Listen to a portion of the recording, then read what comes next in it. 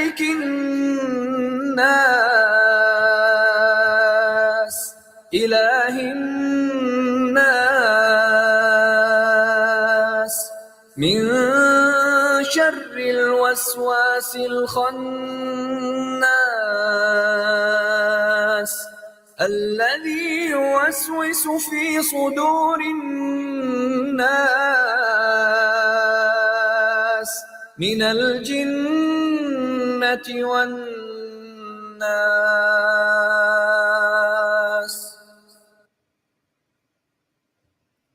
Jazakallah. Can I request everyone to please stand up in the respect of Shukriya.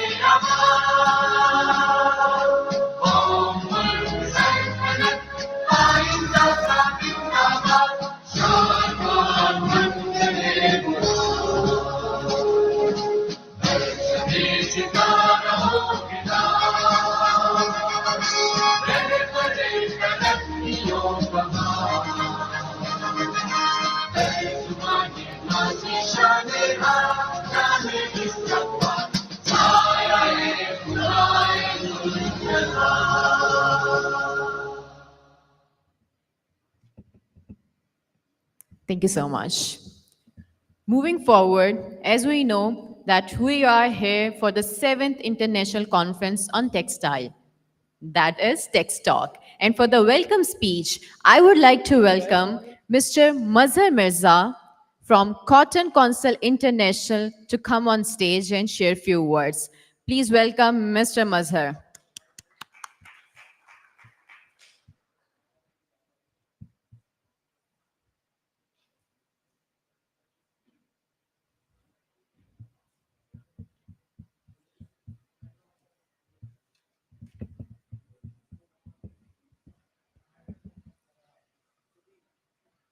Bismillahirrahmanirrahim. Assalamu alaikum and very good afternoon, ladies and gentlemen, esteemed guests, and fellow changemakers. Standing before you today at the 7th edition of Inspiring Change Conference 2024 is an honor for me. I am Mazhar Mirza, Country Manager for Cotton Council International, who is the co-organizer of this event. I extend a warm welcome to every one of you over here. Over the time, Inspiring Change Conference has become Pakistan's premier textile event, and your presence here signifies a collective commitment to innovation, sustainability, and collaboration within the textile industry of Pakistan. And a very warm welcome and special thanks to the delegation from Cotton USA, who has traveled a great distance to support the textile industry of Pakistan. Thank you very much for your dedication and your extraordinary effort. As you all know, at CCI, we are the export promotion arm of National Cotton Council of America, and we have our mission, which remain steadfast, establishing US cotton as the fiber of first choice worldwide. For having more than 60 years experience working with more than 50 countries, utilizing a comprehensive network of 20 offices globally. And our partnership begins from home with the ginners, farmers, merchants, shippers, spinning mills, weaving mills, dyers, finishers, garment makers, retailers, and consumers as well. And we also work with the textile community, like in Pakistan with APTMA. Today, we are gathered here at a pivotal time in our textile industries, a time when change is not only necessary but inevitable. We have gathered not just as representatives of our organizations, but as pioneers on a shared journey towards a brighter future. As we confront increasingly pressing challenges, we must unite to share knowledge, spark creativity, and inspire one another. This conference serves as a vital platform for dialogue where ideas will flourish, partnership will bloom, and innovative solution will emerge. As we engage in our sessions, I encourage you to participate openly, challenge conventional thinking, and embrace the diverse perspectives that enrich our discussion. Remember, every great change begins with a single step, that is conversation, collaboration, bold idea, thinking out of the box. So we are fortunate to have an impressive lineup of speakers and panelists today who will share their insights throughout this evening. From sustainability leaders to experts of recycled textile, from data-driven industry analysis, mill performance index discussions, and how to navigate the future of fiber. Each session today is designed to spark new ideas, foster collaboration, and explore practical solutions for the challenges that our textile industry is facing. Parallel with this conference hall, there is an excited host, Create to Inspire, where the top 10 universities of Pakistan are showcasing their talent through innovative designs. A special welcome also to the bright young talents who will be showcasing their innovative designs in the Create to Inspire design competition.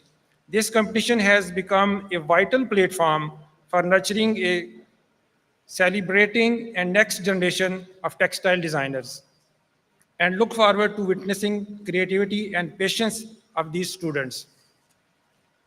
So we have an exciting and thought-provoking agenda ahead of us today, where we will be hearing about global cotton sustainability, future of sustainable and recycled textile, and advancement in the mill performance index. We will also dive into the dynamic panel discussions that explore emerging opportunities, innovations, and the challenges that the global economic shifts in our industry.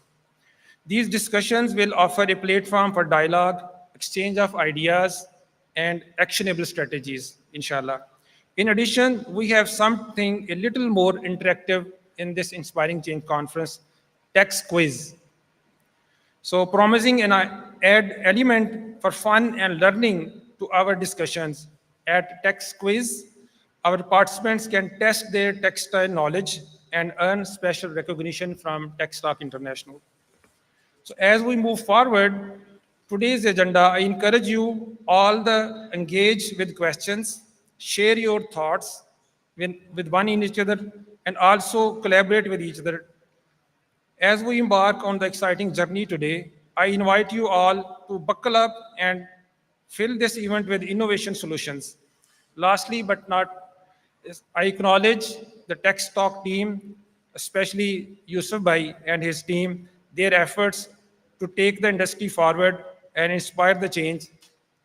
Once again, thank you very much for your presence here today, and I wish you the best of luck for today's conference. Thank you. Thank you so much, Mr. Mazhar. Now, moving forward, I would like to welcome Mr. Kamran Arshad, Chairman EPTMA 2024 to 2025. Please give him a big hand, Mr. Kamran Arshad.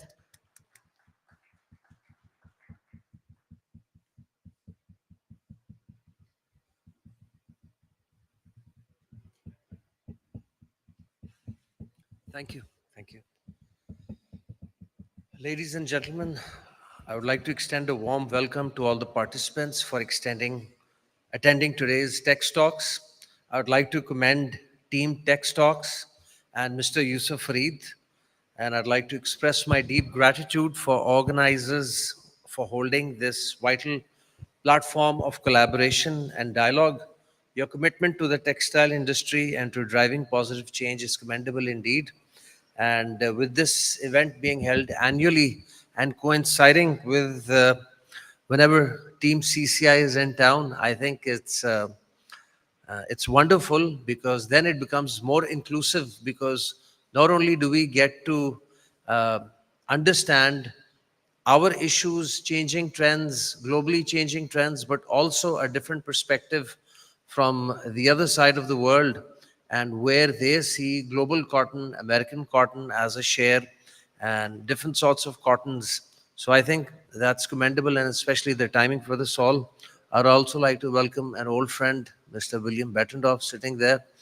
It's always great to see him. The textile industry is the mainstay of Pakistan's economy, with an 8.5% share in its total GDP and 62% contribution in the country's exports. It provides significant linkages with the agri and cottage industry of this country. Pakistan is one of the very few countries, textile producing countries, with a complete value chain, starting from the sowing of cotton, as well as having availability of polyester fiber in the country, to ginning, spinning, weaving, processing, stitching, fashion designing, marketing. So Pakistan represents the complete value chain when compared to other regionally sound competitors like Bangladesh, India, China, Vietnam, so on and so forth. Pakistan's textile exports saw a boom in 2021-22, touching approximately $9.3 billion. So just back in 2018-2019, we were at 12.5 billion, and within a span of 2 to 3 years, we went from 12.5 to 19.3 billion. So that shows a gain of $7 billion if we are given the right inputs, the right input costs, and if the business environment globally as well as domestically is favorable. After this period where our exports touched 19.3 billion, textile exports started dropping. And probably that had to do with rising food cost, fuel costs, inflation, our domestic input costs like gas, electricity, interest rates. So textile exports for Pakistan slipped to 16.5 billion in 2022-23 and slightly increased, or rather maintained, at 16.7 billion as of last year, 23-24.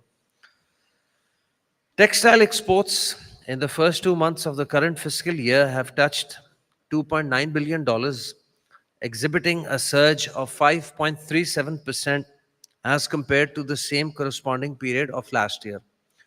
So, with declining oil costs, declining interest rates, there is a ray of hope. And the story is the same anywhere. Disposable income of people, whether it's in the United States, whether it's in United Kingdom, Europe, Far East, Pakistan, have been affected by rising food prices, rising mortgage rates, rising interest rates, rising oil gas prices. So as those factors taper down, come down, and with interest rates coming down globally, we hope that disposable incomes of people, whether in the East or in the West or in this country, start increasing as they were a couple of years ago. And that's where we can see a rebound coming back into textile products. Despite great significance of the textile industry in this country, it is unfortunate that our share in the global textile pie, which stands at $900 billion, is a meager 1.8%, while China's is at 35.7% and Bangladesh's is at 4.9%, Vietnam is at 4.7%. So Pakistan being 1.8% of the $900 billion global textile pie means our current exports at 16.7. If we gain only 1% additional, only 1% additional, that can mean wonders for this country, and it can resolve a lot of the issues we are facing on ground. That 1% additional is something we are working really hard towards in negotiating with the government, lobbying with the government on various fronts. but that 1% would simply mean Pakistan's textile exports doubling. So the potential for that exists. Maybe not today, but eventually it does. There has been massive investment in infrastructure and new facilities in this country via various financing schemes. So we are hoping with the right time, eventually, that upturn in our industry's growth will definitely take place.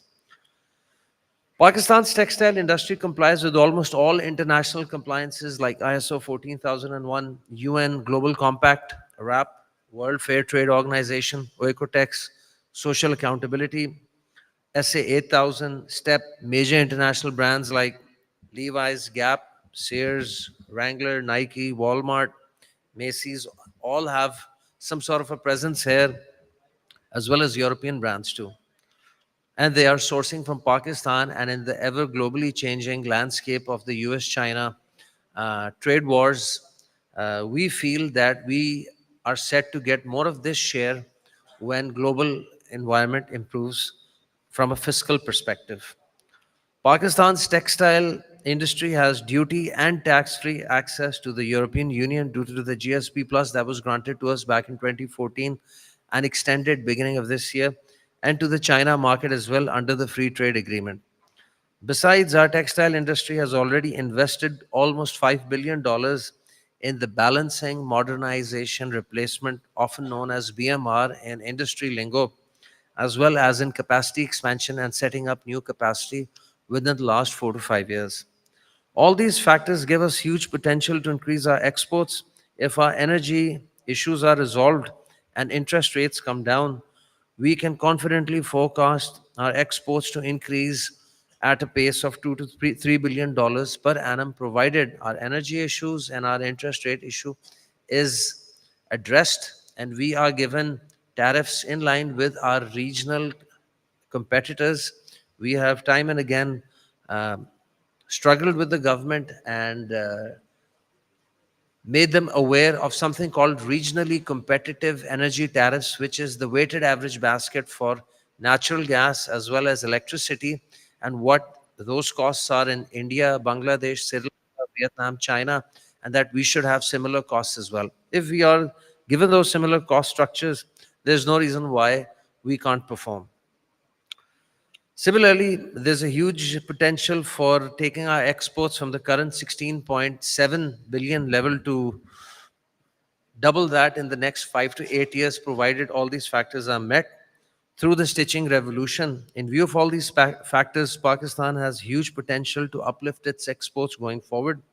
It is high time for action. As leaders of the industry, we need to cultivate an environment that encourages creativity, embraces new ideas, and champions a culture of continuous improvement. APTMA, All Pakistan Textiles Mills Association, is making best of its efforts for restoration of regionally competitive energy tariffs to make our exports competitive in dollar terms. APTMA has established a cotton foundation underneath its set up for the promotion of high quality seed production, cluster farming with backward integration for sustainable supply of quality cotton to textile mills, and for traceability and sustainability solutions as well. I'm confident that by embracing sustainability and digital transformation, we can position ourselves as leaders in the global market. Investing in new technologies, enhancing our supply chain, and prioritizing ethical practices will not only strengthen our competitiveness but also protect our planet for future generations. In closing, let us remember the strength of our industry lies in our unity. Together, we can turn challenges into opportunities and inspire change that resonates far beyond our sector. I'm excited to see these ideas, collaborations, and innovations that will emerge from our discussions today. And once again, I'd like to thank Tex Talks for organizing and taking the effort, making the effort in getting everyone together under one roof. Thank you.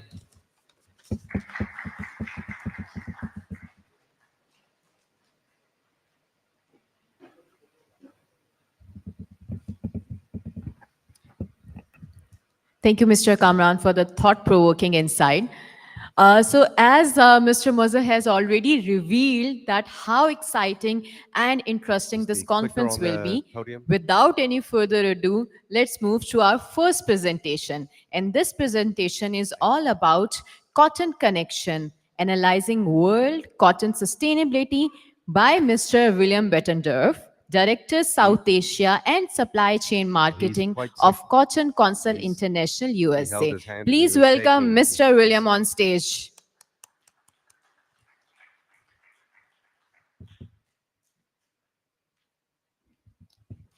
Thank you very much for that kind introduction. And good evening or good afternoon, everyone. It's great to be back in Lahore. And thank you very much to Tex Talks for putting this on and giving us this opportunity to have this presentation with you today. I will be talking about sustainability, but the entire presentation will not cover sustainability because we have some new information that I want to share with you, which frankly I think is a lot more exciting. So I'm going to talk about some of the new initiatives that will be benefiting the Pakistani industry, the Cotton Council International and the Pakistan industry are working on together. First, I'm going to start with the vision of the U.S. cotton industry, and then I'll be talking about the U.S. Cotton Trust Protocol. And then I'll finish with a brief recap of our Cotton USA Solutions program. So first, our vision. You know, as the world is quite a complicated place these days, it's important for all of us to have a vision and a goal in life. And so within the Cotton Council, we decided to put together our thoughts and then share those thoughts with industries around the world to get their feedback and to make sure that we're on track. But our vision is our brand. It's unchanged. It's going to continue to be Cotton USA, and more importantly, it's the tagline, the cotton the world trusts. We've spent over 30 years in Pakistan alone building trust with you, and we want to build on that trust and grow from there. So our brand vision is to lead the world to cotton's next level. You're probably wondering, what in the world does that mean?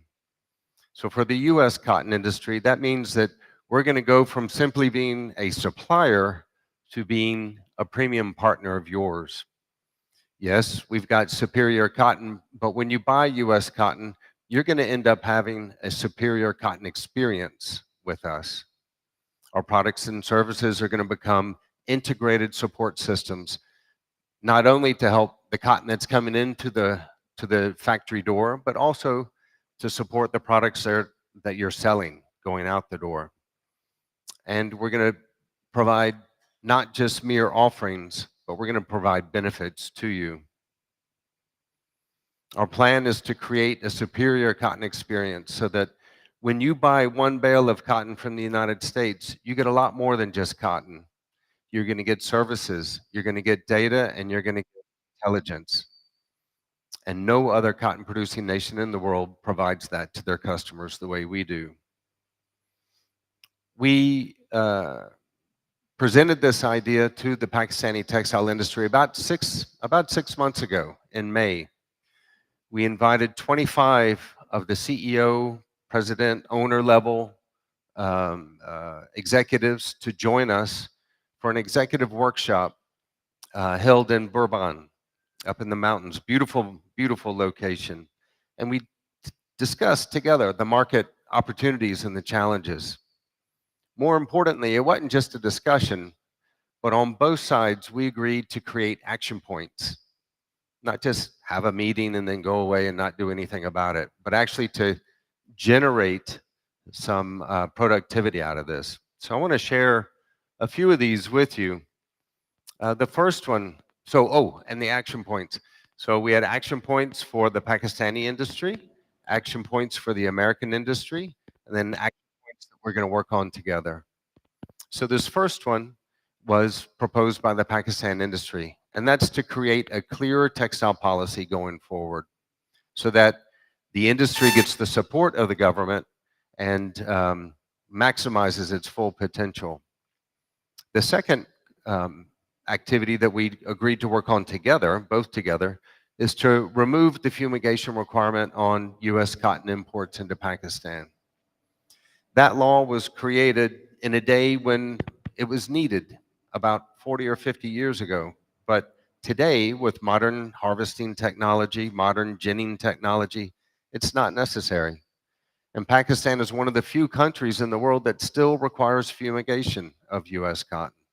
So we want to work with you and your government to remove that so that you don't have to be burdened with this unnecessary expense. In addition, we want to work with the industry to improve the ease of doing business, to simplify and streamline the banking process, reduce the paperwork, make it easier to do business together. In the United States, we also have a financing program through the U.S. Department of Agriculture that can be used for commodities. It's available in Pakistan, but it hasn't been used yet. So we want to work with your industry as well as the banking sector to try to engage the GSM 102 financing in order to give you preferential interest rates with your cotton purchases. And then last but not least, as I mentioned, we're going to promote the sales of your products with sourcing fairs. And we had the first one scheduled for, I think, second quarter 2020. Here's some photographs of our forum. You can see on the, the left side here, these are the groups of the executives working together. Similar to an MBA course, we divided everyone up into teams. So we had 4 or 5 teams, and each team was at a table.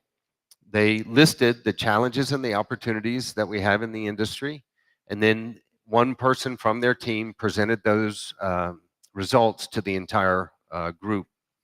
And then you can see here on the right side, we had a session with your leadership from the Pakistani textile industry, as well as the ambassador from the United States, Mr. Blum.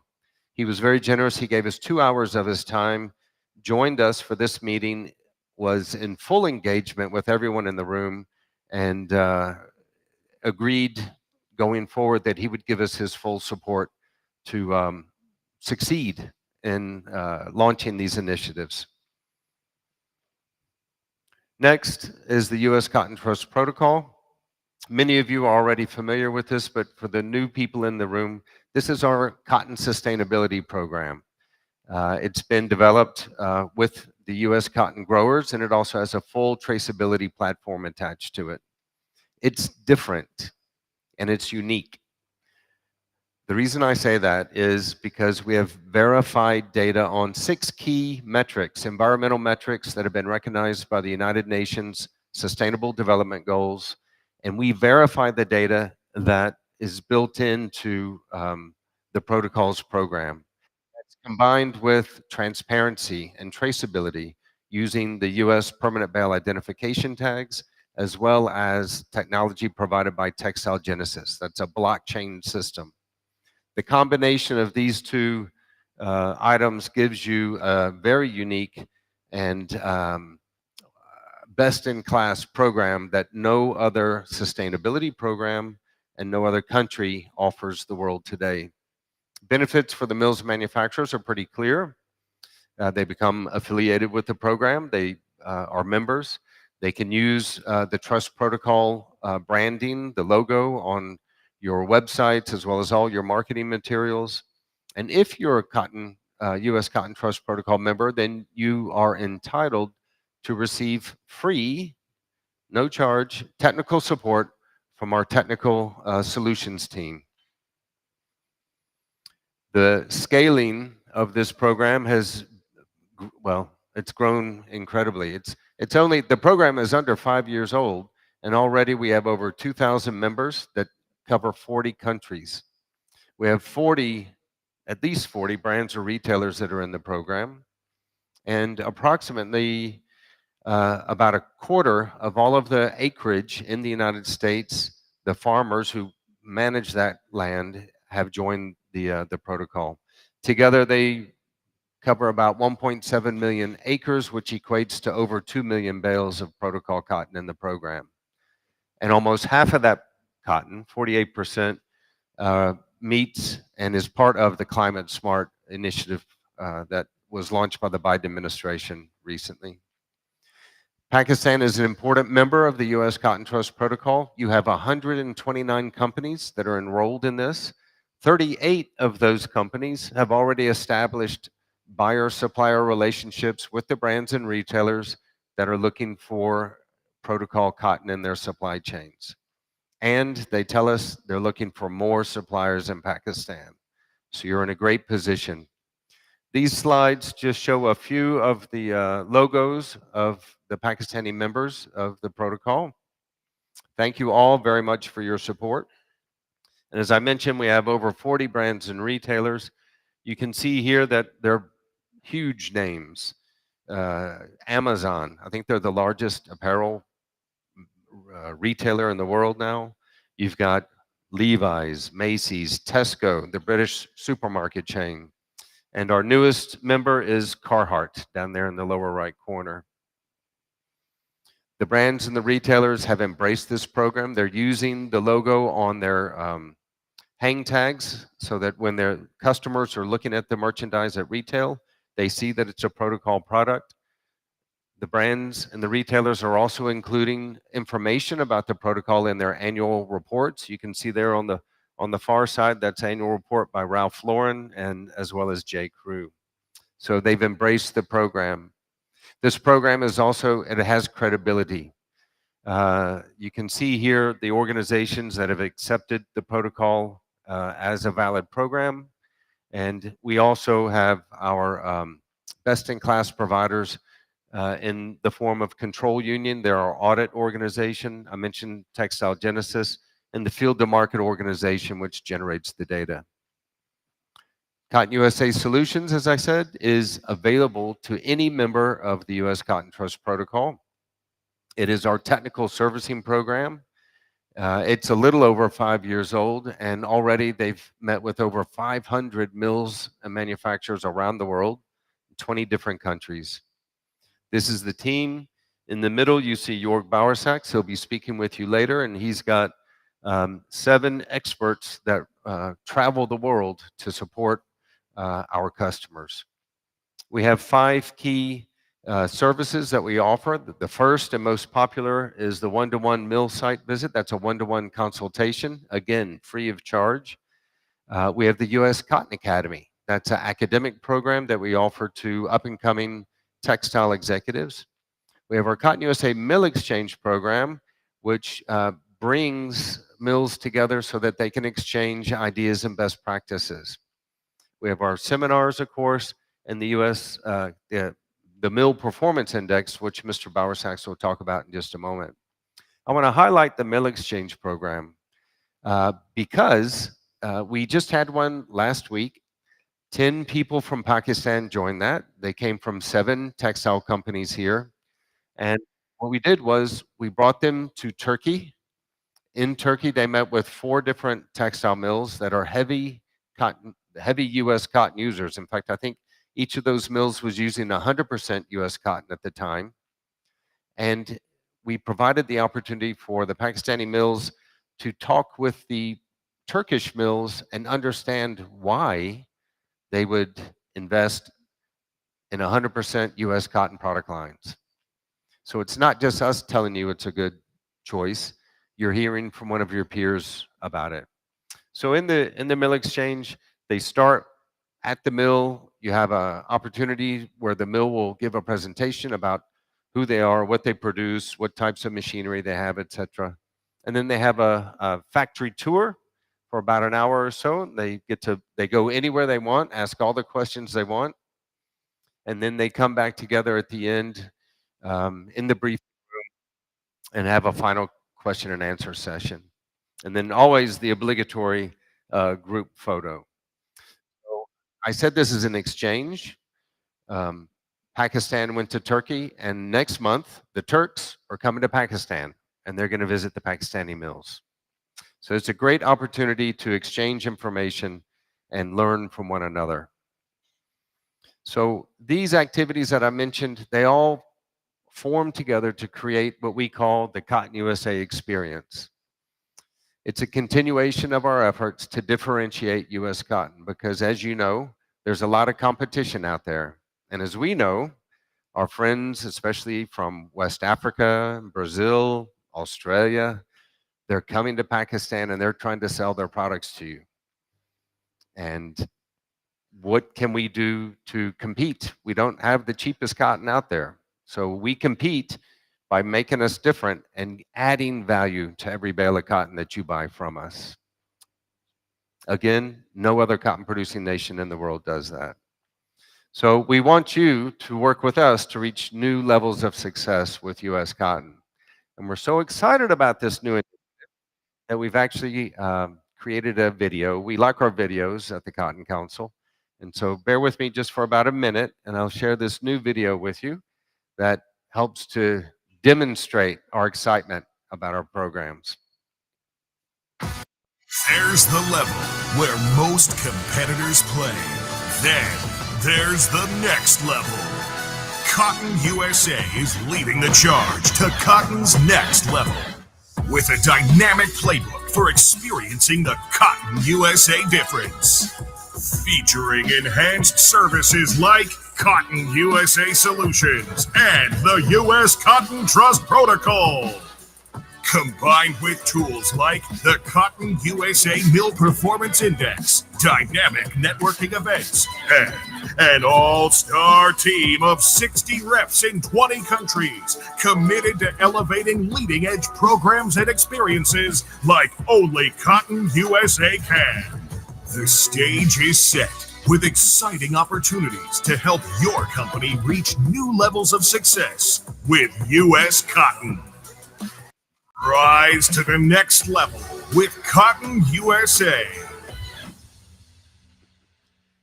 So I think our agency was inspired by the Olympics. So anyway, thank you very much for your attention. And I guess next speaker.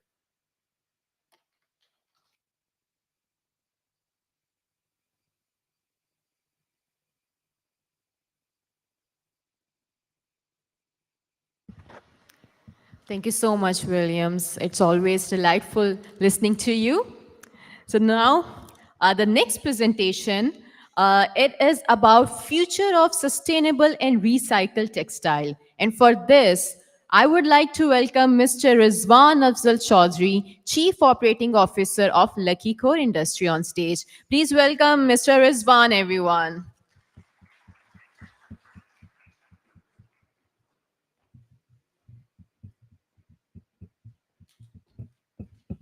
Thank you so much.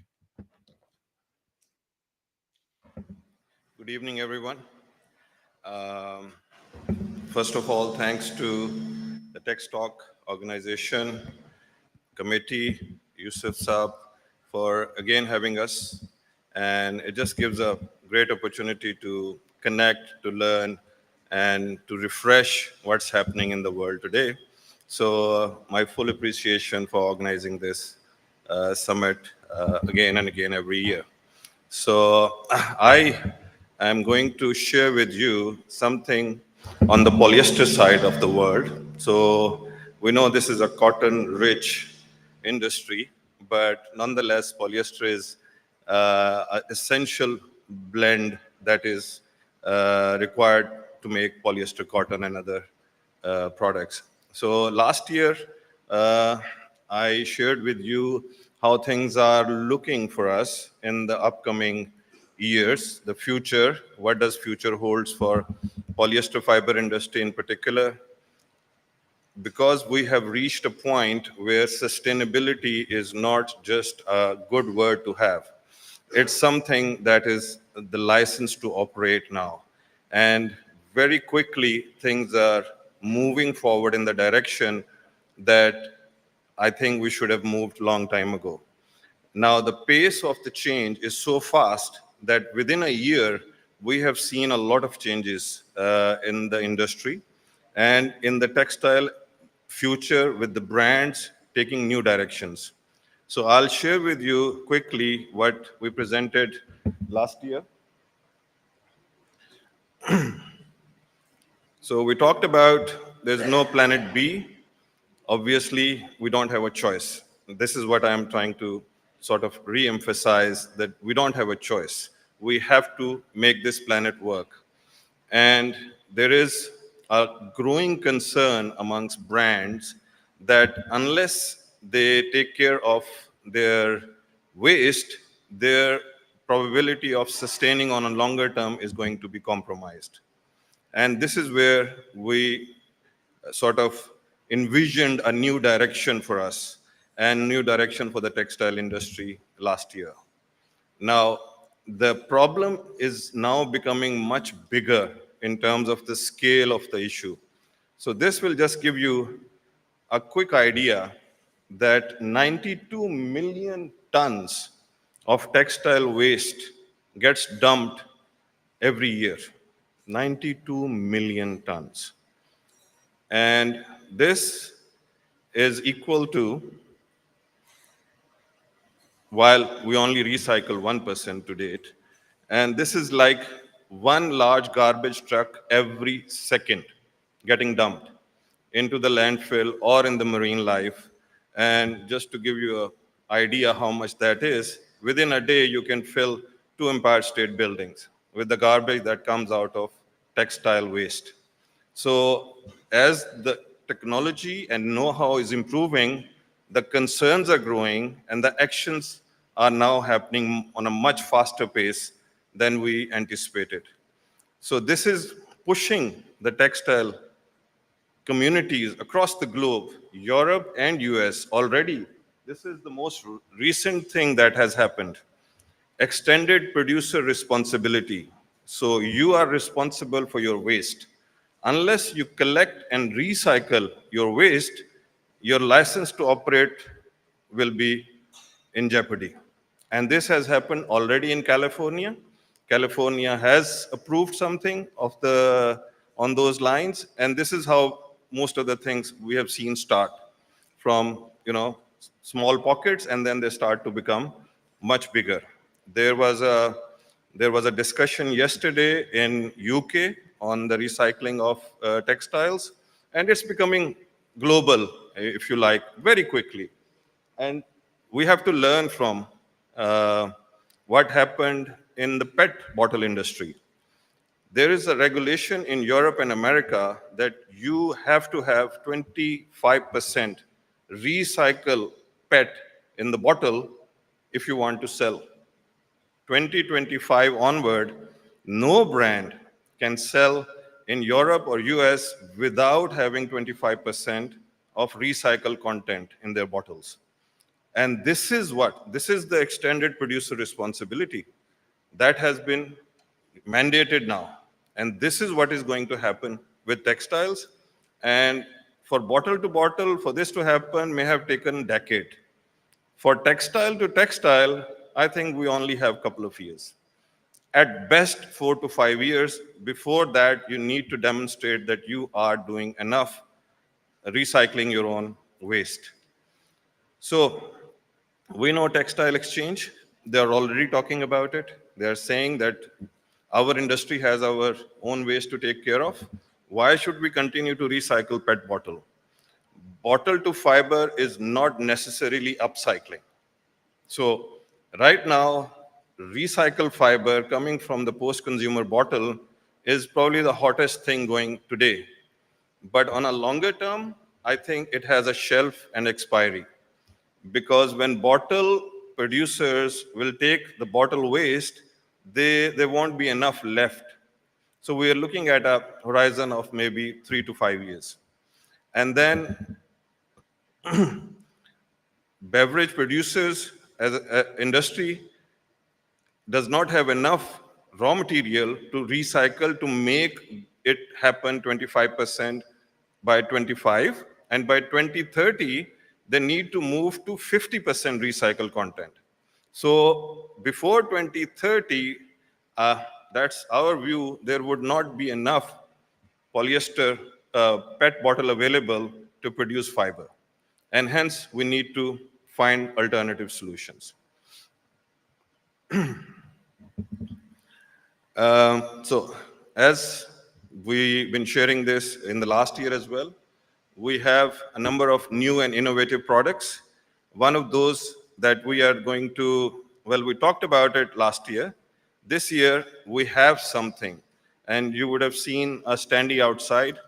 So this is a product which is from textile waste. We have managed to get post-consumer textile waste bifurcated into separate sort of cotton, viscose in the separate stream, and polyester at the monomer level in a separate stream, and then built it back up into PET chips. And from those chips, we produce the yarn, fiber, and from fiber to yarn. So now you're looking at the technology which is available today in Pakistan. We have the product which is 100% textile to textile recycled fiber. And that we are working with a number of brands who have already started trials so that they can go to their customers and brands and let them know that we are ready. Although the cost is very high now because it's very new technology, but with the passage of time, like anything, cost will also come down as the scale will improve. But this also requires participation from everyone. So there is a requirement that all of these supply chain partners will have to do their part in making the textile to textile recycling happen, which is brand, recycler, supplier, waste aggregator, and investors. So now the opportunities are in multiple sort of streams. You could be a waste aggregator in Europe, you collect the waste and you have control. You give that waste to a recycler, which are also going to be in Europe and America. They will recycle it, convert it into PET chips, and those PET chips can be brought back into Pakistan and we convert it into fiber. So this whole cycle has to happen. In small pockets, we have already starting to see some complete loop happening, but it's going to grow. It's going to become much bigger. So this will help us scale up very quickly. As I was talking about earlier, the time is of the essence now. We need to move faster to scale up in order to meet the demands of our customers. The other stigma that has been with polyester is the microfiber pollution. So now we also have product that biodegrades very similar to natural fibers, just like cotton or wool. So this is something that we started to produce 5 years ago, 4 years ago, but now is the real time we are seeing traction coming in with a number of brands, not just testing, they're putting it in their supply chain. And now we have a lot of product being used by these brands going into the supply chain, landing in Europe and US. So the biodegradable fiber is something that has changed the whole landscape, how people used to look at polyester. With bottle to fiber becoming more and more expensive and difficult and availability is a concern, this is something that provides an interim solution. So you can produce this with virgin fiber or with recycled fiber, and you can have a biodegradable end product. So you need to be looking at all the possibilities that there are available to supply sustainable solutions. So this product is also available and now picking up pace. The next thing is we need to connect with the end consumer, the brand. Previously, we always used to think we go to our customer spinner, ask them that this is the new product, please take it to your customer, but that doesn't work anymore. So now the brand producer connect is taking a lot of value. And we have seen this in the last 3 years, that as we started to reach out to the brands, the trickle-down effect is much faster. Now we are on a preferred supplier list.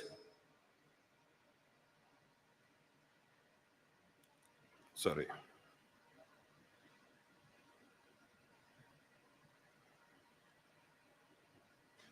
So we are on a preferred supplier list for all these brands.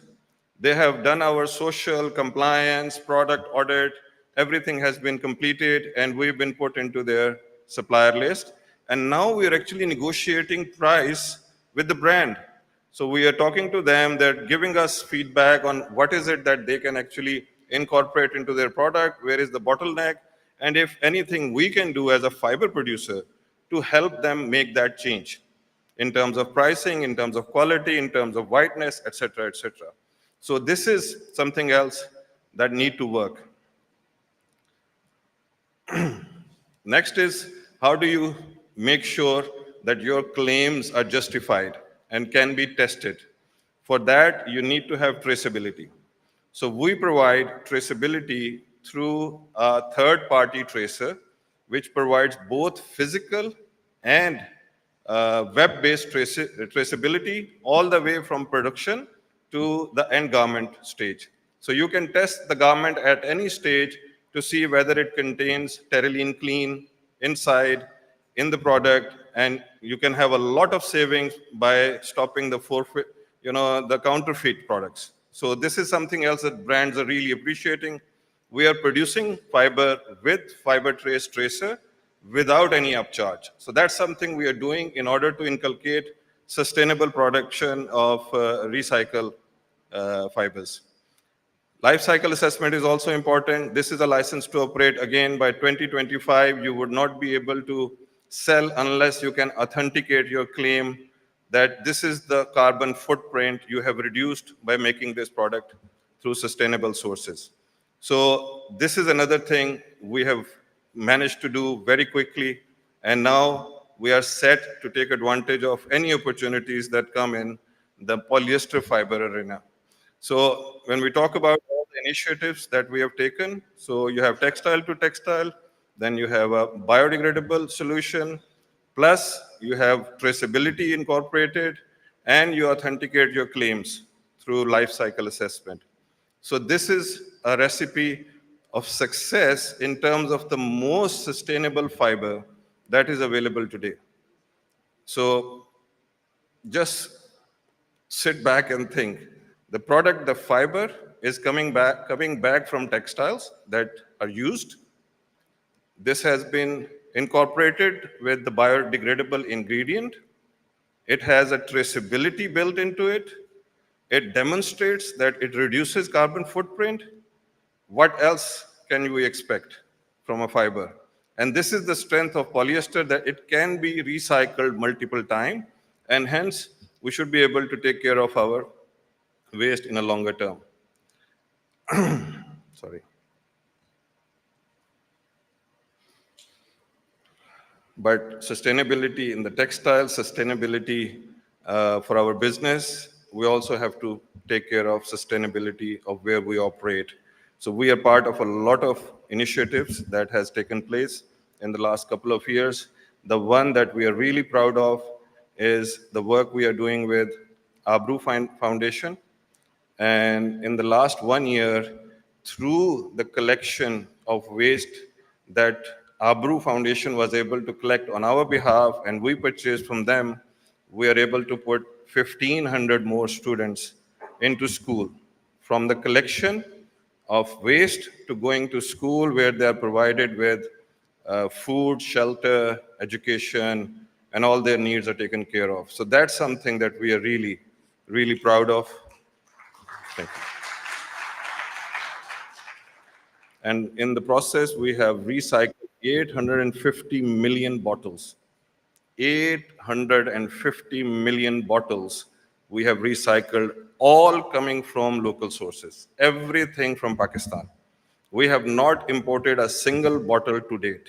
So this is also, despite the fact that you can import these bottles much cheaper from region or from US, Europe, and sell it in the country, you're not helping the pollution issue. We will continue to do so till the time we run out of raw material. Even though it's very expensive now to purchase local raw materials, but we'll continue to do so till the time we can, and when there's not enough, then obviously we have no choice. And in that same process, 34 million liters of crude oil is saved, and that has reduced the carbon footprint equivalent to 680,000 fully grown trees. And this is the contribution that the sustainability agenda of our organization has done for the country. Thank you very much. Any questions? Just give me a minute. Any question, any comments? Okay. I think it was quite clear. Thank you. Thank you very much.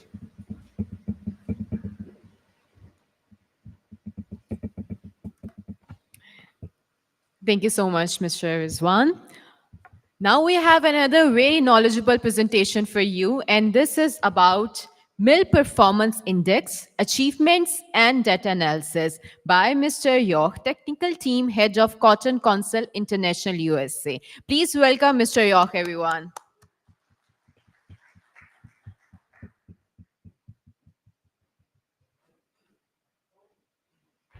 We have a microphone? Yes, we do have a microphone.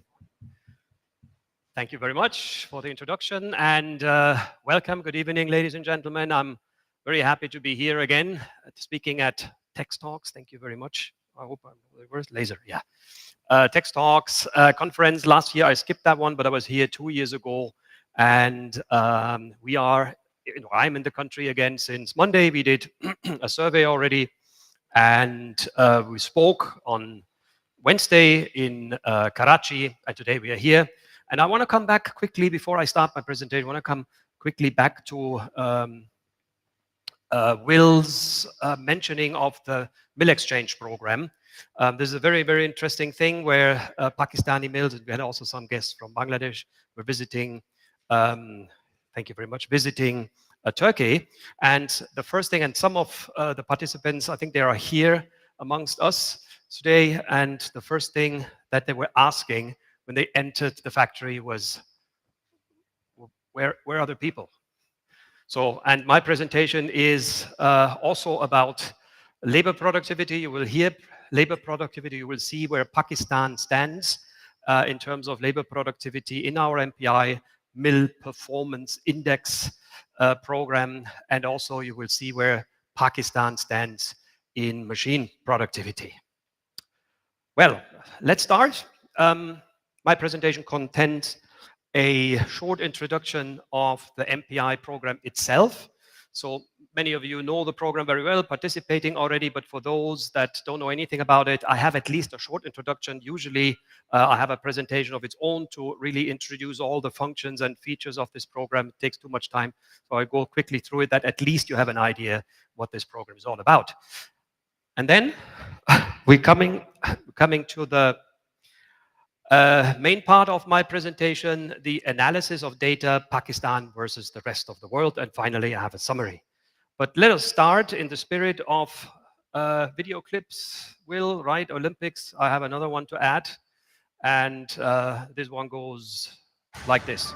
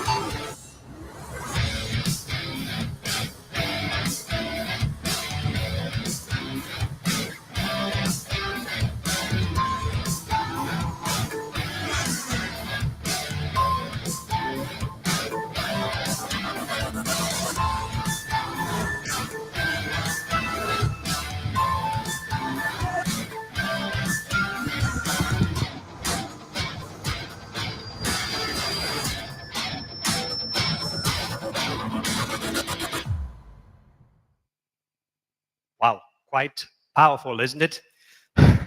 So I like particularly the scene when the Formula One car comes in at the finish line and has the nose from, and this is symbolic. This is Pakistan actually, because you will see it in a second. As far as labor productivity is concerned, you are really world champion. Congratulations.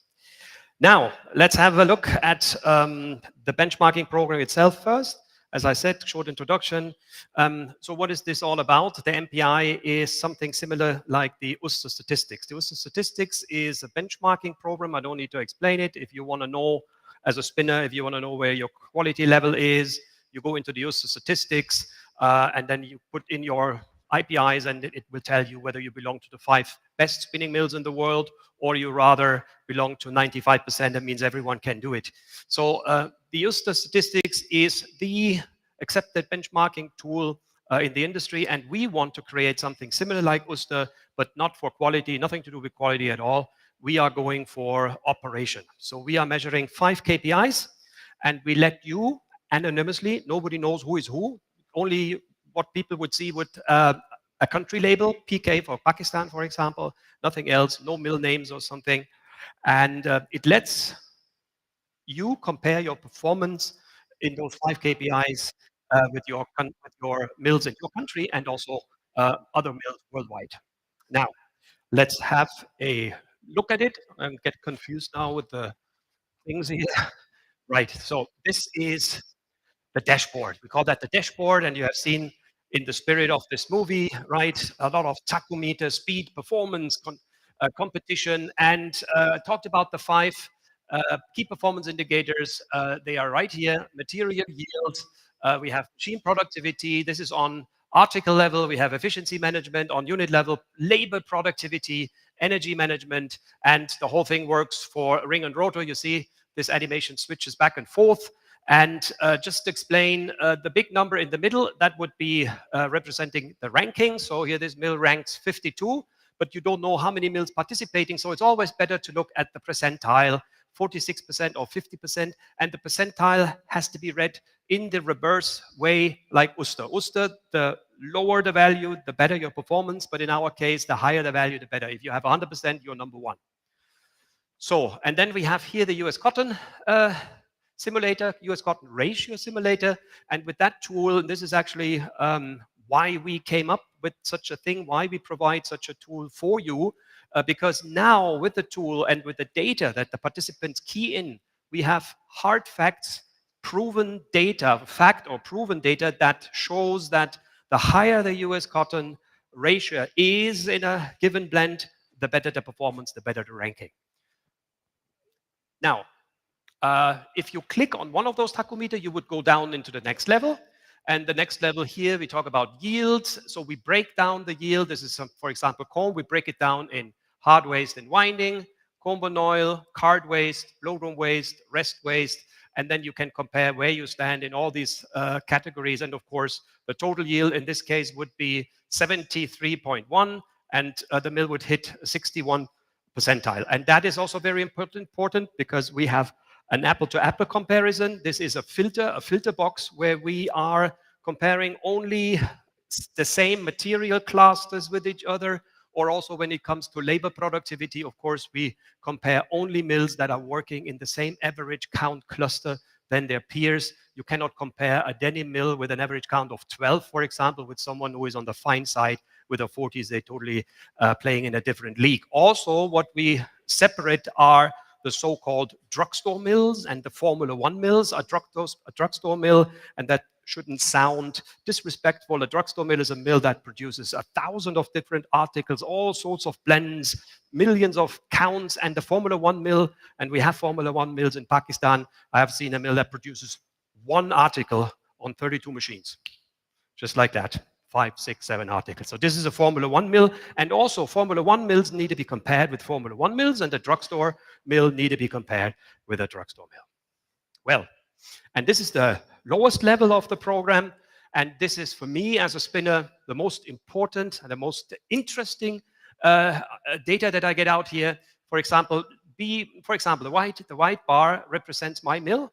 I am 148, represents 26, so I'm really rather on the bottom. We're looking at the 40s count. It is a, comb cotton, yes.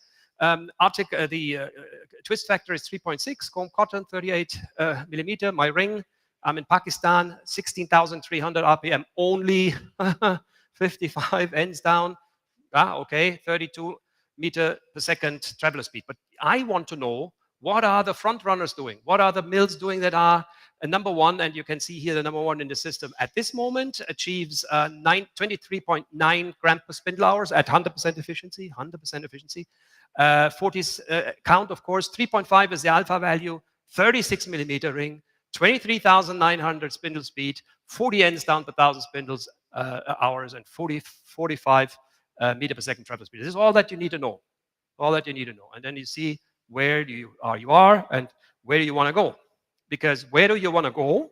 You can use our history view. So we give the participants the opportunity to key in the data on a monthly basis, right? Every month you can key in, and then you can see your progress that you make. For example, you want to achieve a certain target, and the beauty of this is here, the white line represents your own results, and the blue line, these are the results of the average of the reference group. The average of the reference group, and as long as the white line is above the blue line, the world is okay, because that means that you are better than the average. That's where you want to be. Right, so this is the history view. And then last but not least, this is more of a marketing thing for US Cotton.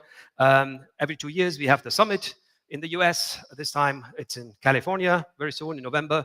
And we will announce that in the next one, also means in 2 years from now, we will have an award, which we call the Golden Cone or the Golden Spindle or something like that. And then we'll give an award for the best performing mill in this program. And how that works is that you see here again the 5 KPIs, and we will calculate points for each KPI group. We add the points, and then we make a ranking, and then you can see where you are in this top 10 list. And again, you see the US Cotton ratio, the country, and the points. That's it. And the whole thing is also available on mobiles, right? Works the same thing. While you're in the car on the way to the mill, you can just check performance of your mill or others. Right. So that was it. Now, let's come to the main point quickly. I have prepared for you an analysis out of the MPI. Pakistan, how does Pakistan perform versus the rest of the world? Good. So first of all, you need to know who is participating, from which mills, from which country we have gathered all those data.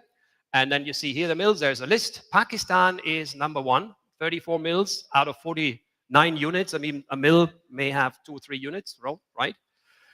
So multiple units. Thailand, Bangladesh, you can read it for yourself. In total, we have 104 mills. It translates into 140 units, right? So this is where the data come from. And now let's start chart by chart.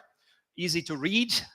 This one is the productivity, the machine productivity for cotton yarns and CVC TC yarns. So also polyester yarns are included. So you can also put in your polyester-based products in the system. This is the average count for all the regions. So Pakistan, SAG means South Asia, that is Bangladesh and India is left. LAM is Latin America. CEA and CU, CEA is Southeast Asia, and CU is only Turkey actually. And again, here is the count range. So that means the white dots, they are almost at the same line, so comparable, and it shows clearly, that's what I see, nose, finish line, Pakistan performs the best. 35.6 gram per spindle hour for an average count. So all the articles together, which lies somewhere around whatever, 27 or something.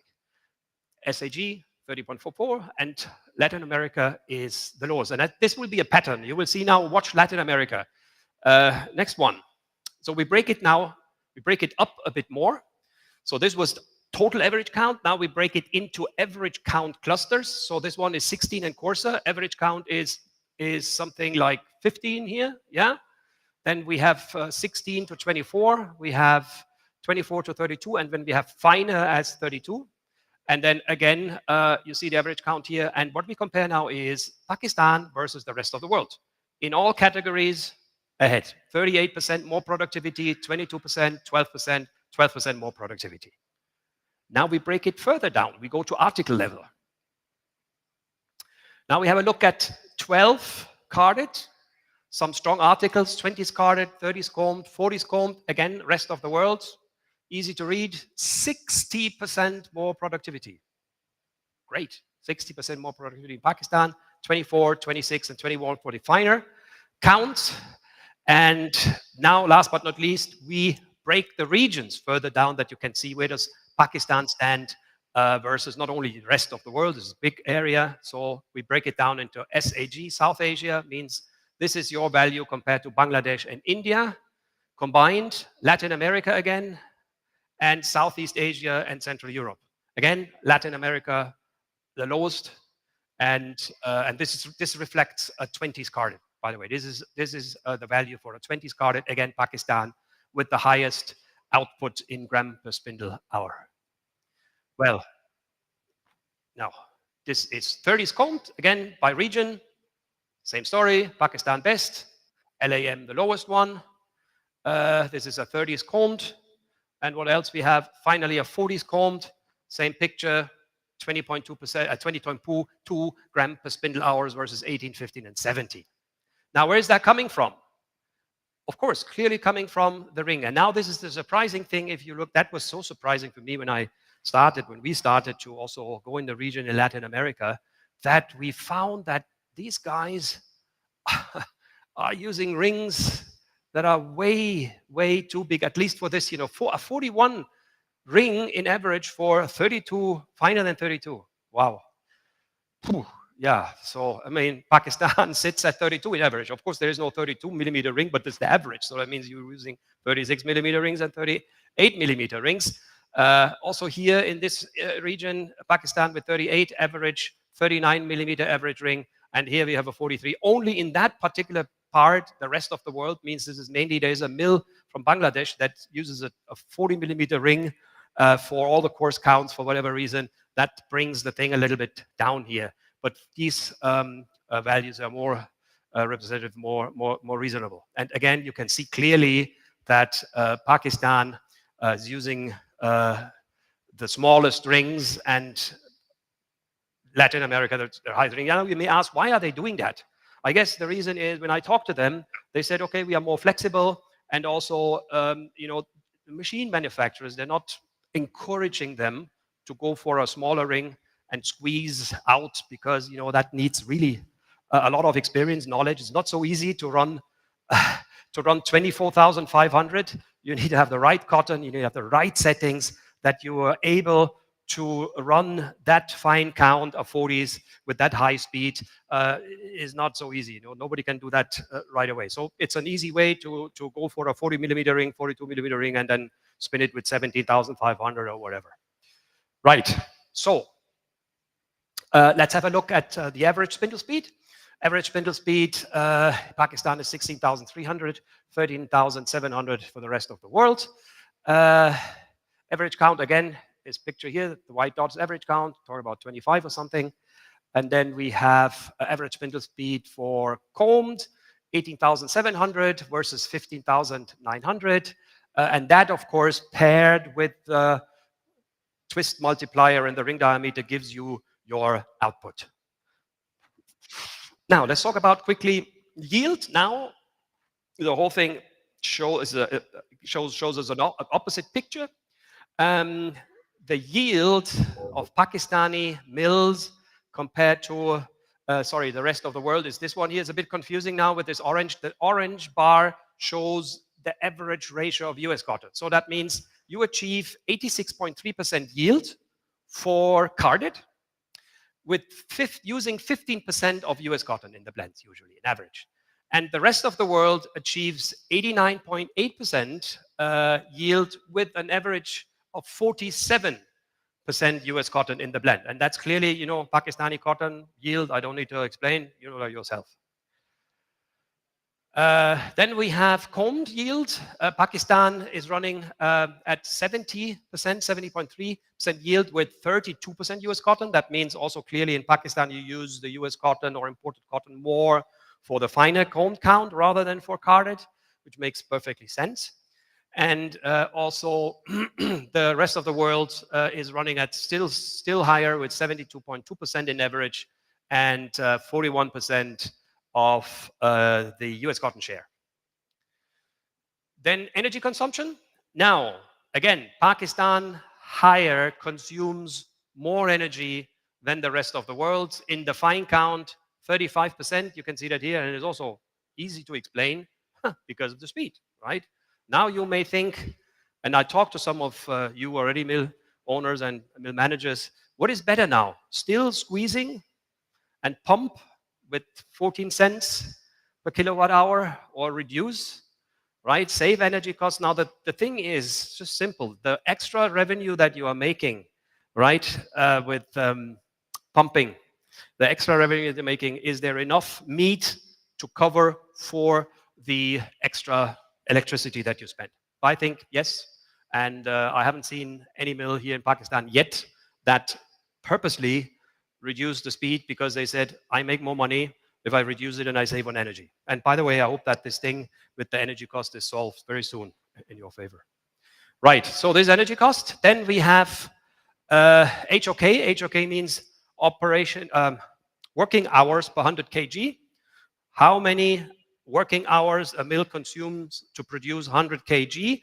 And here you also need to read it the opposite side, the opposite way. It's not that Pakistan has 72% higher labor productivity. No, the HOK are 72% higher. That means you have a 72% more hours you spend, you have to consume to produce the 100 kilo of yarn. So that means your labor productivity is lower by 72%, 42%, 41%, and 7%. And that's what I said initially, right?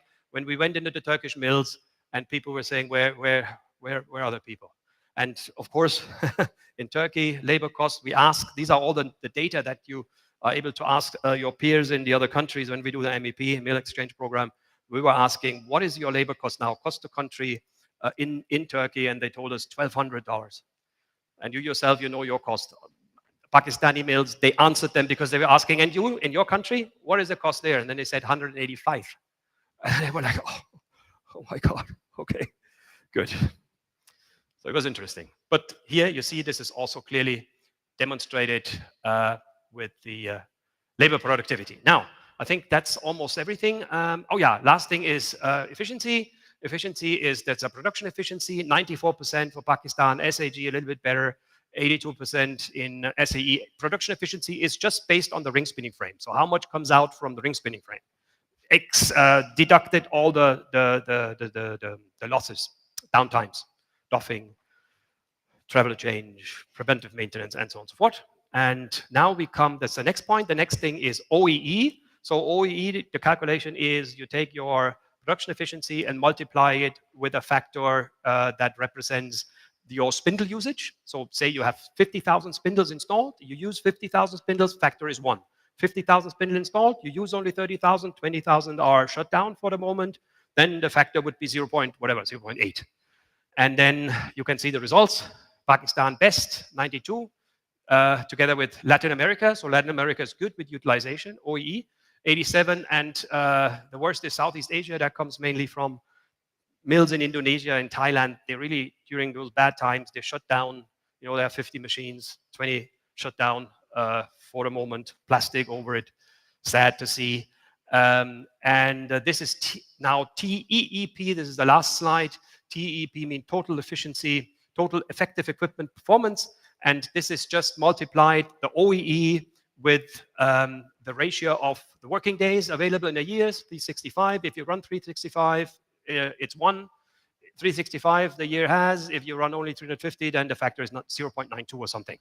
And then you reach this TEEP, 87, 85, 79, and Latin America performs the best in this category. Well, and now summary. So please, if you're interested, talk to Maza.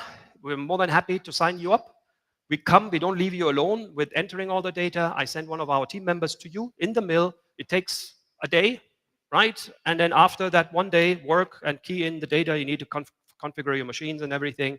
After 1 day, you know exactly where you stand, and you can use it from there.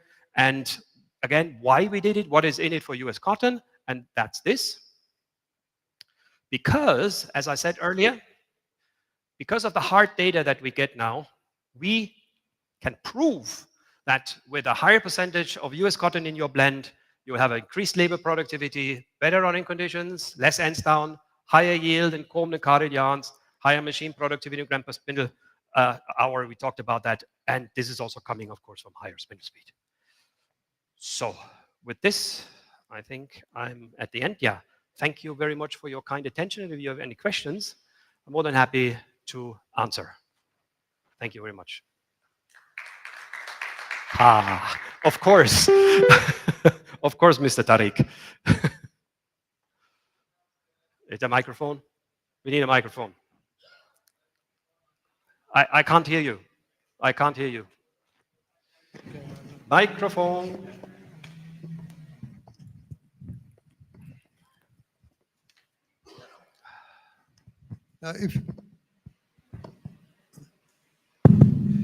If you have American cotton running in 2 mills, right?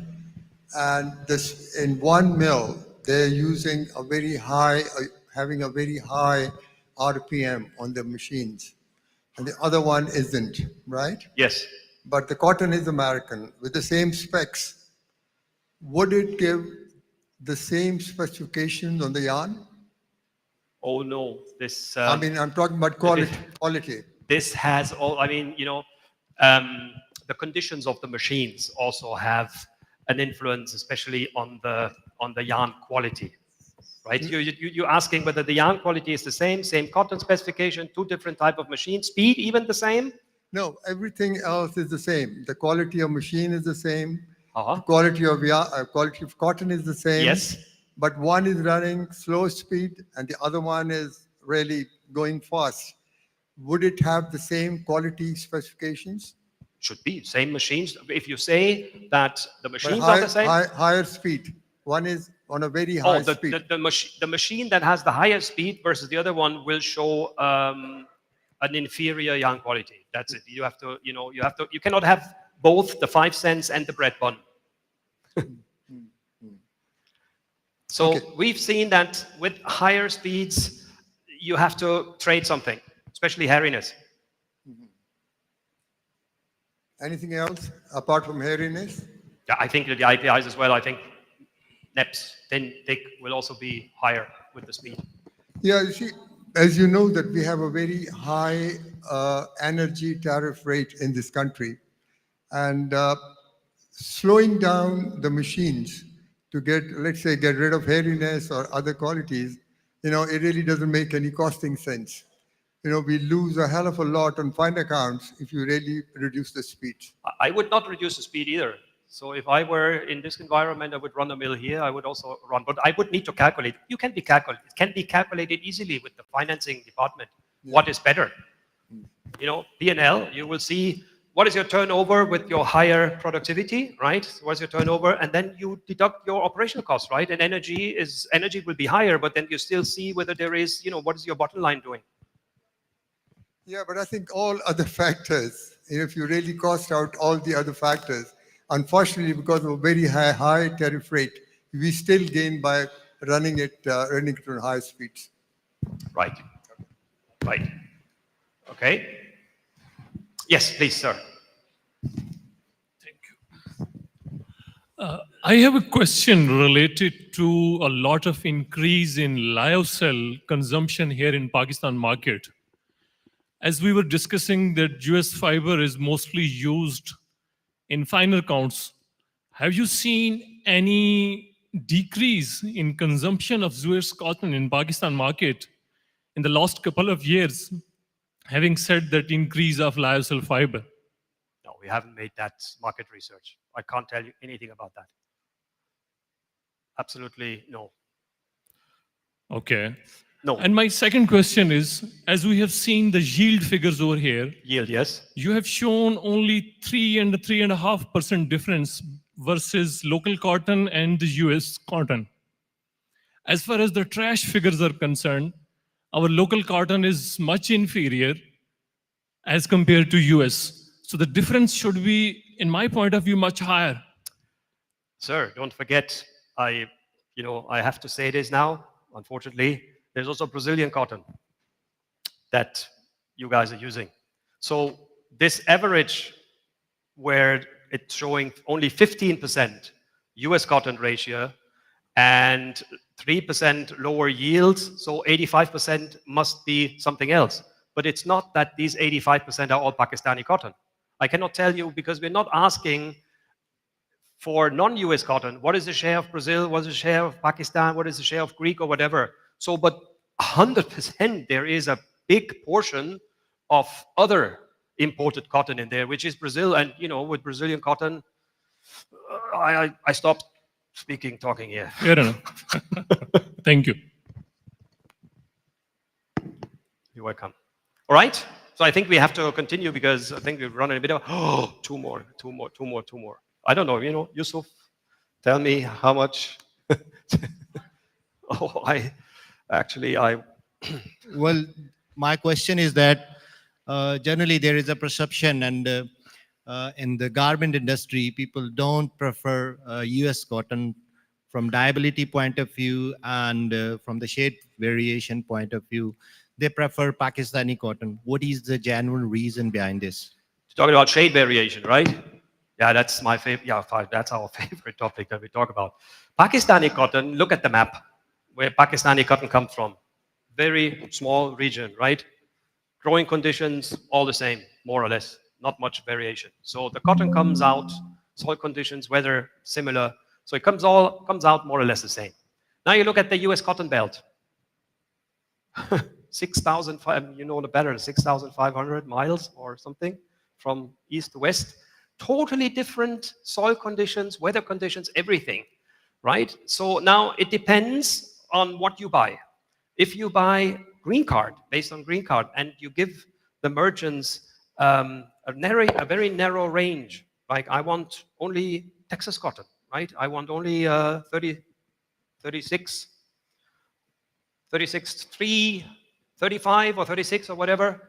Micronair has to be 4.2 to 4.8 or whatever. You give them that narrow specification, then you get Pakistani cotton, same narrow area, right? But if you buy a description and you give them a little bit more, you know, space for assembling the shipment, then you get a higher variation. But I don't want to say that this is a bad thing to do, right? So many people buying on description, but when they get this higher variation, when the shipment comes in the mill, they do their own testing, and then they segregate the bales into the right category, right? So they may have bales that go very well for open end. They may have bales that are very, very good for a denim yarn, and then some bales are perfectly fine for finer counts.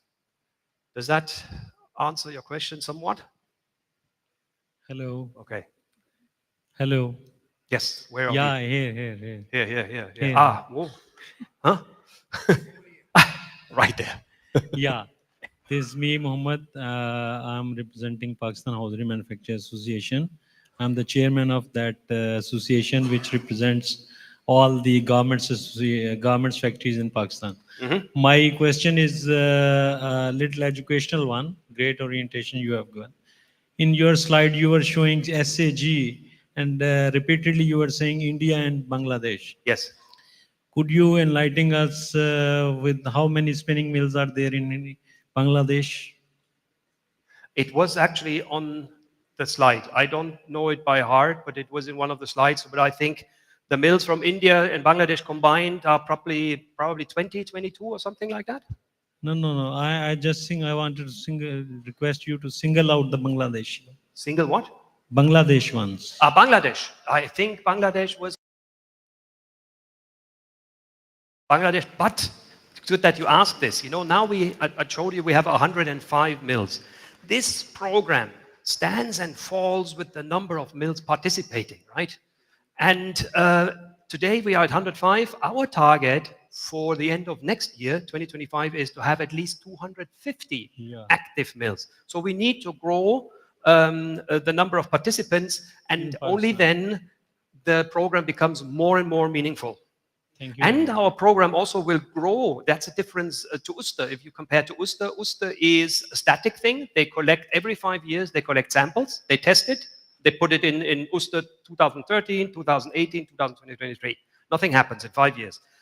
Our program will grow and will become more meaningful week by week. Okay, thank you very much. Very welcome. I think this is it now, right?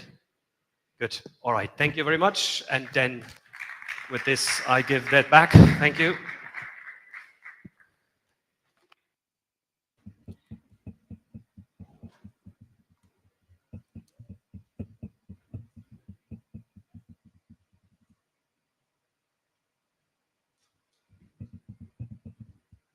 Thank you so much once again, Mr. York.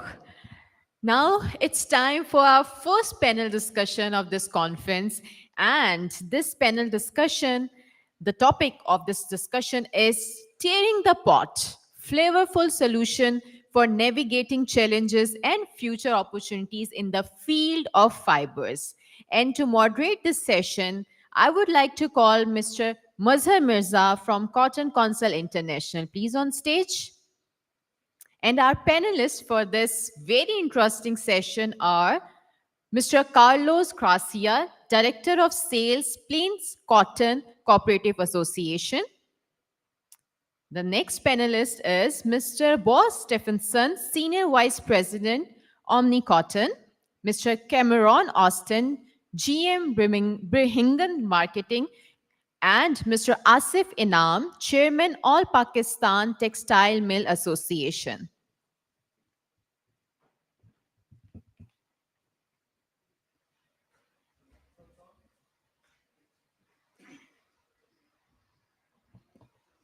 Hello.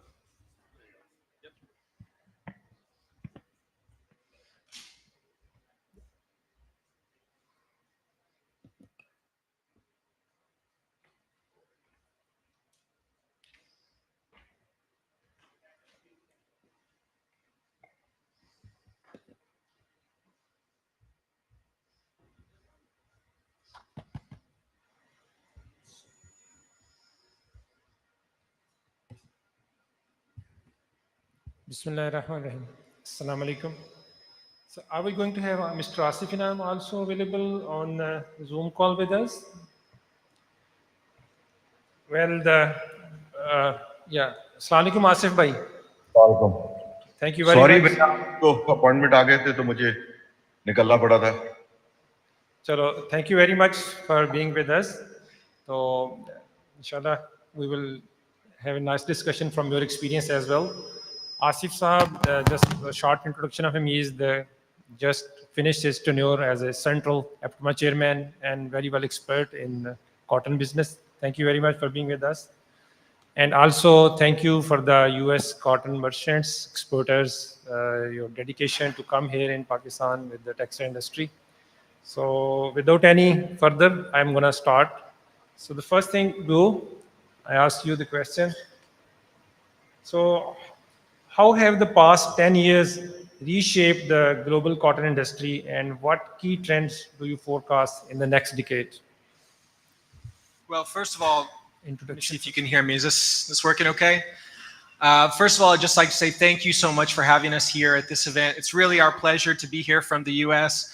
Actually, we're not just here from the US, all three of us are actually here from Texas, so it's even more specific than just the US. And I do want to apologize that the beginning of this presentation doesn't start with an amazing, exciting video like the previous one as well. But what challenges have we seen over the last 10 years? What changes have we seen? Really, the overarching themes, I think, would be we've seen an increased focus on sustainability and traceability. And so what do I mean by that? The cotton industry right now is under a period of redefinition where we are starting to document, outline, and improve on all of the standards that we have in our production practices around the world. A lot of you are seeing that now in all the different sustainability programs you're participating in, whether it's BCI or, as we discussed earlier, US Cotton Trust Protocol, which is our program in the United States. This has been the focus of the change, I would say. In terms of global trade in the world, there has been something of a reshuffling. We've seen the business move from China, which was the center of the cotton universe and in some ways still is today, to many other markets around the world. Pakistan has become so much more of an important partner and center of the cotton industry worldwide, and we're very happy to see that, and that's why we're here today. I think those are probably the largest changes that we've seen, really this big increase on sustainability and traceability and this new shift away from China as the central hub of consumption in the world. Okay, great. Thank you very much. So Cameron, are we facing a supply chain gap at the moment for natural fiber, especially the cotton? And what could be the corrective action we should take? Thanks, Azra. I knew you were going to give me the hardest question. So I'm from Texas, as Bo said, but originally I was born in Australia. And looking out across this big crowd, I know how the Australian batsmen felt when they were facing Wasim Akram and Waqar Younis. It's quite intimidating. I think the supply chain gap obviously comes from the volatility we have in our production globally. You know, for the last 2 or 3 years, we have expected very large or larger crops in America. And unfortunately, the climate has not been helpful for us, and the rains, specifically in Texas, have not been very accommodating. So instead of having these large exportable surpluses and crops of 17 million, we have been down to the smallest crop last year in Texas in about 40 years. And unfortunately, I'm sure that impacts a lot of your spinning plans where last year you used 75% US cotton, and this year, unfortunately, we're unable to supply the qualities that you bought the previous year. I guess on the positive side of that, the US does have a good support program for their farmers, so there will always be cotton grown in the US, of that I'm sure. And specifically in Texas, we are sort of fortunate that cotton is a very tough plant, and Texas is a very tough place to grow other crops. So cotton will always be grown in Texas as well, because it's one of the few things that grows very well out there. Globally, I guess you all know that Brazil has overtaken the US as the major exporter in the world. And I guess from a supply chain factor, they will be there to cover a lot of the gaps. You know, they also are very, you know, sustainable, and they seem to be able to produce those large volumes every year. So. All right. Is there also something from the current region, like in India, we cannot buy any cotton as a Pakistan, but from China, okay, they have to keep them. But we have any? Let's see if Asif Inam is there. Asif bhai, are you with us? Yes, Janab. So Asif bhai, regarding the Pakistan cotton situation, so what kind of challenges we are facing in Pakistan textile industry? Because you're also the country chairman of FMA, and we see you a lot in the media also. Thank you very much for your support. So, and today in terms of sourcing raw material, what are the main challenges for Pakistan textile industry? Actually, our main challenge at the moment is viability.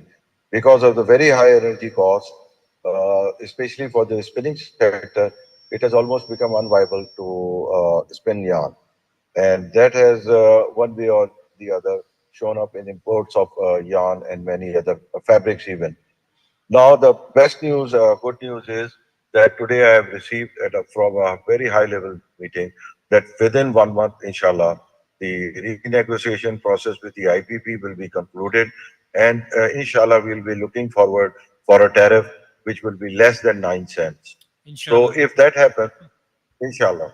So this will be a game changer. And I think so we will be back to our vigor when we can compete and consume a lot of cotton. We had a potential of about, if you were talking 3 years ago, we were talking about 22 million local bales, and now God knows we are 10, 12 or 14, whatever. So this will help a lot in increasing cotton production in Pakistan. And as far as the question you asked the other gentleman, that what in 10 years has happened to cotton? The worst thing that could have happened to cotton was a negative marketing and I will say a false marketing by polyester regenerated. as sustainable. Now, if polyester has 1,000-year life, and out of it you process it once from a PET bottle, it doesn't make it a sustainable. It won't go away for another 1,000 years.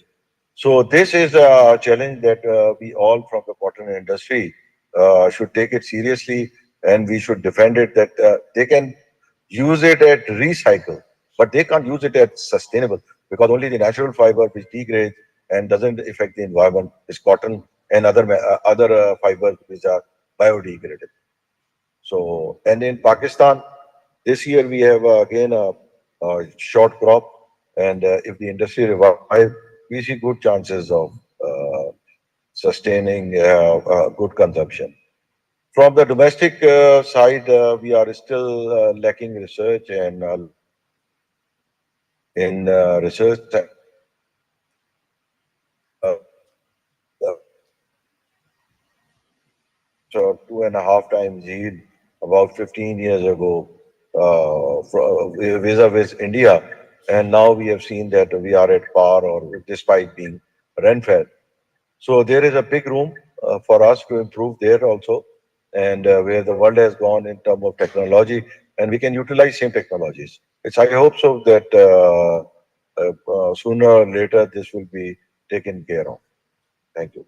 Thank you, Asif Bhai. I think that's very good news if because I know you have been very engaged with the current government, also with the Prime Minister, and if this good news comes up that our textile industry is going to get electricity by 9 cents, that's really a big news. Thank you. So, Carlos, coming back to you, how do you anticipate the increasing demand of innovative natural fiber and evolving in the coming years based on the needs of brand and retailers, because they are asking everything. They need to know a lot of things, traceability. So,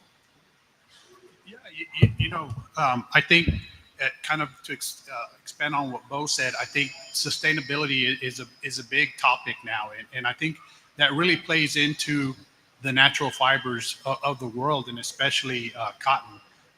In the U.S., we're very fortunate that we have the permanent bale identification number, which is tied to each individual bale has its own identification, and with that identification comes all the data for that for that bale of cotton, the data that the mills need to spin it, the quality that they need, all the different parameters.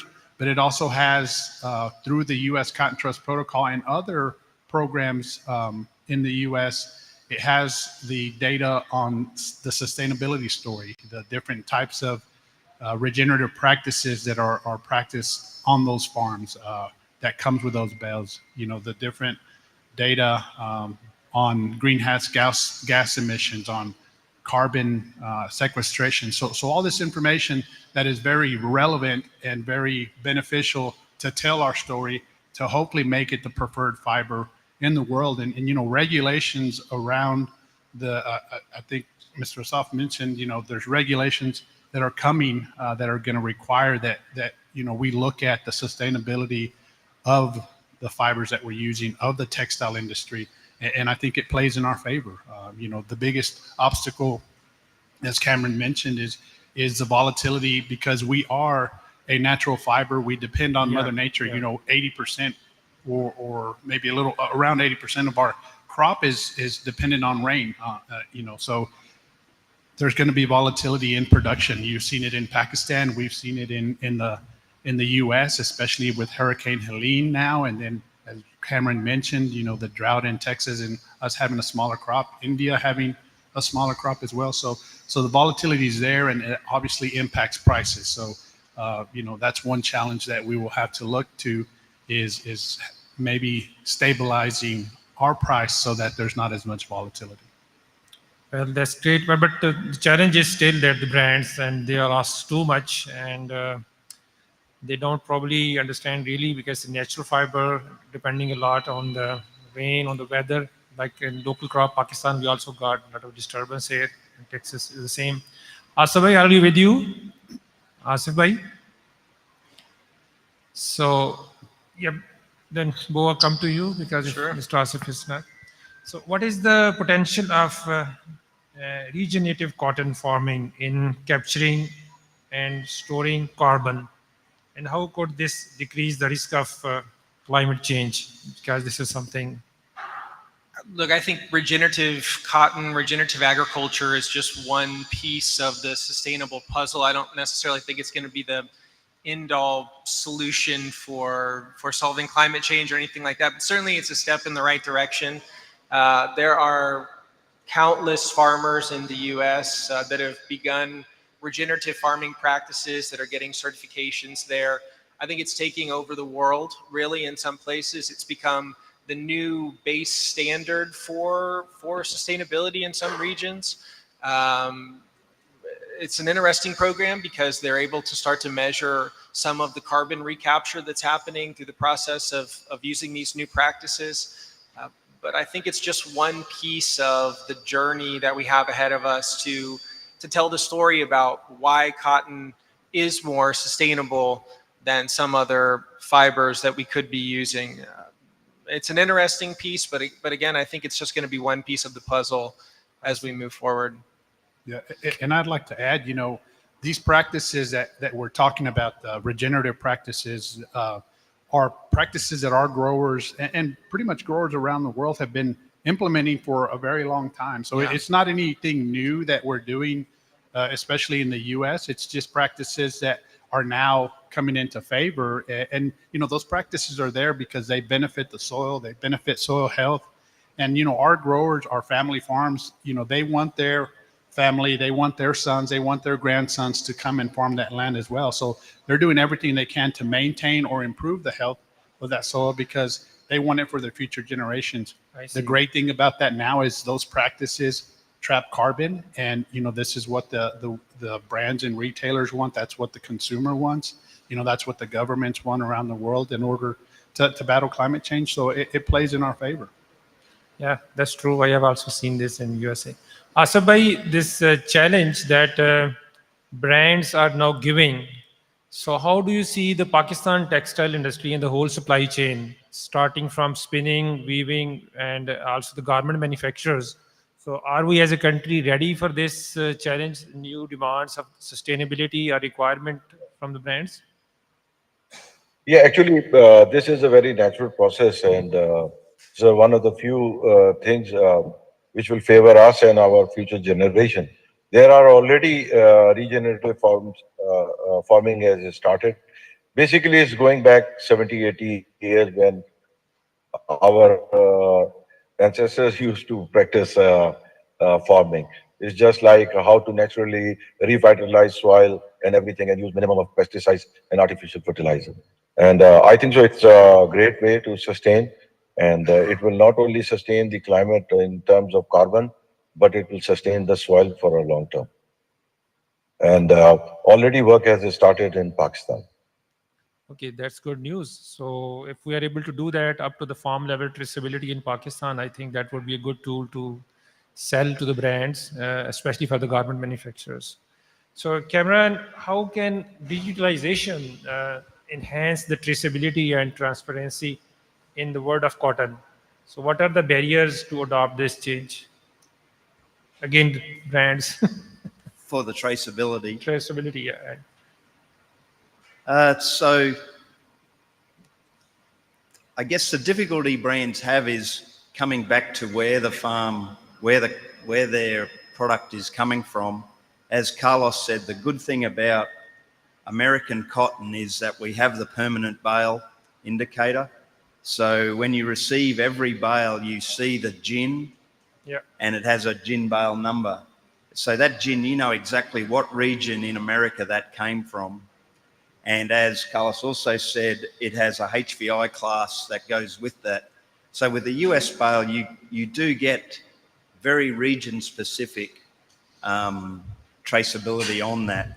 And the merchants supply that information very readily. And now you can push it through the trust protocol system, and that will eventually help you, prove, I guess, that it's not from areas where people don't want their product to come from, and should allow you to come into the US and to Europe quite easily, and that should satisfy the brands, I think. Yeah, I'd say we at times get requests from customs in the U.S. to help verify the origin of some shipments that may be coming back. And I think this process, there's going to be increased pressure moving forward that there maybe is a more certifiable or traceable way to walk back through the supply chain and ensure that the origin of these products is in fact where they are. So I'm sure this is going to be a conversation that's not going to go away. In fact, it continues to get louder and louder in our office, and certainly in the United States. The products that we're bringing in there are coming under intense scrutiny.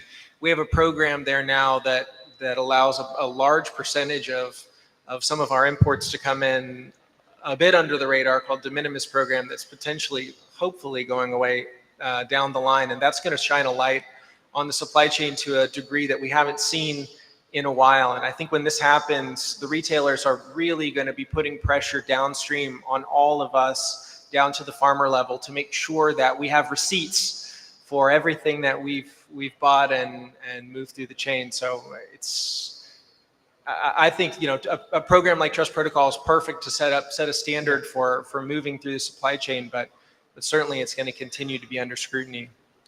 Yeah, and I think that's one of the advantages of U.S. cotton is it's one of the few cottons in the world that has every bale of cotton classed, individually classed by an organization that is standardized across the cotton belt. So with that information, with that PBI, you know, you're getting data specific to that grower, to that bale of the practices, the inputs that were, you know, used in that bale, as long as it's coming through the U.S. Cotton Trust Protocol. As we grow that program from 25 to 35 to hopefully at some point, you know, over 50%, every bale that Pakistan buys could potentially have that information, so that you can then safely tell the brands, this comes from the U.S., you can export it to the U.S. without any issues, especially with all the scrutiny that we're getting from, you know, the Uyghur forced labor and issues in China, some of the issues in Brazil with deforestation and things like that. So that is something that I think benefits you as a user of U.S. cotton. All right. So Asaf bhai, based on this, because we cannot use 100% US cotton for all our consumptions and requirements of the textile sector. So we have to use local cotton and other origins as well. So what do you feel the challenge the Pakistan textile industry would have with regard to traceability and verification of the data? So as a Pakistan textile industry, what we can do, the solution on that? Yeah, actually, this traceability, we are already working with our government, because this traceability will help us in undercovering the undocumented sector. So we are in active consideration with the government for RFD identification for like nanoparticles into the cotton, where we can trace back to the gens and where the cotton has come from. This will help the government in revenue and also will curtail the undocumented sector. So this is positive, and we are also working on it. And as far as cotton is concerned, hardly any cotton is imported into Pakistan. If something comes, it's a fine count for local consumption. And I don't think so. Apart from recent search, there is everybody avoids these. At the moment, the issue is only of China, when unfortunately forced labor is used. But as far as I know, the entire cotton is machine picked. So I don't know what's pick it up. So anyway, it's a political tool and part of sanction regimes. But I don't think so that people avoid that, especially exporters. And I'm quite confident unless somebody deliberately do it, Pakistan is free from all these things. Okay, great. So, Bo, Pakistan is a big market for you guys, for the US cotton. We have been since last many years at number 2, number 3 market for use of US cotton in the world. And what do you see about this market overall, the current scenario and the future? And do you think there's going to be any other market you people are going to explore? Yeah, look, that's right. Pakistan is a big market for the US. And I would say for this crop year, so right now we're in the 24-25 crop year in the US. We keep track of all the export sales that we make as we go. 20% of all the sales that we have on the books out of the US are to Pakistan. So Pakistan's not just a big market for us. Pakistan is actually the biggest market for the United States as it stands right now. Last few years, Pakistan has also been in the top 3, the top 4 every year. It's one of, if not the most important counterparty for the US cotton industry. What we grow in the US, I think, fits well with the market that you have here. Of course, you guys have been watching the weather that we have in the US. We've had a number of storms recently towards the latter half of the growing season. This gives us a range of qualities. I think this year we're going to have a significant amount of 41s. So I think that fits perfectly with what you would typically consume here. Every time I come to Pakistan and I visit the mills and I meet all of you, I always come away thinking this is the place where all of the magicians do business, because somehow you're able to take so many different kinds of cotton, you're able to find value in so many different qualities of cotton in your spinning operations. And I think this is going to be a year, frankly, where you're going to be able to find some value in the cotton that we have in the US, because we're going to have a little bit of lower grade cotton due to all these storms. We have, as Carlos mentioned, we have a hurricane that's kind of tearing down on the east coast of the US right now, up through Florida, through the Georgia and the Carolinas. We're going to have 41s this year. And because we're going to have 41s, they're going to come to you at a discount. And so I hope that's an opportunity that you'll be looking for as we get deeper into the season. Moving forward, I think, the US, our business partners sometimes reflect our political landscape. And of course, we can remember that during the last Trump administration, we had some counterparty issues, I guess I could say, with certain countries. And we lost market share in China, for example. And I think that's a big opportunity for us to realign ourselves and our export market with a place like Pakistan. And I think this is the year that we can do it. And like I said, we're already off to a great start. 20% of all sales out of the US so far are to Pakistan. It's the #1 destination by sales volume for this current crop. So we have some great momentum behind us, and I hope we can carry on. Cameron, this is question out of the box. You have first time in Pakistan, so I just very short. Yeah. Because we love to ask the guests who is coming first time, what is your opinion? Especially you have been to the city area today, so this is your 4th day in Pakistan. So how's your feeling? Yeah, look, Generally about the market and then the people. I've really enjoyed the trip. This is my first time. I've been to India and Bangladesh before, but for some reason never made it to Pakistan. So we literally had a survey. The American cotton shippers had a survey, and they said, which countries, if you were invited, where would you go? And I had, Pakistan as my #1. So as soon as I got asked, I very quickly said yes. And look, it's been a really good trip. I love that the mills, you can see a lot of mills very quickly. So I think I visited individually 11 mills already in this trip. I'm very happy that you all speak English very well. It makes communication very well, as opposed to a trip that I do to Vietnam or China. It's much harder to communicate. And I walk away from these meetings understanding basically what my customers want. I was very fortunate this morning to go around Old Town Lahore. And I think once the restoration that is happening at the moment is fantastic. I've been through Turkey and through Istanbul and seen some of that history. And this is just as good as that. So the sooner you get the word out, I think you will get a lot of international tourists to look at it. It was fantastic. This is the challenge actually for the country. We have educated people. They are very friendly. They want to talk. Last week I was in Turkey and it was a little difficult to speak English with the Turkish people. They wanted to talk. So we need to have somebody who has to translate. But in Pakistan, you need not to translate. So Yeah, you can it's talk a to big anyone. advantage. Yeah, it's a big advantage. So thank you very much for your comments. Yeah, thank you, It Manzoor. was out of the panel question. So last question, Carlos. What are the overseas customers' requirements? Mainly, you are the one who are dealing with cotton, and other than Pakistan, selling to a lot of other rest of the world. So what are their main challenges, and how you are regarding the raw material, and how you're coping, trying to cope with future? Yeah, I think Bo alluded to politically, sometimes that has a big impact on some of our markets and where our cotton goes.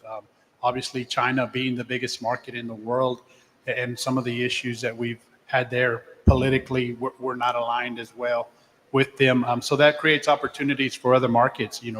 Pakistan is one of those, but a market where the U.S. has a very small share is Bangladesh, and that's an opportunity there where we may be able to go. And Bangladesh, much like Pakistan, has some issues at the moment with currency. And I think Pakistan is obviously fixing some of those issues with their currency, with their ability to open letters of credit. So I think that's going to create more opportunities for us to move maybe some of that market share or some of that to South Asia. So obviously, we like to sell cotton to our friends, to countries that are friendly. And as Cameron alluded, the people in Pakistan are wonderful.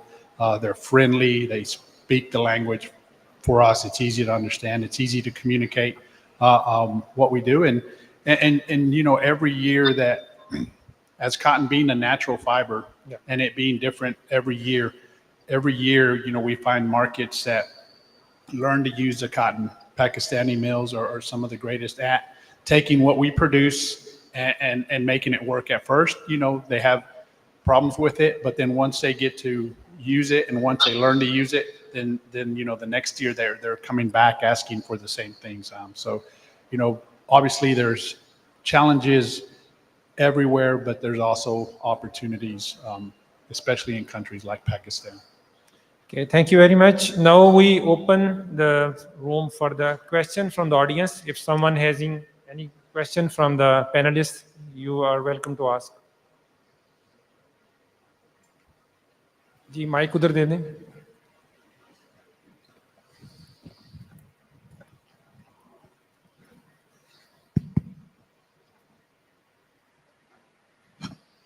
I'm grateful for your very interactive session. My question is to Mr. Asif. He is telling that we have a good news regarding reduction of electricity prices. If government does not allow to have this benefit, do we have any renewable resources to depend upon, like solar energy, to mitigate the losses which we are incurring because of high energy cost? Do we have plan B, or do we have to depend on the government to reduce the prices? If IMF doesn't allow them to do so, what is the plan B for us? It's a good question. Actually, what happens with these renewables, like solar, that's not something unique to Pakistan. India is doing the same, and they are going to a larger extent because their government allow a lot of reverse metering. Here we are confined to only 1 megawatt. There they can give a lot of solar back to the system. That enables them to utilize more solar than us. So number one, at the moment, we are at a disadvantage over them. But still, if you have a base like 15 cent, and at the maximum under current circumstances, we can utilize only 20% or 21%. So it brings down the rate to from 15%, if 15 cent, about 3 cent, 12 cent. Somebody in our competing country with a same solar, he can bring down his cost by utilizing 30% of solar to, let's say, 5 cents. So this competition is on, and our base rate need to be, in any case, revised, because all these three things like wind and solar, they are available to all over the world, except like these regions where we are producing this yarn and fabrics. It had nothing to do with IMF.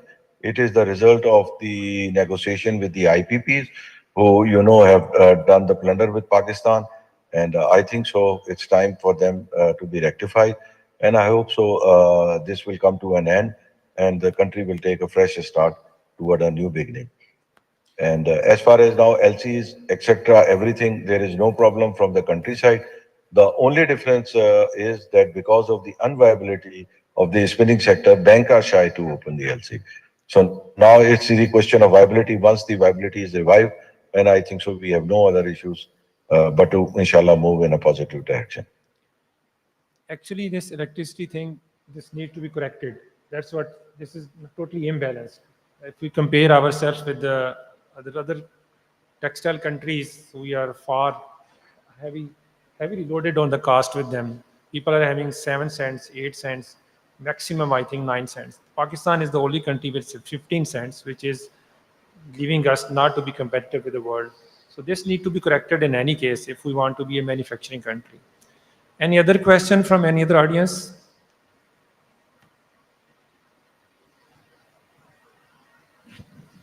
Don't let us off too easy. Assalamu alaikum. Mazhar, my question is with that handsome guy. I don't remember the name. Bo. No. Everybody is handsome, but the guy, young guy. The one sitting in the center or? On the left, on the center, yeah. Okay, it's you. Yes. I try to be apolitical, but you told us that in Trump era, you lost some exports to China. And now it's 5th of November, there's no, again, the elections are being held at USA. And if Trump's come, how do you see your exports of cotton? Well, I think it depends on what kind of policies he puts in place at the start of his administration. He's been talking about putting a 10% tariff on all imports from day one, which I think is going to trigger some retaliation from some of our trading partners. And I think China's already indicated that there might be some retaliation if that is put into place. So we kind of have a crisis of conscience in the US right now, because so much of the US agricultural sector typically lies on the Republican side of the political spectrum, so maybe would vote for Trump anyway. And as raw material producers in the US, starting a reciprocal trade war is a very dangerous thing for returns, whether we have any kind of subsidy program there or not. And so I think there's a little bit of a worry that he could come into office and be something, at least I'll speak for myself, a little bit of a worry that he could come into office and be something of a wild card. You'll probably remember whenever the trade war started with China during the last administration, prices plummeted. And maybe that was good for spinners in the rest of the world, of course, but it was very bad for US growers. And it introduced a level of volatility into the market that's really tough to manage. Imagine if we're all here buying along at 74, 75 cents, and all of a sudden the world's largest consuming market in China no longer becomes available to the United States. You have a 15-cent correction. Well, it might be cheaper to buy cotton today, but it makes every other purchase look bad. And so I think we need a steady hand where it comes to international trade and trade policy, so that we can ensure some kind of price stability and level of balance in world trade. So who knows what happens if Trump wins the election? Nobody knows. He doesn't know. I don't. Sometimes I think, but it's going to be something to see in the election in November for sure. Thank you very much. Thank you very much, Asif bhai. Thank you for your time being with us. Thank you, and I would like to add to this question. I have one more question for Asif bhai. Actually, we are running out of time. Then there's going to be break. If you can kindly continue asking the guests, they are here.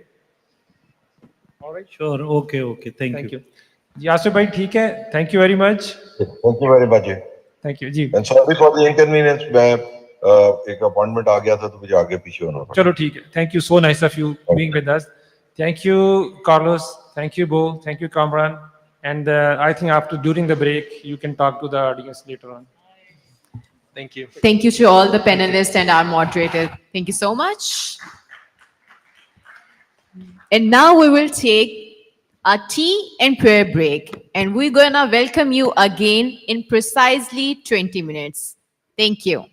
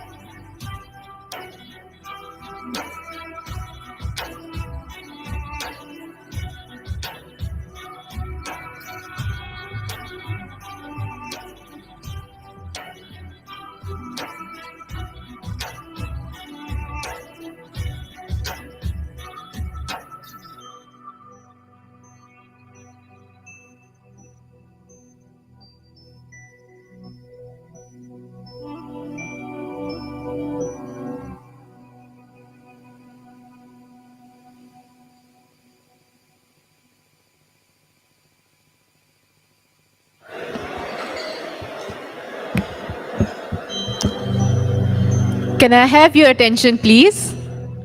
Kindly settle down so that we can restart our conference.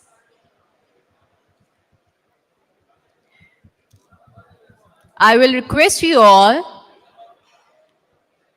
please settle down. We have to resume.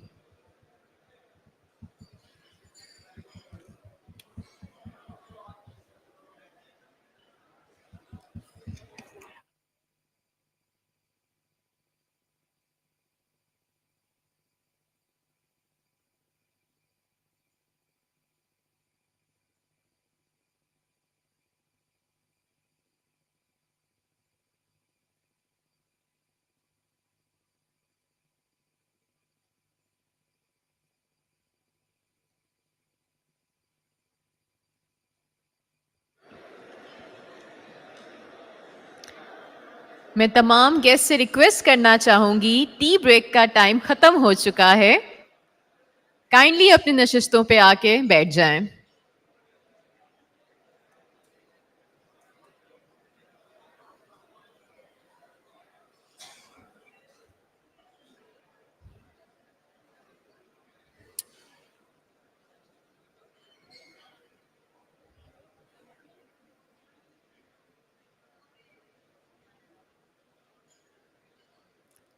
People at back, kindly be seated.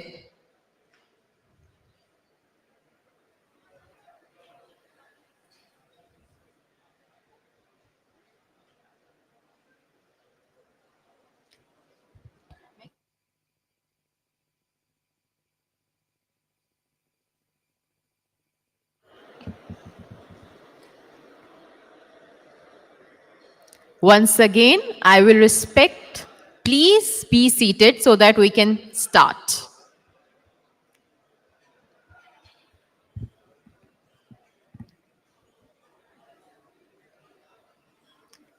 Guys, this is just a tea break. Dinner will be served. Don't worry. Kindly come back to your seats.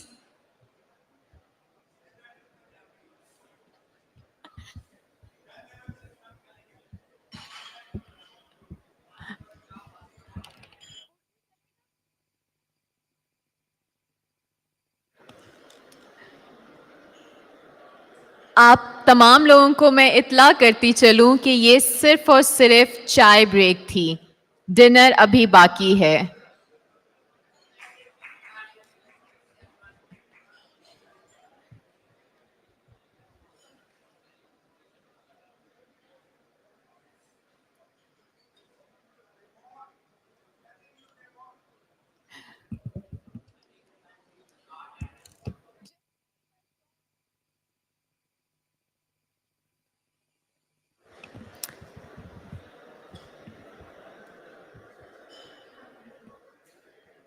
Can I request you again, please?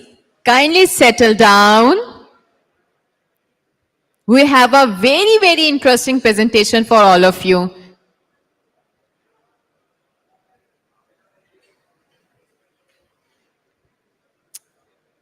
I must say, I think that tea was really fantastic.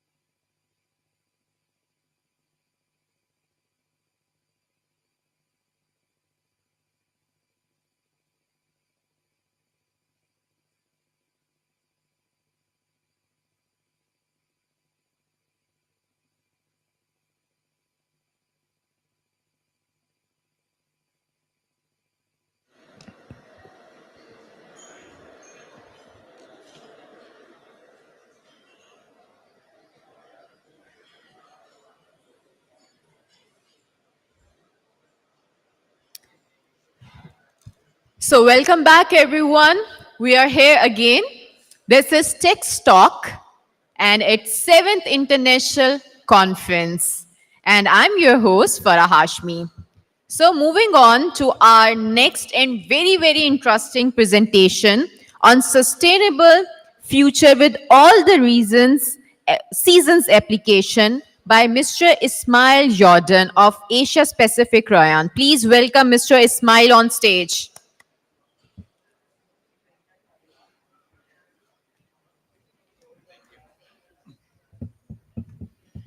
Hello.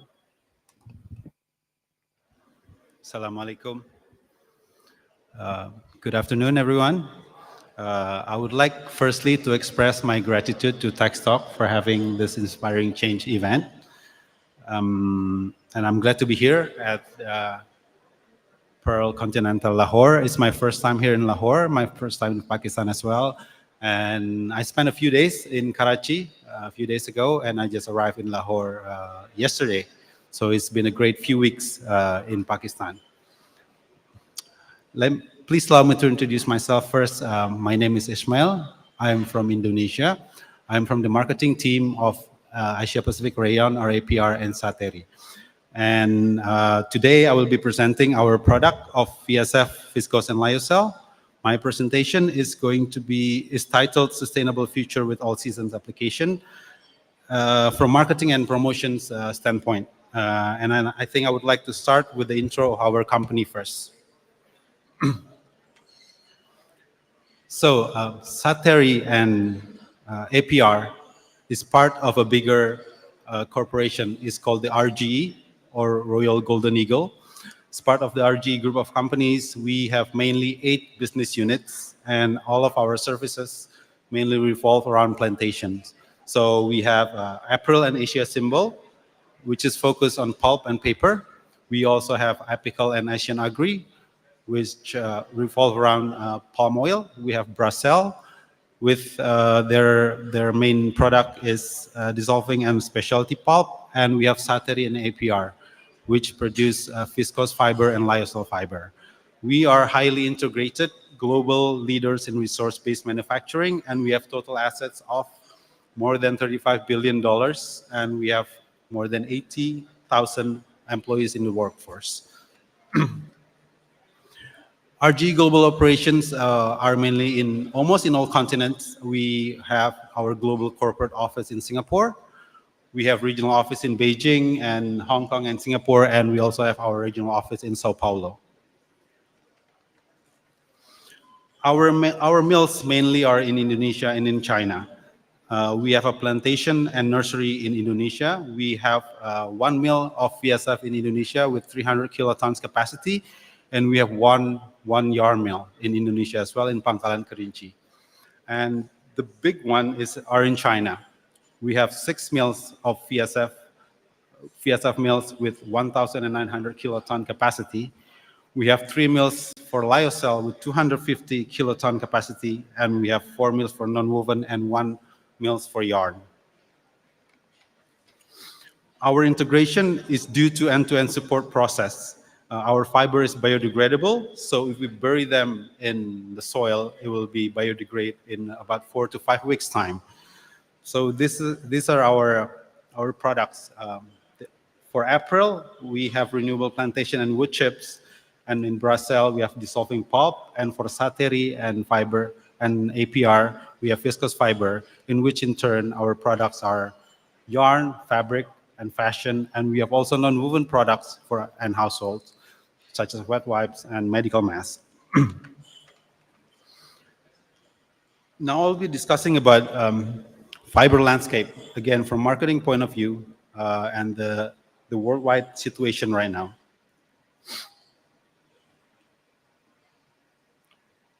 This is the fiber landscape of today production. We have fiber growth of 3% compounded annual growth rate, where synthetic is in 4% and cotton is mainly stable in the last 15 years. If you can see from 2005 to 2010, the global production is 70 million tons, and in 2010 it's grew to 83 million tons. And in 2030, we are expected to be 100 million metric tons. If you can see all the production is increasing, we can see, but the pie fluctuates, which VSF and synthetic is getting bigger. And that is resulting in cellulose gap. With the world of population growth and the increase in capacity and consumption per capita and the increase in GDP, we are estimated to be in the 3% growth the next few years. But despite the 3% growth, man-made cellulosic fiber, or MMCF, only partially compensates the demand. So that's why the red graph here is where we can go in with the cellulose gap. This is the global MMCF demand, with the VSF demand or viscose demand as stable in the 6%, and it's still going to be in the 6% by our projection in 2027. But if you see lyocell demand is exponential, with China as the main driver. So if China can have exponential growth, we believe that the rest of the world also can. This is the world map of our production with Sateri and APR VSF capacity in kiloton. We can see it's a stable production, around 2,400 and 2,500 kilotons production. But for lyocell capacity, It's exponential. I think we are expecting to almost reaching 1,400 kilotons by the end of 2030. Now, if we're discussing about VSF and lyocell, VSF flexibility can be seen by these three main components. So the parameters are blending possibility, technological flexibility, and application flexibility. The blending possibility, the viscose is the most versatile fiber among all the textile fibers. While from the technology side, VSF can be run on all types of technologies, from open air, open end, airjet, and ring. And while the application is wide, VSF-based yarn have large number of application ranging from non-woven to also woven, like I've mentioned in the previous slides. RGE along the way with Sateri improve our quality of fiber continuously. If you see here from 2010, we have the denier to titer rate 1.2. In the future development, we are expecting to be less than 0.8 on the rate, because market is moving towards the finer counts and higher strength. While tenacity, we're also improving. We are expecting to be at the 2.85 because the demand for higher tenacity is also expected to increase. While the splinter index are also getting smaller, we are now at 25 and expected to be on the run of 10 of rate by the end of 2027, because the future demand for high productivity is less defects and fiber needs to have lower faults. Now, this is lyocell. Lyocell is the new eco-friendly fiber. It's comfortable, 100% bio-based, it's biodegradable, and it is renewable. Global lyocell capacity right now is at 900 kilotons and expected to grow to 3,200 kilotons by 2030 globally. And RGE is planning to expand lyocell to 1,300 kilotons by 2030, and we're expecting to reach the 40% of global market demand. Lyocell is, we believe, is a green life cycle because we have a closed loop cycle. So if we see here from soil, we produce into wood, we produce to pulp, fiber production becomes lyocell, becomes yarn, becomes fabric, and become textile. And it's 100% biodegradable. We believe it will be a closed loop cycle again and again. So green material naturally resourced from regenerated fiber. If we talk about certification, lyocell is pretty safe and reliable because it's 100% bio-based. It's been approved by USDA, also the standard 100 by Oikotex certification, and made in green by Oikotex, and also it passed the EU regulation for REACH and certified by FDA in the USA. This is the comparison of all four fibers: cotton, viscose, modal, and lyocell. Of all four fibers, lyocell has good wet breaking strength and wet to dry ratio. And viscose is among the most preferred fibers for complementing with supplementing cotton. And lyocell has a round cross section without visible void, so it gives a smooth finishing. Our product specs also varies. This is our product specification. The length varies from 32 to 51, and while our finest or detect rate is also varies from 1.1 to the highest is 1.33. These are the lyocell characteristics. There are seven main ones. They are absorbent, breathable and soft. We have excellent crease recovery and easy care. We are also, lyocell also has a high absorbent for dyeability and printability as well. Excellent strength and has better smoothness and stability, and good drape and lusters. Viscose and lyocell have very wide applications. Can be applied to regional or customized wear for pretty much in every country. So can be developed for modest wear, sleepwear, kids wear, inner wear, and also for Pakistan traditional wear as well. from shalwar kameez, dupatta, kurta, and ajkan. It's really, the application is really wide and variable. We can also help in promotion and publicity. So if we take example from our market in Indonesia, we can do and help collaborate in the industrial chain part. We can support from fiber all the way to its delivery and opening doors to brands. We have excellent business development teams, and we can support you in product and R&D with our yarn innovation and fabric innovation. We have technical support as well, excellent technical support with spinning, weaving, printing, and dyeing. So we can work together to consider technical solutions to bring the fiber all the way to the brands.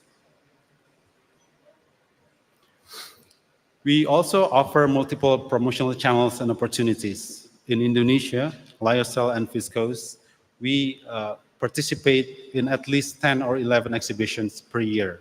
And we also participate in 2 to 3 fashion shows per year, in which we bring our brands to the stage and expose them. So, for example, this year in Indonesia, we have 2 main mills partners. They are Duniatex and Sritex, and they have a lot of brands under them. So we brought 7 brands each for a fashion show. And the attention that it brought to the fashion show actually brings a lot of more customers to use Lyocell. Back in Indonesia, we have a hub called Jakarta Fashion Hub. It's a collaborative space. Basically, it's a tool for our downstream marketing tools. So it introduced Lyocell and Viscose to the end users, to the end brands, to indie brands, to those who just started to build their brands. It's a collaborative space in which they can network. We can give them suggestions about which Lyocell fabric that can be good for them, and we also can give them good network to good partner mills. Aside from that, we also have APY Innovation Center. APY stands for Asia Pacific Yarn, and it's located on a different island than Jakarta. We do research with our yarn. We do product development as well. We have our technical know-how support, and we have business development and marketing support as well. The spinning capacity of Asia Pacific Yarn is 32K spindles with ring, open end, and MVS technology with around 7,600 ton per year. And we deliver new product development within 7 to 15 days every month. So we always have new product, new innovations, and also new research. Now in China, Lyocell have collaborated with many brands, but these are some of the few ones. We have for kids wear, and we also have for baby care. So it's proven to be safe and comfortable for them. And we also have for adult wear as well, where we can combine with denim, combine with cotton, and combine with anything else that is suitable for the collection. And aside from that, as a support, we also have a distribution of Lyocell ingredient tags, in which by request can be made and sent for further promotion of Lyocell and brands and products. So Sateri actually launched this Sateri Lyocell ingredient tag for each brand to use and to introduce Lyocell further to the consumers. And this is what we can offer to our Pakistan customer. So our product development for local needs can be supported. Technical support for product perfection can also be supported. Joint participation in exhibition, just like what we have in Indonesia, can also be supported. We also have joint promotion, hang tag and sort promotion, like in the previous slide, and connecting buyers and sellers or networking. That also can be supported by us. And we have our booth standing right outside. We have our marketing and sales team and our tech team. So if you have any questions, you can also go straight to our booth. It says APR and Sateri right on the outside of the booth. I think that's all from me. Thank you very much.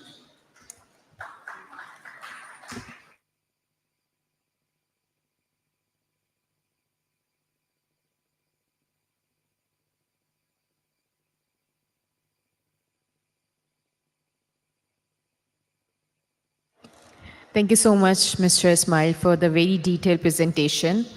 Now we have our second panel discussion, and the topic is Innovative Cuisine, Sorting Struggles and Future Horizon in the Textile and Fashion Industry. And to moderate this session, can I request Mr. Mujibullah Khan, CEO iTextile Private Limited, to come on stage, please? And our panelists are Mr. Fabrizio Meggi, Commercial Director, South Asia, The Lycra Company, Mr. Joachim Hinch, ex-MD Hugo Boss, Miss Julia, Head of Project Textile JIS, and Dr. Yasser Nawab, Professor, National Textile University, Pakistan. Thank you.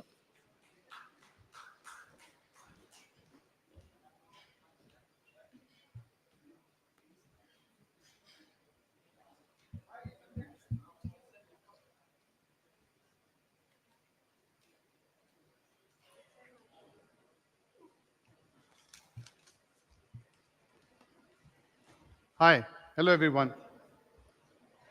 I think there are a couple of slides I wanted to show before the presentations.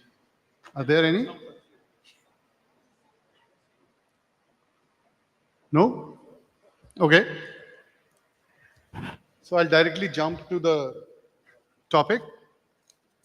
First of all, thank you very much, everyone, especially Mr. Joachim, for taking time out. Nice to meet you, sir. Miss Julia, Fabrizio, my friend, and my partner in crime, Dr. Yasser Nawab. So my first question to Fabrizio would be, what significant trends are currently observing the global fashion market and how it's shaping the consumer preference? Actually, the global fashion market, the textile, in my view, they will face in the coming year several big trends or big challenges. I believe that, and I think all of you will agree that one of the biggest challenge and the textile industry has to address is sustainability. And sustainability actually, I believe, touch, let's say, many aspects of the value chain. And ultimately, you were asking how the consumer, let's say, how will affect the behavior of the consumer. Obviously, the consumer, I think, they are becoming more and more conscious on, let's say, on this topic. Actually, we have only one planet which we have to save, and there are many ways to, let's say, to address the sustainability topic. And okay, one way, let's say, the consumer looking at is, sustainability is also, in a certain way, durability. So they are looking for more durable garment, more versatile garment. We have just seen the student. They have, let's say, they got as a task to develop garments, versatile garments, and actually, we have seen the young generation. They have seen this topic in a way like, okay, how can I develop a garment which I can, just taking out the sleeves, taking out, make it longer, make it shorter, make it more, let's say, suitable for the cold weather, hot weather. So the same garment is, let's say, making the job of several other garments. So in this way, you are consuming less resources, and this is actually a big topic. Let's say saving resources, starting from, let's say, we are, as the Lycra company, as a fiber manufacturer, we are at the very beginning of the value chain. But our customers, the fabric manufacturer, they are they are in the same way looking at saving resources. If it is using renewable energy or renewable resources, so I think is a let's say is a big topic, and for me is the one of the major trend which let's say will impact our industry in the coming years.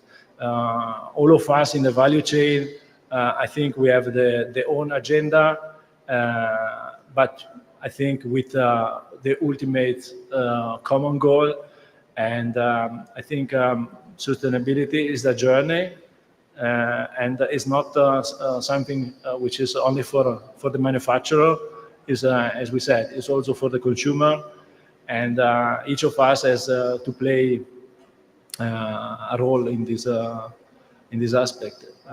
So, great input, Fabrizio. In fact, what I forgot to mention, I think if you all can visit the hall next door, and we were talking about it between Umar, Mohsin, and Adil, where how we can dial in, because we are at the very beginning of the textile value chain, right? We are cotton producer, yarn producer, but now more and more people, and that's one of the role we are trying to play in Pakistan as iTextile, is to explain yarn manufacturer the consumer preference.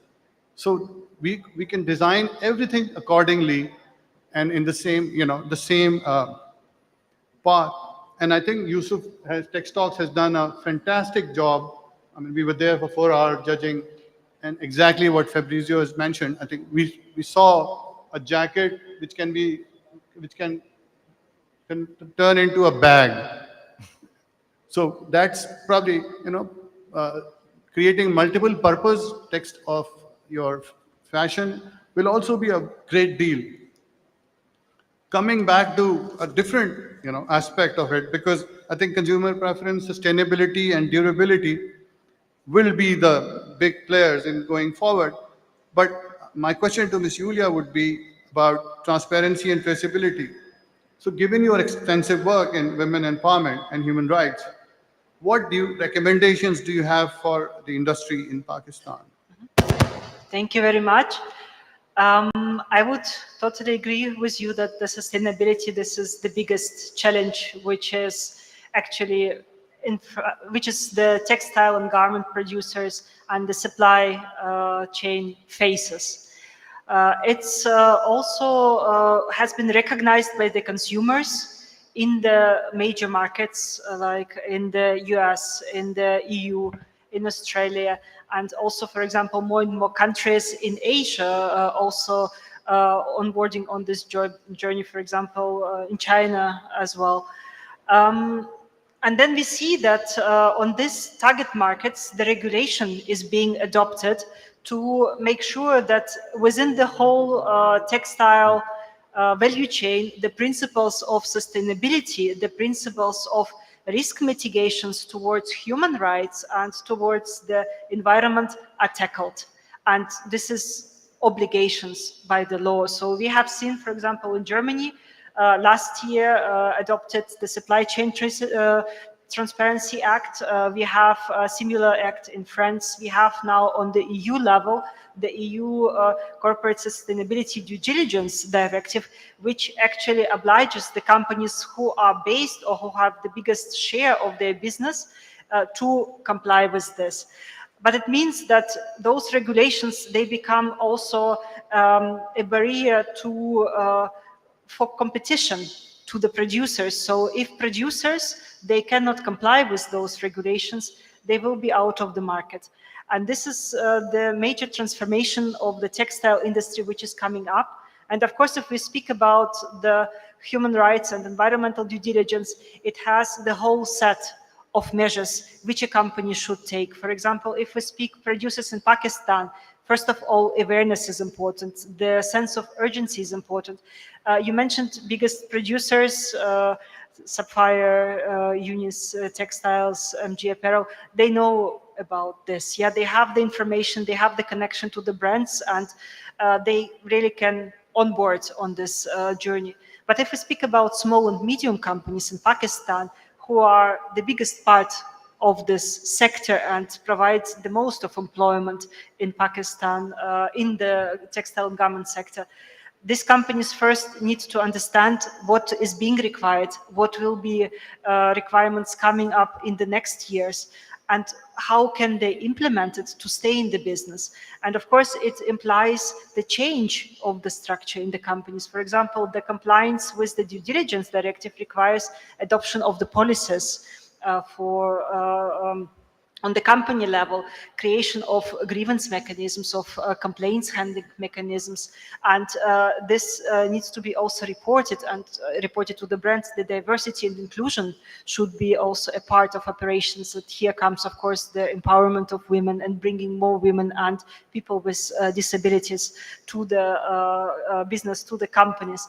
So there are many measures, and also if we speak about the products produced needs to be designed according to the eco-design directive. All the claims, green claims, need to be justifiable. So there is a directive against greenwashing.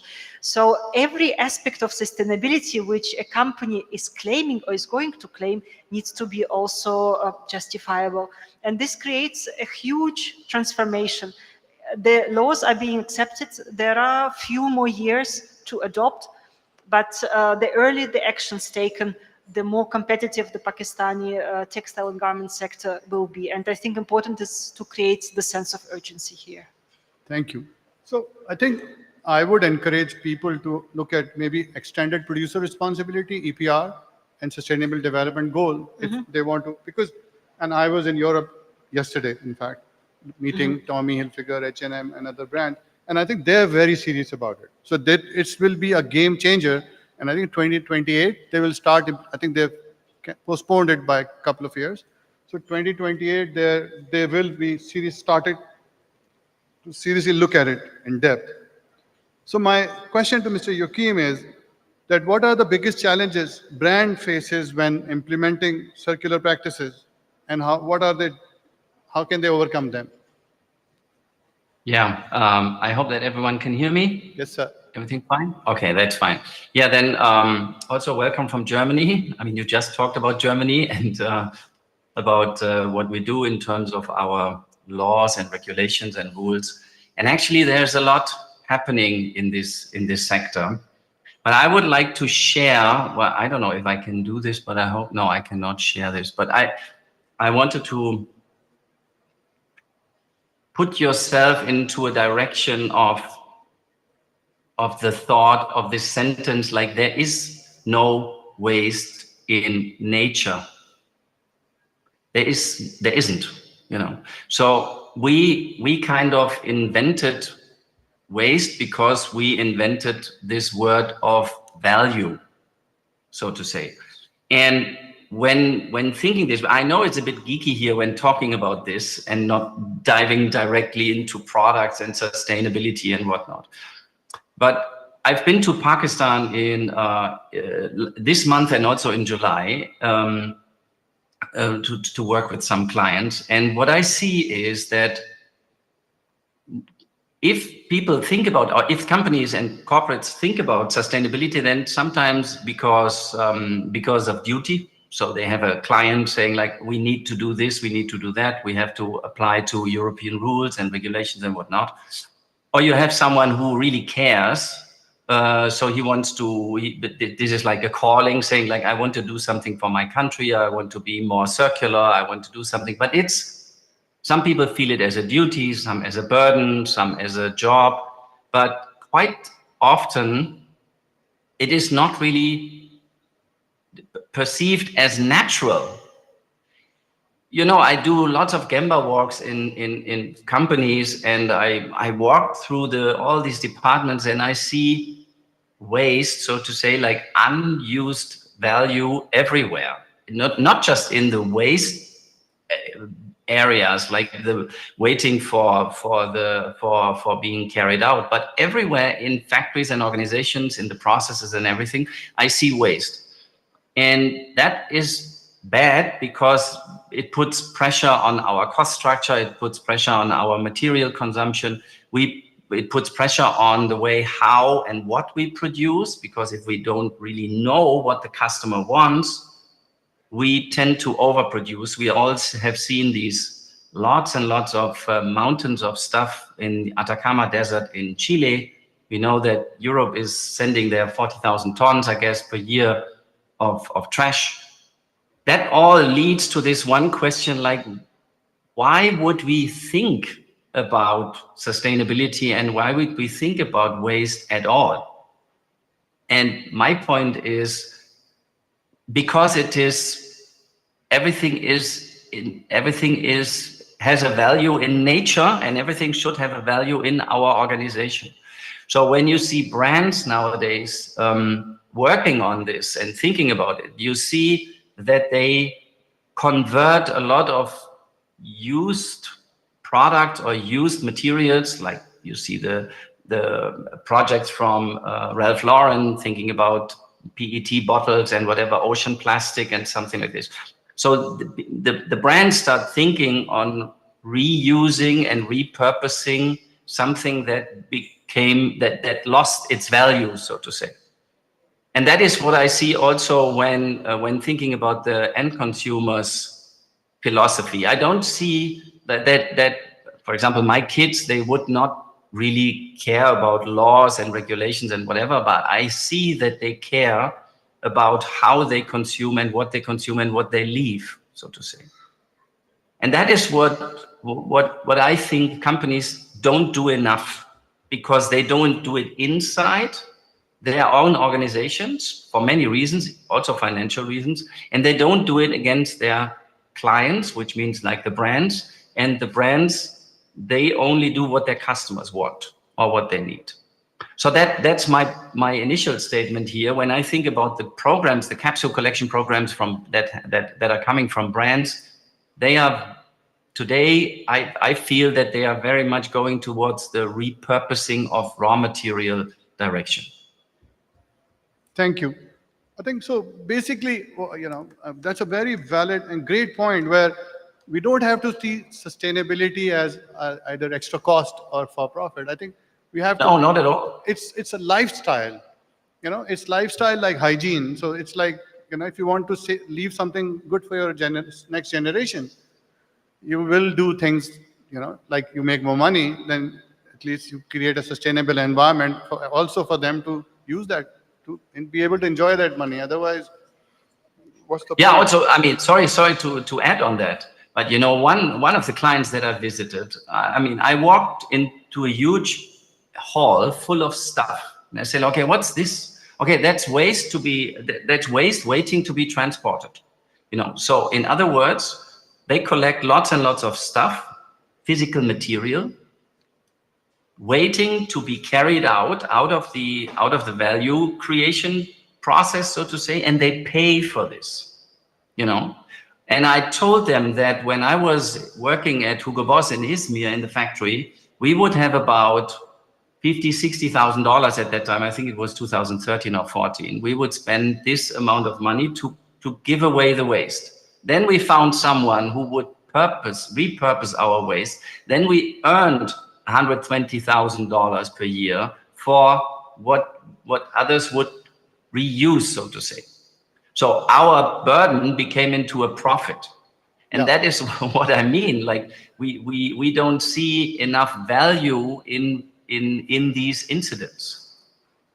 Yeah, so that brings a very valid and interesting point. I'm going to ask Dr. Yasser, because he is working on agriculture waste to fiber, which will be another great addition, especially in a time where monomaterial is going to play a big role. So cellulosic fiber or natural fibers with cotton. So my question to Dr. Yasser Nawab would be about banana fiber and where does he see the potential? Thank you Mujeeb. अस्सलाम वालेकुम। उम्मीद है आप सारे लोग जो है खैरियत से होंगे।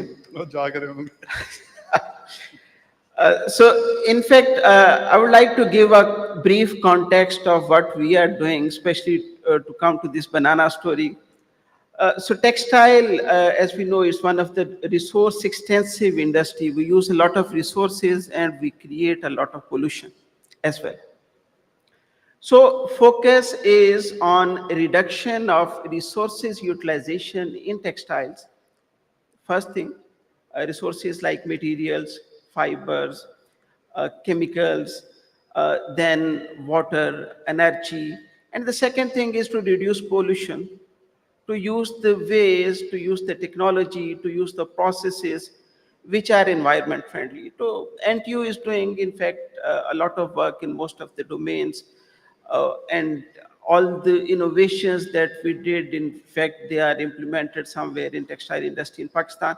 So coming to the point, we started working on this waste to value approach. I called it waste to value approach.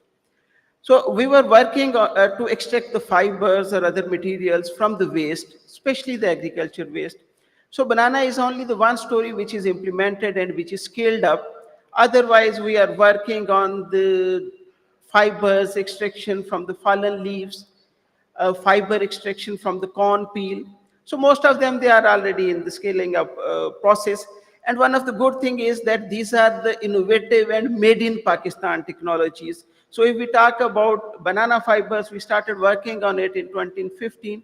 So in Pakistan, there are about 100,000 acres of banana crop, almost 7 to 8 million tons of stem waste. So what is happening there? After harvesting fruits, they take stem, they throw it on the waste. Once they are dried, they burn it up.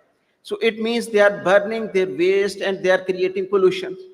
So we provided an alternative solution. We extracted fibers from that. There are a lot of people who are doing that, but these fibers are not spinnable.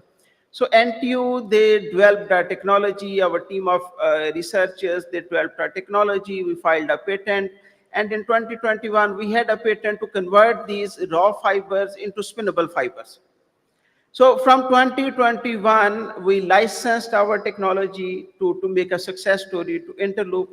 They converted that extracted fibers into, they installed a factory in Tata. They are converting these extracted fibers into end products. And maybe many of you will be first to see this. This is, in fact, denim, which is made from banana fibers blended with cotton. This t-shirt is also made by Interloop with banana fibers, and it's into the international market. In addition to that, the people who are not, in fact, working with Interloop, they are creating other products. I have for you as well. So this is table mat, 100% pure banana fibers. Small carpet, 100% made with purely banana fibers. So what we did, in fact, in the first stage was to convert waste into fibers, and we created a business case. So whenever we talk about circularity and sustainability, we always talk about additional cost. What we have done, we have created value, we have created business for the farmers, for the extractors, for the factory, and we are working to reduce the cost. We had some problems, I will be sharing it quickly. We are working, when we extract fibers, so only 7 to 10% are fibers. Still there 90% residue. So we are working with our partners in UK to convert that residue into biochar and electricity. And we are, in fact, bringing this technology to global level. Last week, we inaugurated, in fact, implementation is rolling out in Uganda and Kenya, and it was made in Pakistan technology, which is going to be implemented there. So we are working on its cost as well, to reduce the cost, to bring it at a level which is comparable to cotton. And this technology, it will be open from next year, from the next month. And I'm very hopeful that in next year, in this session, I will be presenting many others made in Pakistan brands from different factories. Thank you, sir. And this is, thank you. This is a fantastic success story. And trust me, it's very, timings are perfect also, because more brands are adopting, there's a serious campaign around cotton reduction. So they would like to reduce the cotton consumption and replace by a natural fiber. I think our hemp and linen partner is also here, and we are having record linen sale. I don't know. And I was just wondering why we're doing this, but then I realized that everybody is looking at reducing the amount of cotton, but replace it with natural. So banana, I mean, I'm getting some inquiries for pineapple fiber. You'll be surprised because it's grown in abundance in countries like Vietnam, Thailand, Philippines. So this is great job, sir. My question to Fabrizio, because he spent 4 hours today evaluating these designs, that A, what is your experience and what potential do you see in these young designers linking to the industry? But actually, first of all, I have to say that the students, they have done an amazing job, and really, and taking in consideration also the very short time they had available, and also the holidays in between. But I think, let's say, this is a great opportunity for the student, but also for the industry to connect. I believe that it is not early enough for the student to connect with the industry, to face the challenge of the industry. And I think the first challenge they have faced with the timing. So they were complaining about the short term, and we said, okay, welcome to our life. And but then let's say I think the student they have to be let's say connected with let's say with the manufacturing plant, and to be let's say close with them, because design is not only garment design. It's not just let's say the appearance or the look of the garment. The design starts from the very beginning. You start to design the yarn. Okay, yeah. First of all, yeah, obviously the designer should have in mind the final garment, how it should look like, which performance should deliver, but then should go back to the beginning of the value chain and design the yarn, design the fabric, and then ultimately the garment. So therefore, I think it is very important that the student are getting involved at the early stage, and yeah, they learn from the beginning how let's say the real life look like. And then, as I said, it's beneficial for both sides, because we have seen many new inputs, and obviously the student they don't have the experience as many of the people in this room has. But I think fresh input to the industry can be beneficial also for all of us. Yeah? I think it's a great opportunity, and I think we should do more with the university, because it is our future, is the future of our industry. Yeah. So I will congratulate Yusuf and Textalks team for putting up this amazing, and I will encourage everyone. Another thing which I was also there for 4 hours with Fabrizio. He was there for 4 hours, I was there for 1 hour. So, but what I saw, because Pakistan, there's a serious interest in other segments like motorcycle, hiking, activewear, loungewear, and there are some very good ideas for other segments which are not very developed in Pakistan. So I will encourage everyone to go there after this one. So my question to Ms. Julia would be that what are the GIZ projects they're currently doing in Pakistan in the textile sector, and and I know that you've been you've been here a long time, I think 10 years now? More, yeah. More, yeah. So yeah, thank you so much for this question. So we work under the framework of the German Development Cooperation, and actually last month in August, our minister, Ms. Svenja Schulze, she visited Pakistan because she was particularly interested what are implications of the German Supply Chain Transparency Act on Pakistani textiles and garment producers. So in her visits, the network of responsible business help desk has been initiated in Pakistan. And this is a network which is supported by the German government. And on the one hand, it promotes the awareness of the private companies on the upcoming regulations, on the requirements of the German Supply Chain Transparency Act, but also CSDDD and other relevant regulations under the EU Green Deal, so to raise the awareness. And in Pakistan, the host organization is the Federation of Pakistan Chambers of Commerce and Industry, FPCCI, and we have also a very strong network of the business associations like PHMA, TMA, PTA, PREGMIA, who are part of this network.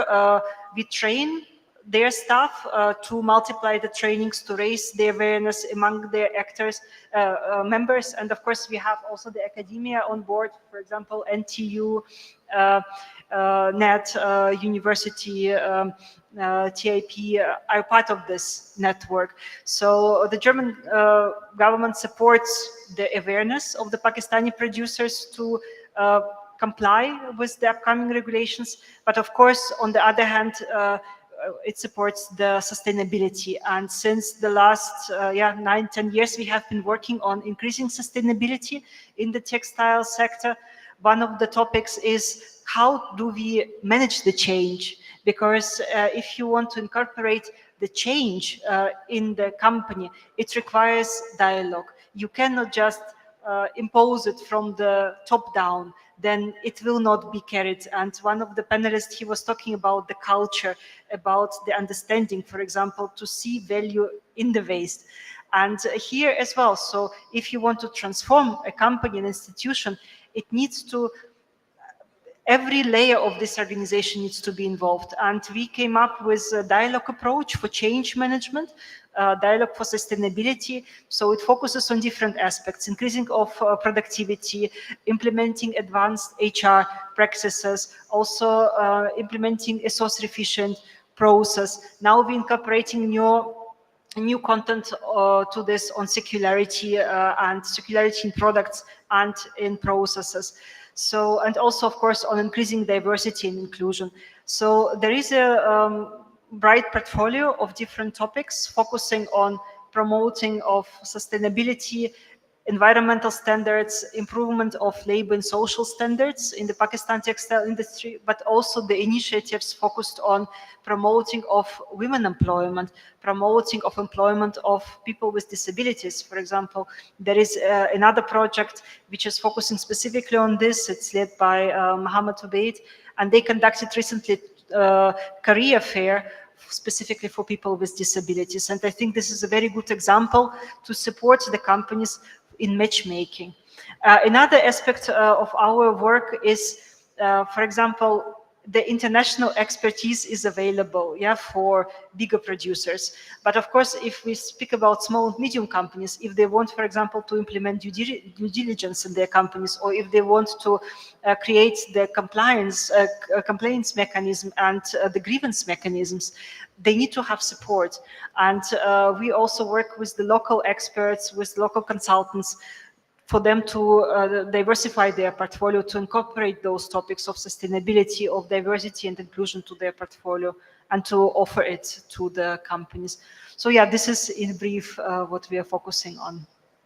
Thank you very much. And it was, I think so far you've done great, because I think what was, to create a culture, you need a process. And that process, I think GIZ is trying to make sure that that process is followed and implemented properly. So my other question is from Mr. Yoakim in the same direction, where how SMEs, small medium enterprise, can effectively implement the same culture of sustainability and women empowerment and traceability and transparency. Yeah, I have two thoughts here. One is, so today I received my new iPhone 16. And I was so curious about it, how it would be delivered, because Apple is so much.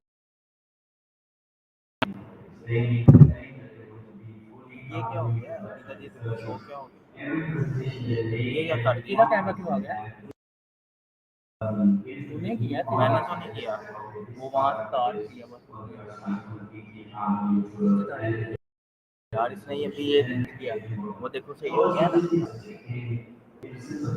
मैं उसको कुछ नहीं निकला अब please इसमें काम के सामने चेंज तो उस टाइम मेरा कैमरा एकदम आ गया डर गया मेरा तो मैं छेड़िया भी नहीं मैं ये वाला माउस यूज कर रहा हूँ ये वाला माउस है So what I'm saying here is when they take this sustainability and नहीं यार वो बैटरी मंगवाया मैं तो छिड़ा था चार्जर अडाप्टर एक दिन ऐसे ना ਉੱਥੇ ਨਾ ਛੇੜੀ ਉਹਨਾਂ ਦਾ ਅੱਗੇ ਇਹ ਹਿੱਲ ਗਿਆ ਸੀ ਉੱਥੋਂ ਮੈਨੂੰ ਕੋ ਅਡਾਪਟਰ ਦੇ ਚਾਰਜਰ ਦੇ ਮੈਂ ਗਿਆ ਬੈਗ ਉਹਦੇ ਨੀਚੇ ਨਾ इसकी जो जा and they would repurpose their waste on cutting and it's creating new yarn, new fibers and new jersey.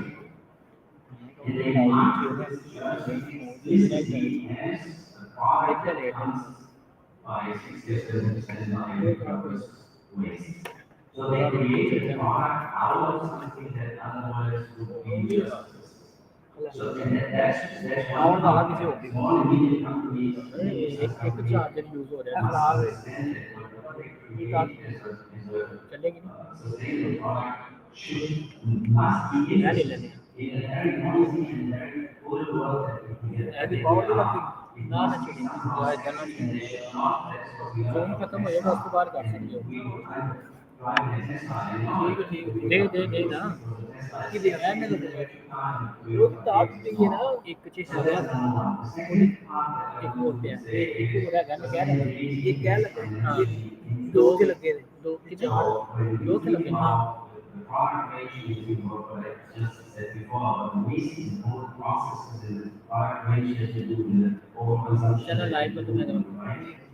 Product at the right time with the customer, the pricing and such. Then you should invite your finance colleagues into this discussion. Sustainability is not something for the sustainability department. It is something that should be embedded in your DNA, especially small and medium-sized companies cannot afford to have much waste because they are not big enough to have lots and lots of people running around doing nothing. Big corporates can, and sometimes do very often, especially for the time. So smaller companies should, that would be my idea on this. Making sexy products and inviting finance into the discussion. I believe that when I go to the calendar, $50 a month. Maybe next day because my question is probably after the war, what is the global problem with recycling in various Pakistan? In fact, I started studying recycling process in Pakistan 50 years ago.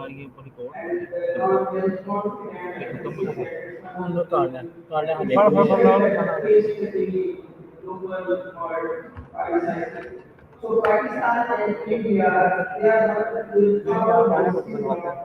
recycling.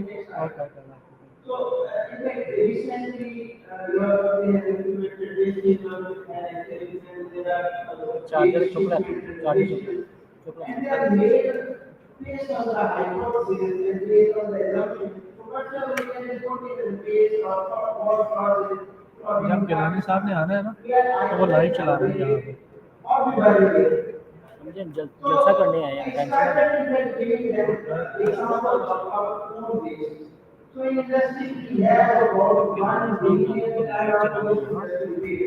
ये मैंने cut कर देना ना नहीं बड़ी तकरीब नहीं चलाएंगे लाइव ही चलाएंगे सब पे चलाएंगे There are about 2,000 recyclers in Pakistan. They are taking recyclers and they bring that into the loop. And the workers in Pakistan, we have a certain percentage of recycling. Do they do a process like they do it in a product to do the climate? Answer is no. In fact, why they are doing it, not to reduce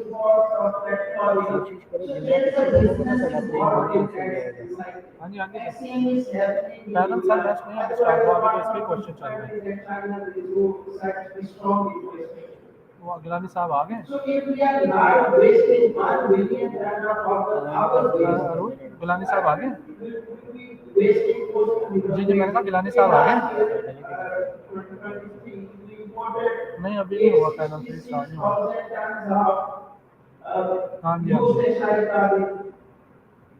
अच्छा hello वो certificate का कुछ बताएंगे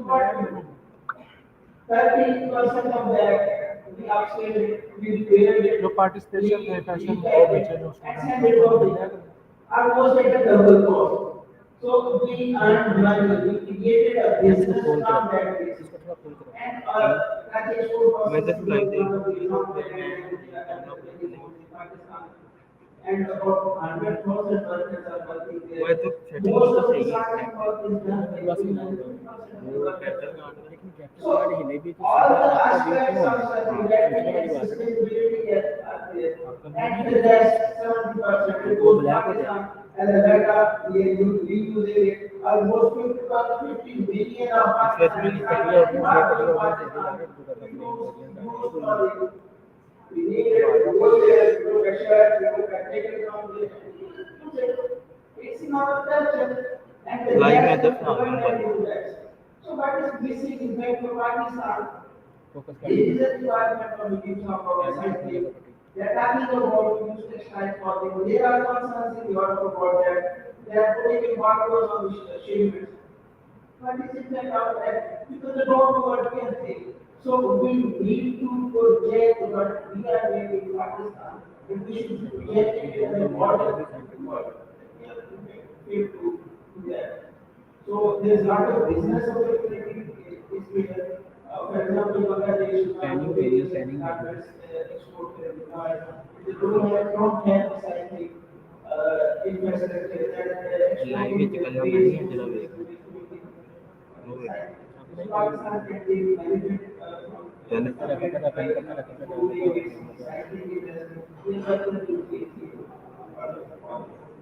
I think there is a lot of business case. Yeah, and I think, everybody in Pakistan is talking about chemical recycling or molecular recycling. That will be the biggest trend.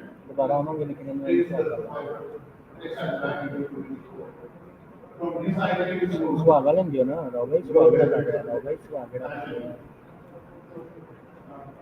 what do you think now Pakistan, what is the landscape in fashion? I think it's very advanced and how Pakistan can do better when it comes to recycling fashion. Looking at itself in the landscape of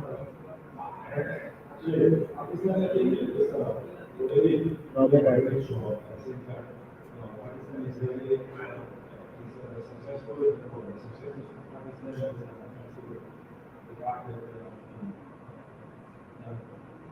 But in any of those 22 of them,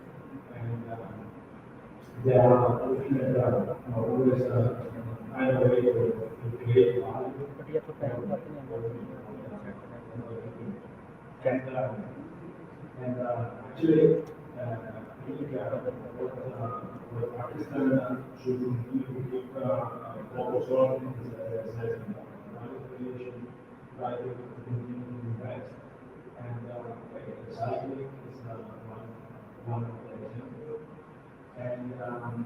And then also on top of what we were saying before, about sustainability, we look at how to reduce carbon emission. We look at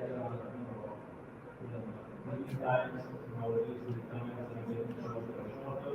So every time of all these things, there is we see that there is a consolidation of the value chain. It means that Pakistan industry is successful to invest in Africa. Now to accommodate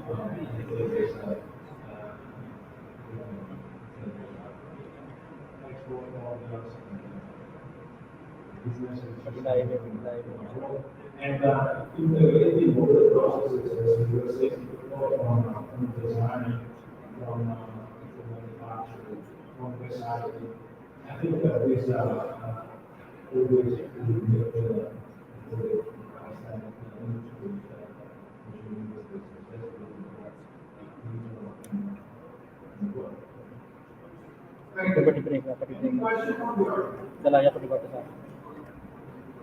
Question answer.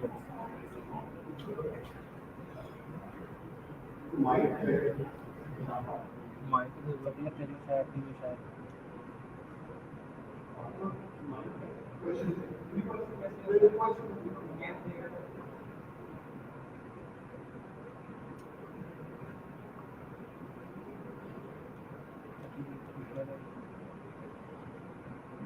I'm thankful for your insightful information.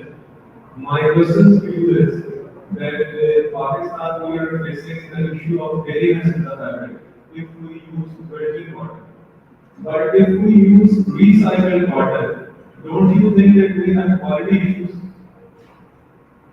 How we can cope up and tackle the quality issues we are facing? If we do use 100% recycled cotton or polyester or something like that, how do we cope up with the equality issue? In fact, there are two segments of this question. So you talk about the business side of the business is different. Because we are not discussing the lack of fibers, yes, we decide that there can be some issues, but we don't know the share you are getting from there. You can get the product recycled content. 100% recycled content is it contains some percentage. So it's a process of evolution. At the time, 80%, 100%. I think that it's not plug and play. You have to redesign the yarn. This is what we were discussing also before this session. Needs to be given on the right yarn design. What we have is the limited yarn for availability. I have a question. Why we are focusing and emphasizing on recycling? I think we need to focus on the quality. We need to be less and keep in mind longevity so that we can avoid recycling. There is an extraordinary cost to recycling. And it's all in the fast fashion. There are disadvantages, and we are made the most of this fast fashion. Is your opinion on this? Before the start of the discussion, I was supposed to present the fact. You made a very valid point because I think the biggest thing what we can conclude from my presentation and what I see from fast fashion to slow fashion. Slow fashion means that there will be less material available for the client. And also, in Pakistan, so far, our experience has been chemical recycling. I think that's where we're all spending so often.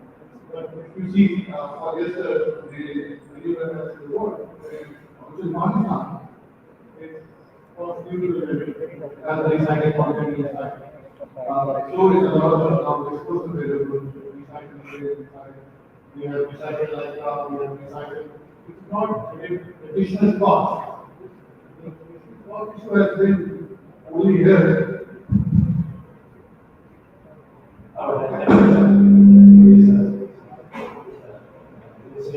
So recycling should be the major focus.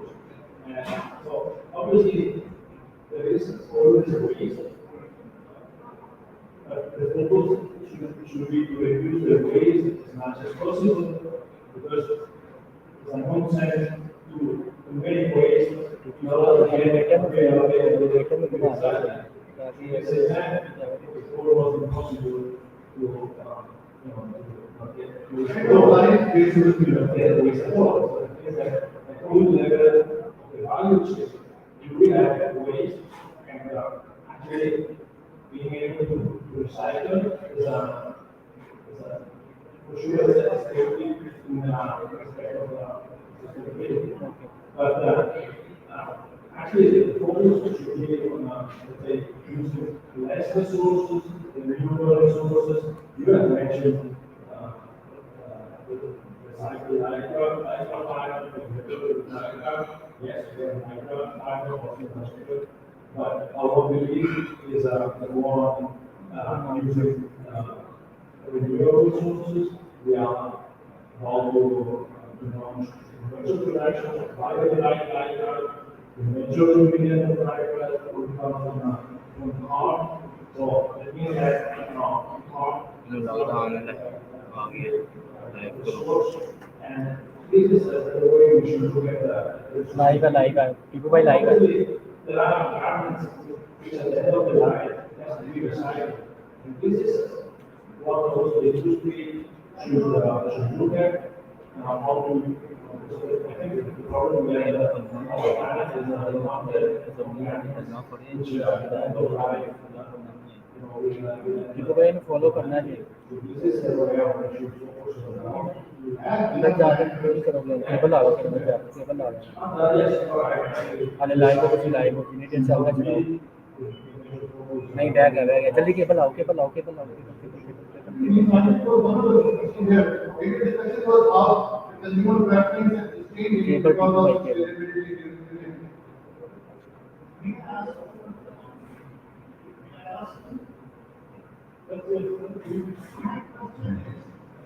Can Pakistan use these fabrics or garments which are being imported from the Western countries, converted into fashion garments by upcycling? If yes, what should be the strategy? There is actually one regulation for textile processing. For example, this Karachi is one of the bigger receivers of post-consumer waste coming from the US, for example. And there is a regulation of 80-20, meaning that 80% of this imports need to be re-exported, and only 20% can leave the zone. This is from the regulation side, is a limitation. And for example, I have been visiting this week the exhibit in Karachi, and I was talking also to companies saying that, for example, sometimes they need to do some repairs, minor repairs, for example, they need to do some washing or something to sell. Also, the value in this sense will be preserved, but they cannot take it out of the set. And there are no facilities there, so it's limitation, and they have to sometimes चलाते रहे दूसरा बिना में नहीं है कि गिलाने में faults, yeah, because they cannot repair it or otherwise refurbish. And I think this is our discussion of waste on recycling. It is very important. So to see where maybe some things need to be adjusted to make sure that the value is not lost, so that we do not produce even more waste, but rather make sure that, for example, this post-consumer clothing, which arrives to Pakistan, that can also be resold, because if we burn it, the value disappears, and we create even more pressure on the environment. So in the interest of time, I will request one more question. Thank you very much, everyone, and it has been great. Yeah, exactly. This is the topic. Thank you. Thank you so much for panelists and our moderators. Centre करो राव भाई So now we have our last and the most interesting panel section on unlocking the secret sauce. How can the textile industry cope with global economic shocks and uncertainties? And to moderate this panel, I would like to call Mr. Anis M. Khwaja, CEO FG Apparel, on stage please, and our panelists, Mr. Umar bin Asad, Country Head, Indian Film Pakistan, Mr. Ashraf Asad, Founder, Minister and Director Sourcing, Mr. Shahid Tata, Managing Director, Tata Industries Pakistan, and Mr. York, Senior Operating Executive, CCI USA. And we have our chief guest with us, Mr. Yusuf Raza Gilani. Please give him a big hands, everyone. Chairman of Senate, Mr. Yusuf Raza Gilani. Welcome to Tech Talk, 7th International Conference on Textile, Inspiring Change.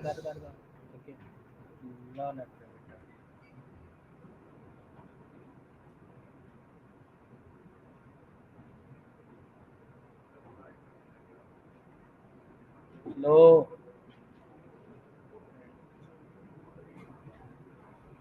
Hold on that. Hold on that. I said that. Center woman.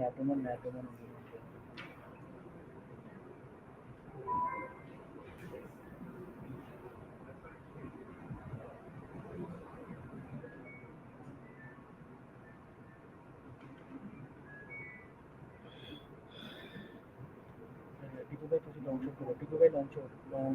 Tiku bhai long. ठीक है यार तो okay आ रहे हैं थोड़ा सा कोई manage करो जब मैं वीडियो बनाऊंगा ओके लाइव पटी थोड़ा फ्रेम को आइरिस को लेट नाम पटी चलते हैं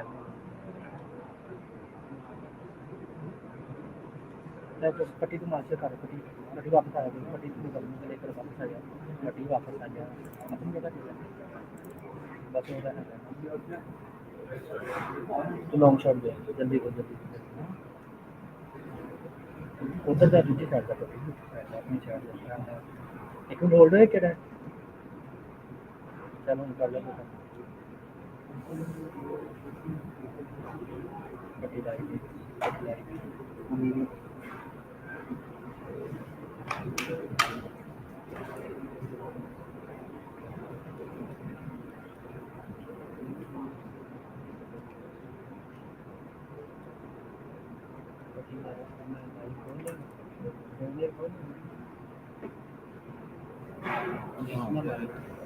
जी भाई ओके मेरा भी काम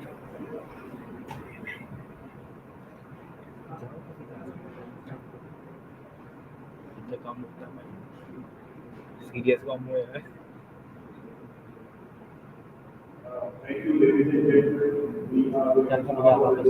इससे आप ले दे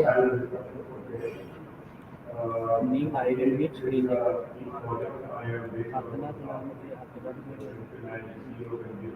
पट्टी क्लोज दे गाना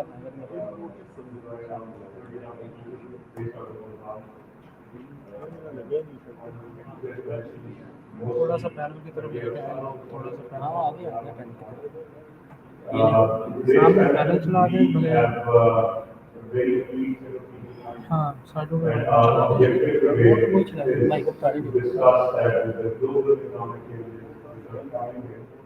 how are we going to adapt and how are we going to keep ourselves prepared for it. As was our global introduction here, our viewers that are attending this day, who was that he's a guy who has built businesses, who has built businesses not just by doing it himself, but also helped a lot of people like us, where he has been able to create the right marketing path and as we discussed before, the digital transformation of the express. Umar is a very good friend that has helped by doing his job, but also at a lot of states in Pakistan, where he and Nansan for us, where he has worked on how to create and how we can bring it into parts of the and my very good friend George he is the one who's helping all of us trainers in Pakistan to entire not just government support but also technical support. So he's sharpening our skills and helping us get better as well. So thank you everyone for joining us today. We're going to start off this session, and you know that we're the ones who are really the food and the discussion. So we're going to try and make it as short as possible. Do we have started thumbs up online?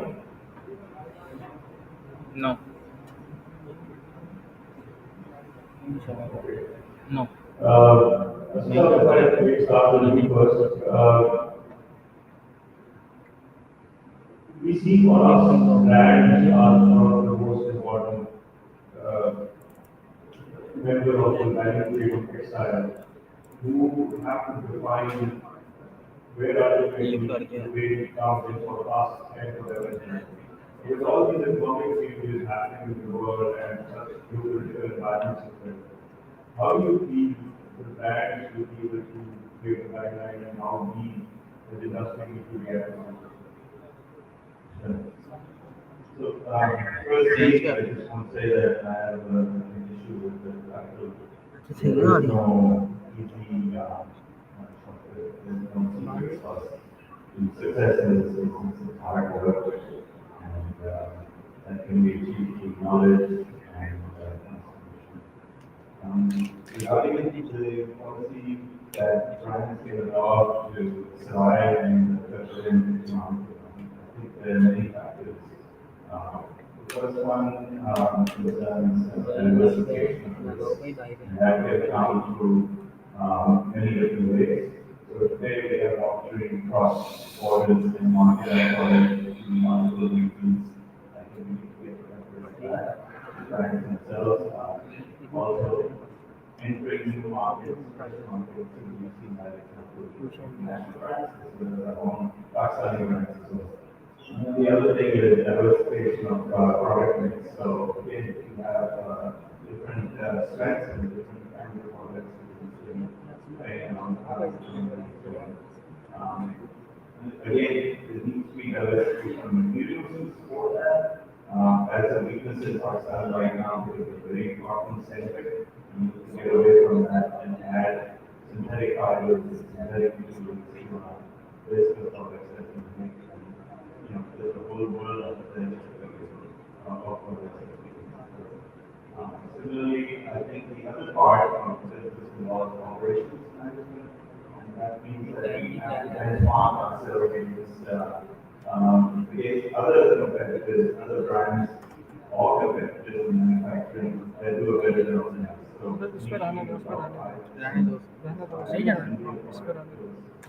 the ability to do minimum quantities without the right targets, and then also production of lead times. We need to be responsive production, and I think that all comes to a manufacturing process that we have to improve the way we put our product together on the manufacturing. Thank you. I believe you basically talked about the flexibility that we need to bring in the product. And the flexibility to adapt would be very good thing. This creation that we had unfortunately seen with how things have reshaped in Bangladesh specifically. And of course, it is unfortunately for our business and software industry and software, but as Pakistan, how very few people are prepared and where are the gaps?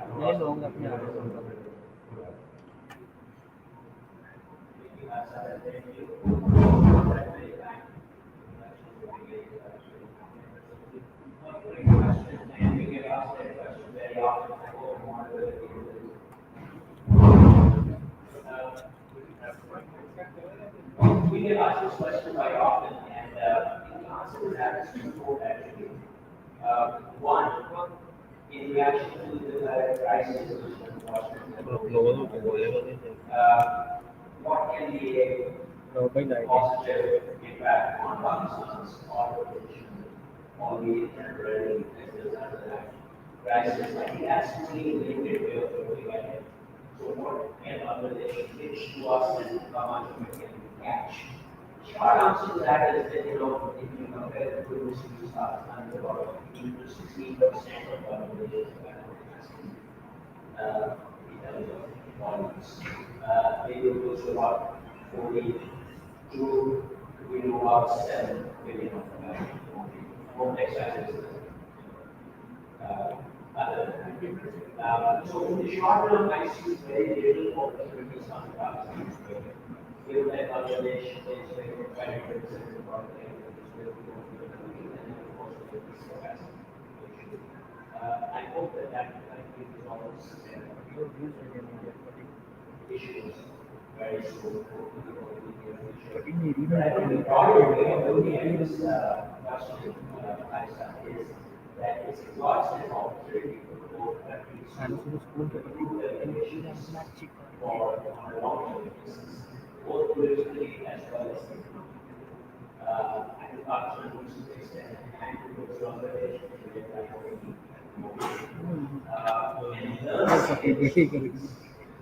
learn in the sense of how Bangladesh is able to create certain यार अच्छा तूने frontal बनाया है तो देख लो despite the setbacks such as Rana Plaza, how they bounce back and be able to sell the reputation of being more compliance with that. And set up नहीं पर इधर ऑडियंस नहीं चलनी है वो बड़ा डार्क में आ रहा है 2 shot 3 shot 4 हाँ 3 shot close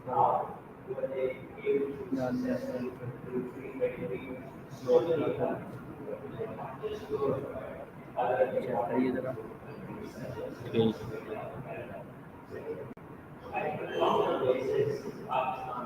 राव साहब लोग कर दो राव साहब where I see our favorite friends, not only with our enterprises, also there are opportunities that they have friendly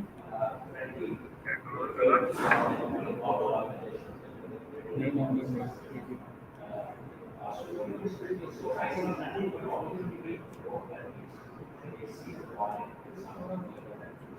I think very well said, and you still have a very strong connection with Pakistan. Big next but I think very well mentioned that we should not look at them as a competition, but maybe somebody somewhere we can learn and have a thank you for once again coming to our part of the experience. And I understand that you also took a delegation from Pakistan to Turkey recently as well. Two questions for you straight away. One is that you can summarize the difference of where the Pakistan spinning industry is lagging with the experience that we have from so many other regions around the world. And the other one is that with the EU regulations coming in, now with the US regulations also stepping in and some sort of acts coming in, how do you feel the world is going to change for that, and is Pakistan well prepared enough for that? Thank you, Ali.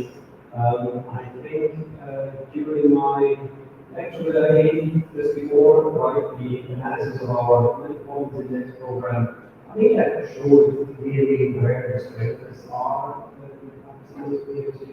where probably some of the weaknesses are. So to summarize, it's basically your strongest point here is today machine productivity, right? So we need more data, these accounts really are strong. When you go outside, you don't see these prices एक side से light आ रही है तो light in में you see that in Bangladesh.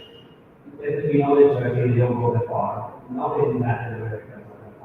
So it's in South Asian, I would say, you know, again, Pakistan is dominating the speed and the productivity. This is the main thing. This totally facts, over my research. They got all literature program. And then the downside,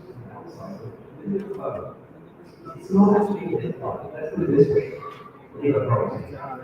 If you just count for the headcount, the staffing, right, in the middle, you would find the highest numbers of people in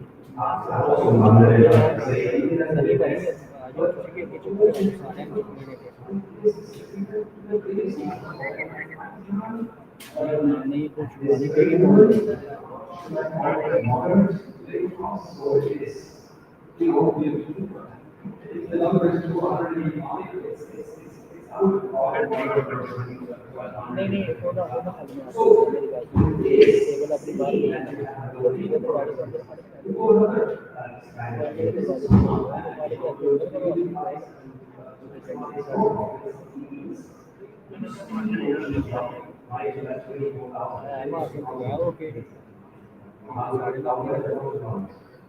Now, when you speak, your head's down,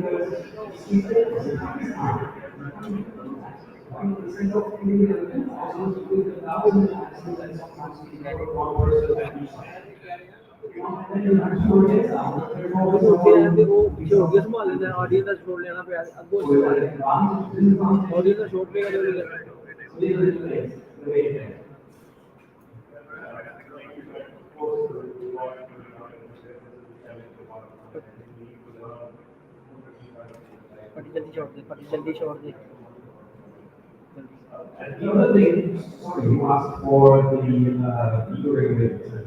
So there's one thing, and I was listening carefully to the previous panelists talking about recycling materials, right? So I'm not so sure whether everyone in the design, working in fashion design, brands, even the children, know how difficult it is to stay and recycle because society is going against that quality. And if they understand that our processes below the companies designed to take the short fibers out. It's not right. So now we are taking on the challenge from CCI and we want to share it. So we have created a study. We were scaling the line as fine as 30s, bring down 30s with 20%, 30% pre-consumer waste and 20% post-consumer waste. We're running very well with our special procedures that we applied, and we made a nice t-shirt out of that, and an brochure, which was from the government properties, really close to an artist t-shirt that was made from 100% artist cotton. So that I think was the people that if someone's interested, please contact us. We can show you how that works. Let me just start off by saying that people think there would be the most exciting one from the background of the world with that project that we have done. So that's specifically talking about the e-commerce and the fantastic trend that we saw in the. How do you see the traditional trade back in e-commerce? The e-commerce side is basically the ability to reach consumers, and it helps new entrants in the business to come and launch their brands in a way that was in marketing and retail and publishing. Secondly, I think it also diversifies the risk of when the economy turns and the operating model is still there as a fixed. The e-commerce is one way that you can reduce that risk and take the ratio of products going to e-commerce. But the thing with e-commerce is that the same value can be brought to smartly use data and analytics to enhance your business by using the right things, the right product at the right time. And that is all the data game. So the quality of the data and what you do with it really matters. And the other thing that e-commerce gives you is good feedback from the consumer. It gives you very honest feedback. You give it to a store. Consumer may not like the product, they want how we can go ahead.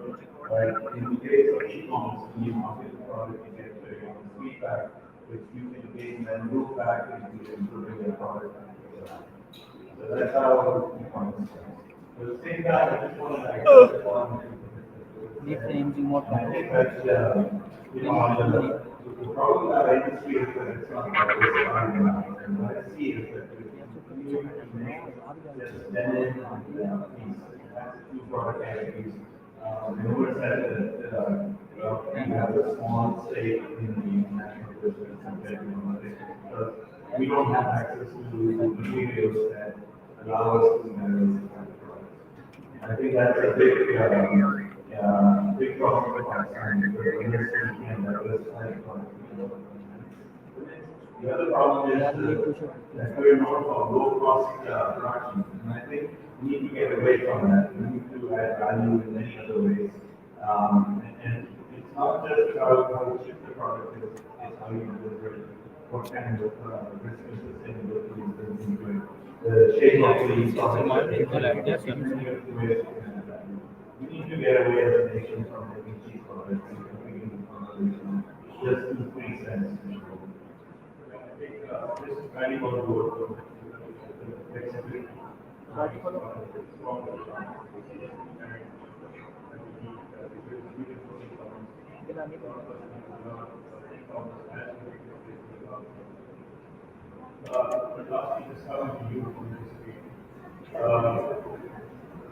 The world has been going from the past to a recession, and we see that a lot of these recessions basically are affecting how the US is reacting towards it. And obviously, but how can the brands come to it and how to we think will be fixed? Thank you. Before I come to your question, the organizers have asked me to make a small request to the room. If you're standing, please be seated. If you're talking, please be silent. We're going to wrap up and finish here very soon. Thank you for bearing with me. This was a short announcement on behalf of the organizers. Thank you. Again, great question. Look, global fashion retail industry is a very exciting industry. It's very many stocks and it has won many wars against nature, conflict, revolutions, earthquakes, recessions, currency meltdowns, etc. It's so resilient that we can all say with one certainty that it's going to bounce back. There are some remarkable things which retailers have done, and there's a lot of examples that one can quote while sitting here, but time does not permit. People have worked on their operational costs, as was alluded to that earlier. They have worked on their inventory management because, recession and loss of sales, loss of customers made a lot of redundant inventory with a lot of retailers. And paradoxically, in most cases, there was little or no inventory during shipping problems. So people have learned to manage their inventories, their operating costs. They have learned to load customers back into the stores, either bringing over the stores or by expanding their omni-channel or e-commerce platforms. They also load customers back in by offering them a more relevant and more interesting set of products. They have gone into data analytics, they have invested in technology. And basically, there's been a total revamp of the retail business model, especially in the last 5 years since 2019. First was the pandemic, the war in Europe, and recession, price inflation in the USA, in response to the US, remarkable example. Of course, there's something in this, and that unfortunately followed by the wayside during the process. We are aware that there are a lot of bankruptcies. Many of them have rebounded from bankruptcy even. So I'm very confident and optimistic about the health of the global fashion retail industry, especially the textile portion of it. These global issues come and go. I think the larger question to ask is, as the front end of the retail changes, we in the supply chain at the back end of the retail, are we mirroring that change? Are we evolving? Are we ready for demand fragmentation instead of demand aggregation?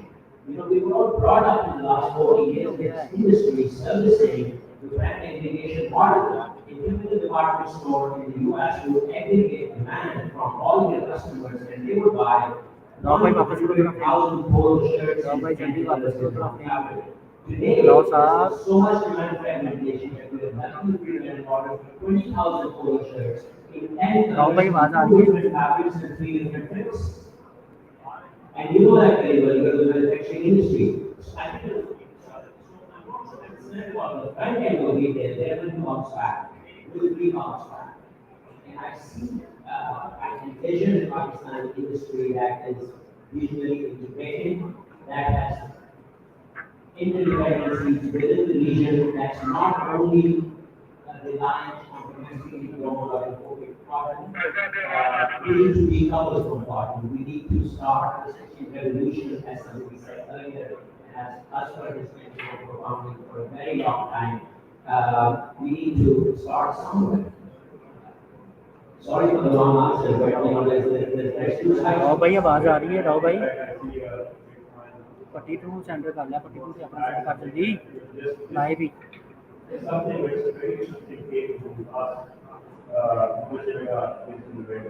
Rao साहब ਤੁਹਾਡੀ ਮਿਹਰਬਾਨੀ ਜਰਾ ਜਾਕੇ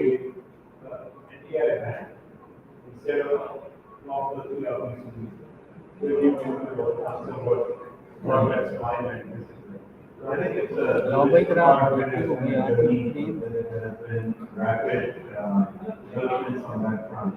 Right now, we're in the middle of the January, and what we see as an example is, I see this happening in the next instead of you something processes and the machine having work on this for you on a daily basis, with your ERP system linked to the POS system. And those POS systems and your ERP will go into the machine, and it will look at your inventory levels, your capacities, your ability to produce those products, and will generate daily work orders for you, which will be much more efficient than human writing. Also, I see transparency in cost sheets, open cost sheets, where if you agree with the customer on a margin, that these will automatically be stabilized and balanced in a fair way. But I think to do all this, you need a special relationship with the customer where you mean something to each other. And where there's a special bond where you can open yourself up to those transparencies that digitization brings. Anyway, that will just go we're at this cross point where we're talking about flexibility in product, we're talking about flexibility in manufacturing, with the small size, and then we're also talking about the basics on which we can actually benefit along with the sustainability and recycling that we have. I would just like to close the session for around 20 minutes, gentlemen. I believe we don't have time for any questions right now. So, thank you very much. The organizers are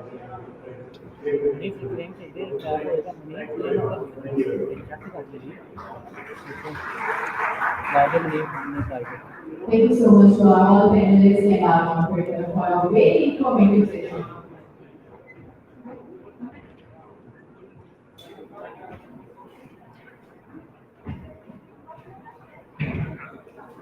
Before moving forward, I would like to welcome our second chief guest, the gorgeous Miss Christian K. Hawkins, United States Consul General to Lahore.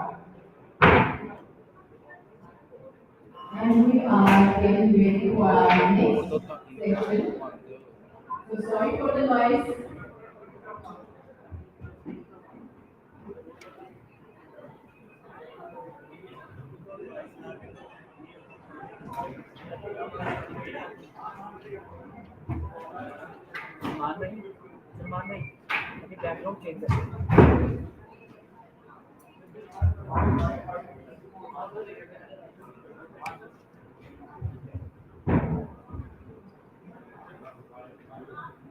यार इसमें ये live आ रहा है सही है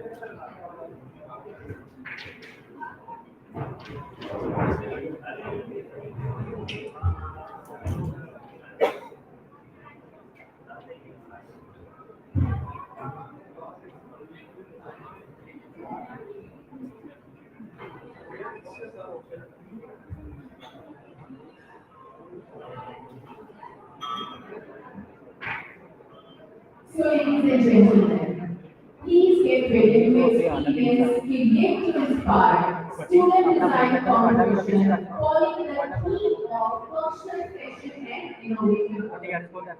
And now it's time to witness the design of our young students who want to walk from the top 10 universities. So I would like to know to our students, are you guys ready? So, the first university is BNU. Students from BNU, you can start the rank walk.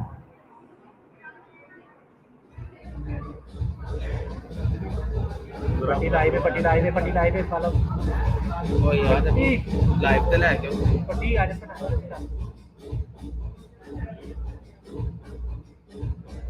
Follow अपना सनी भाई follow करना है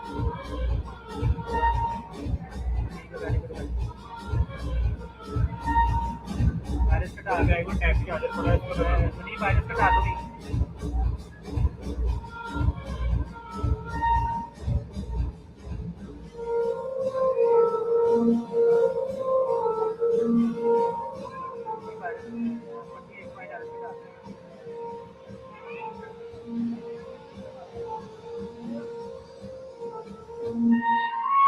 follow ने करो ना यार पीछे करना पड़ेगा क्योंकि पीछे ला यार पीछे करना यार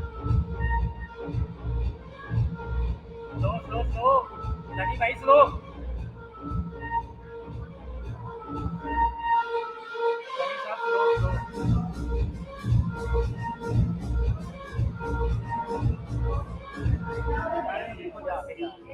सनी साहब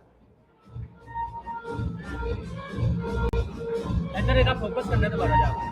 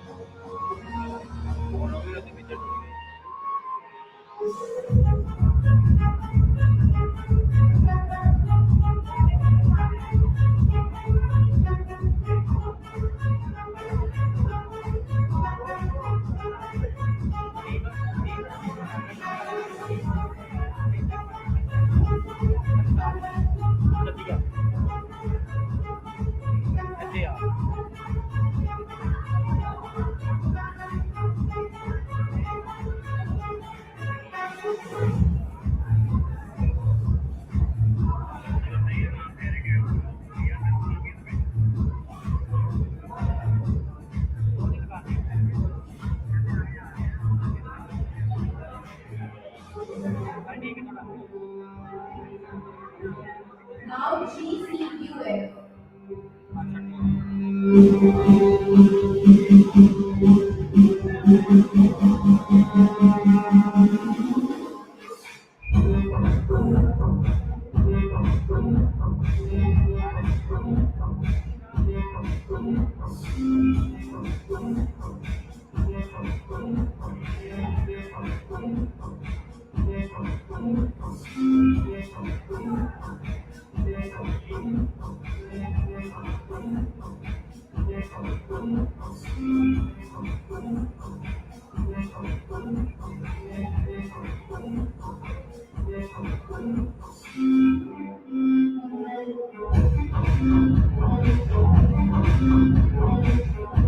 Now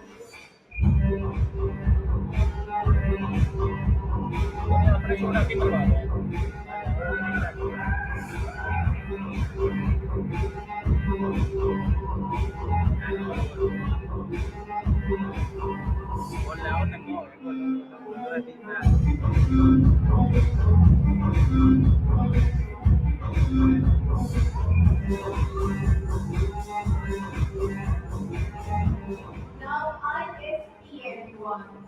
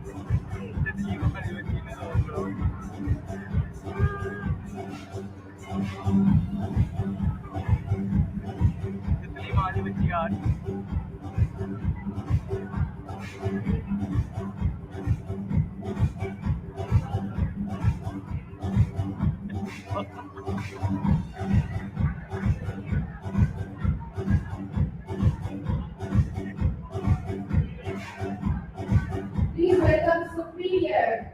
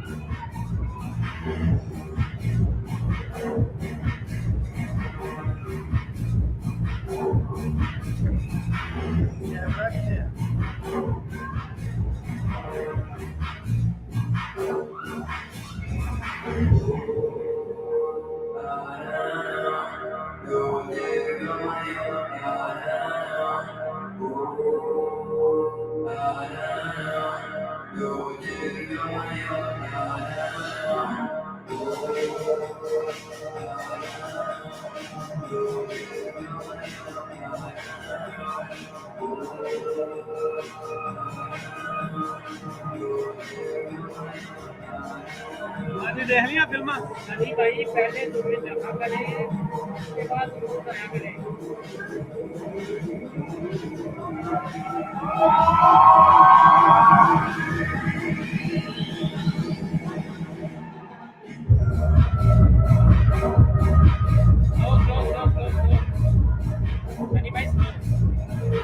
साड़ी अपनी यूनिवर्सिटी के बंदे ने तेरे हार में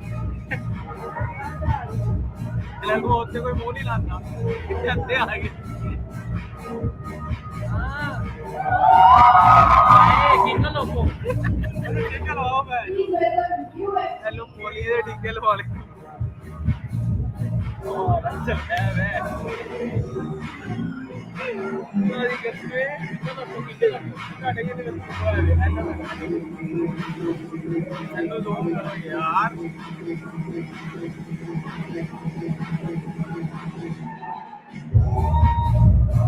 अरे भाई तुम जाओ पहले ओके तो तुम उठा ना ऐसे ही हाँ ऐसे ही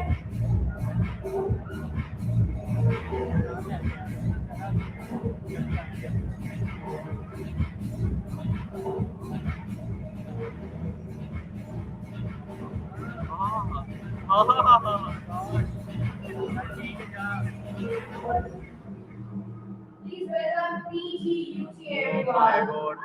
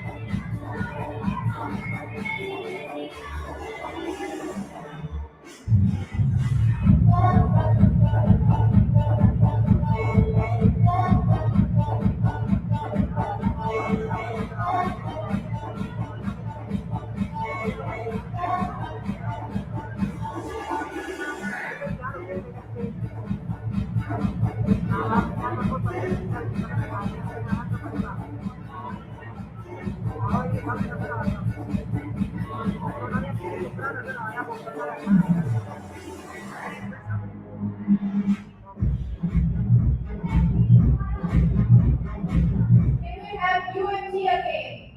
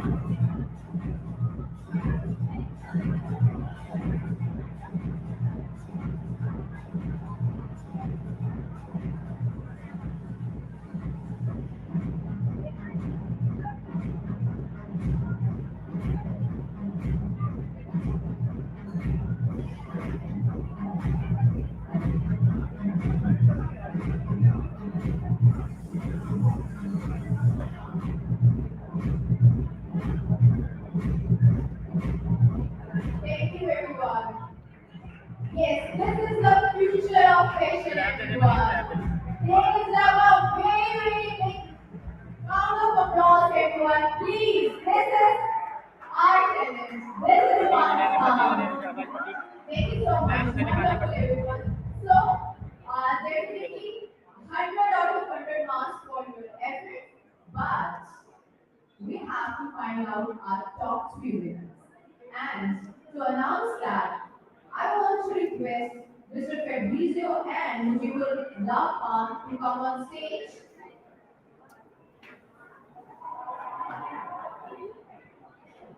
And Mr. William as well to join us on stage.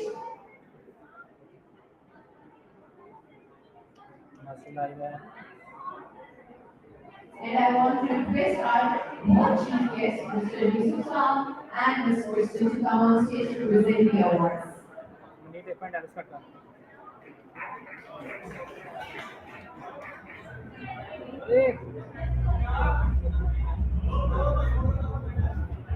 And to the audience, please don't stop clapping for our talent.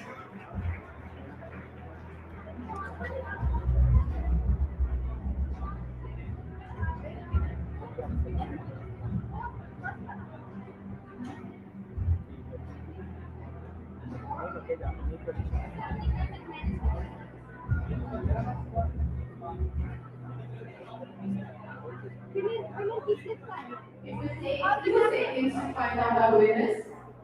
So stay with us.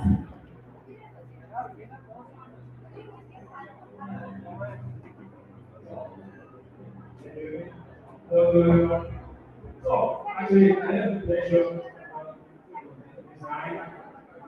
to announce the winners. As I said before, all the students has done a fantastic job. I think Pakistan has to truly proud of this student. As you have seen, the great work that and I have to say that they are not only great designers, but also great models. So, in one way or the other, I think you have a bright future in front of you. Keep doing what you have started to do, what you have done, and okay, if you believe on the end is fine or not, it's not the end of the world. And then you have to do, you have to take a decision, and okay, we took the decision, and now I'm about to announce the third place, which is Aruna Khan from the ISP University.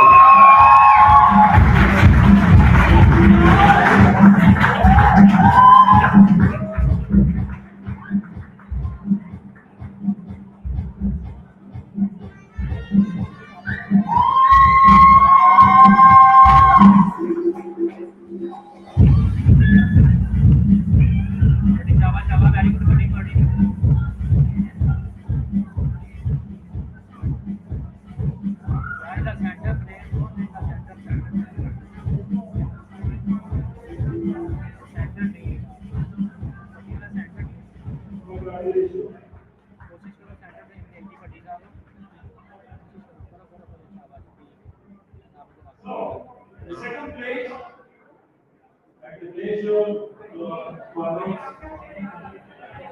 Kavish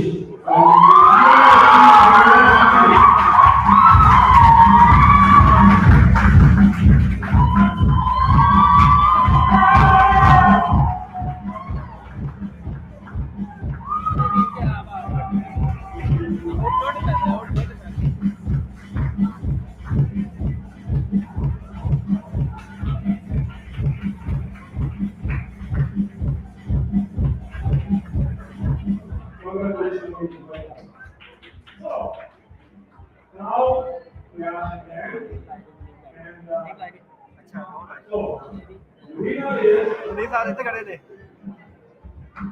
Fatima Shakir from the University of Seattle.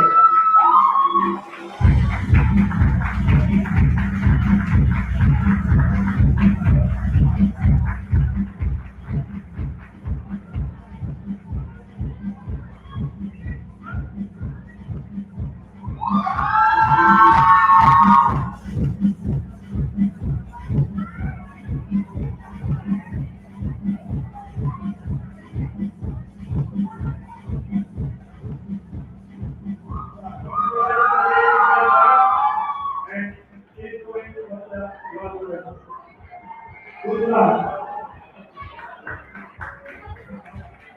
सही तो नाम मिला लेना यार तेरे shirt का मैं कहता नहीं है call Appreciation award for Yusuf मैं कहता मैं ना वाला कर टीपू भाई ने काम रुक गया आ गया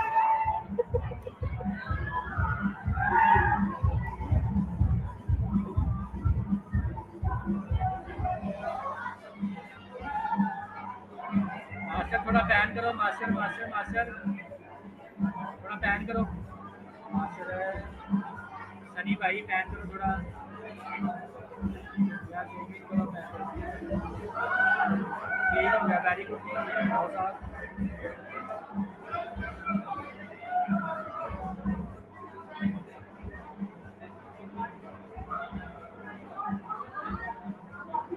Now can I request Mr. Eugene to present appreciation award to Ms. Christian?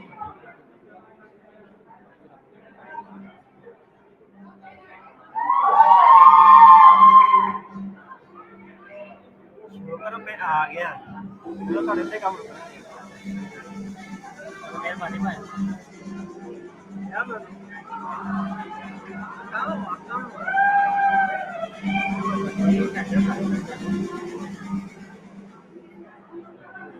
बाबा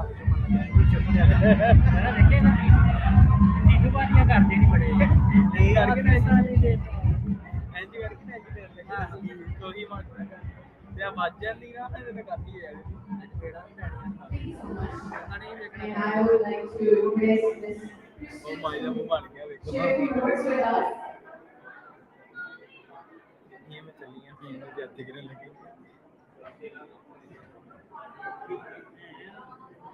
यार ज्यादा इवेंट रोज नहीं And होता thank you so much. Mr. Fabrizio, Mr. William, and Mr. Moody. Thank you so much.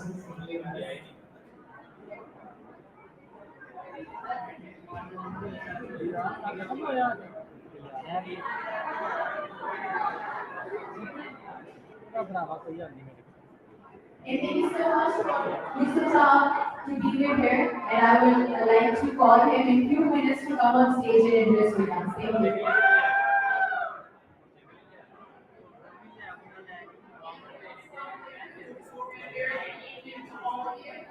It is such a pleasure to be here today alongside so many distinguished guests, like the Senate Chairman and all of our industry representatives who are here today.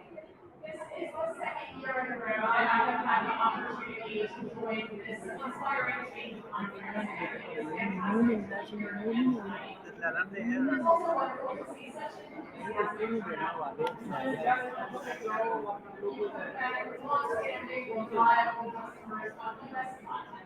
And we are extremely grateful for your continued Of course, I am also delighted to welcome you today on your organization of I know it is a United States. So to extend my deep appreciation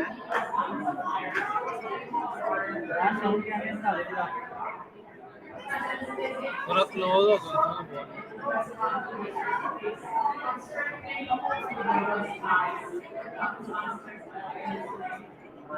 Now, as everyone in this room already knows, the U.S. Pakistani Textile Nexus is at the foundation of our bilateral trading relationship.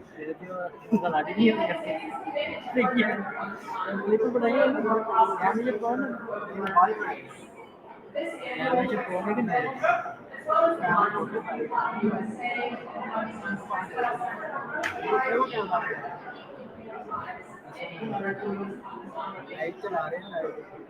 the United States and Pakistan also share the common goal of supporting innovation in Pakistan's economy and all of you here today are making that happen. Amazing designs we just saw. Now, cotton remains the top U.S. export to Pakistan, and textile products, many of our cotton makes are Pakistan's largest export to the United States. Creativity and entrepreneurial spirit of individuals gathered here today, along with a strong Pakistani labor force, adds significant value to this important relationship. Given all the challenges in global markets these days, this partnership is truly remarkable. Now, we want to see this continue to grow, and the United States encourages our Pakistani partners to invest in more courses,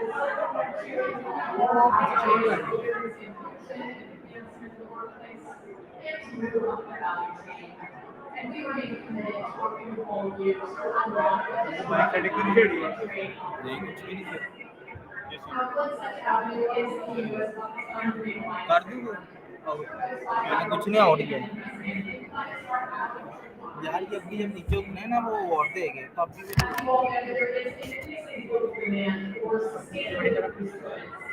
And there is current pressure on for brands and retailers to ensure transparency in how their products, inputs are grown, processed, and transported. The United States will continue to engage with our Pakistani partners on the laptop पे यार साथ exploring opportunities to expand clean energy and effective water management. Now, I'd also like to underscore how the U.S. Cotton Trust Protocol plays a pivotal role by providing science-based, skill-level data and adhering to high environmental and labor standards. मुमकिन है इस बात पर laptop पे जा रही है The U.S. Cotton Trust Protocol is consistent with our shared commitment to आपके लैपटॉप पे जा रही है ये क्लियर आवाज लैपटॉप की है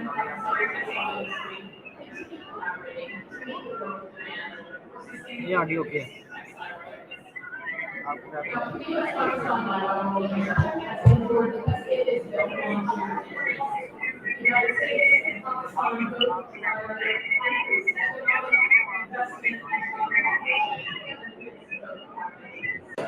And the U.S. Cotton-Pakistani textile collaboration is a shining example of a mutually beneficial partnership.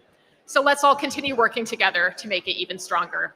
Thank you all so much, and please enjoy the rest of the evening. Thank you so much, Christian. Now, can I request Mr. Yusuf Raza Gilani, Chairman Senate, to come on stage and share a few words with us. Please give him a big hands, everyone.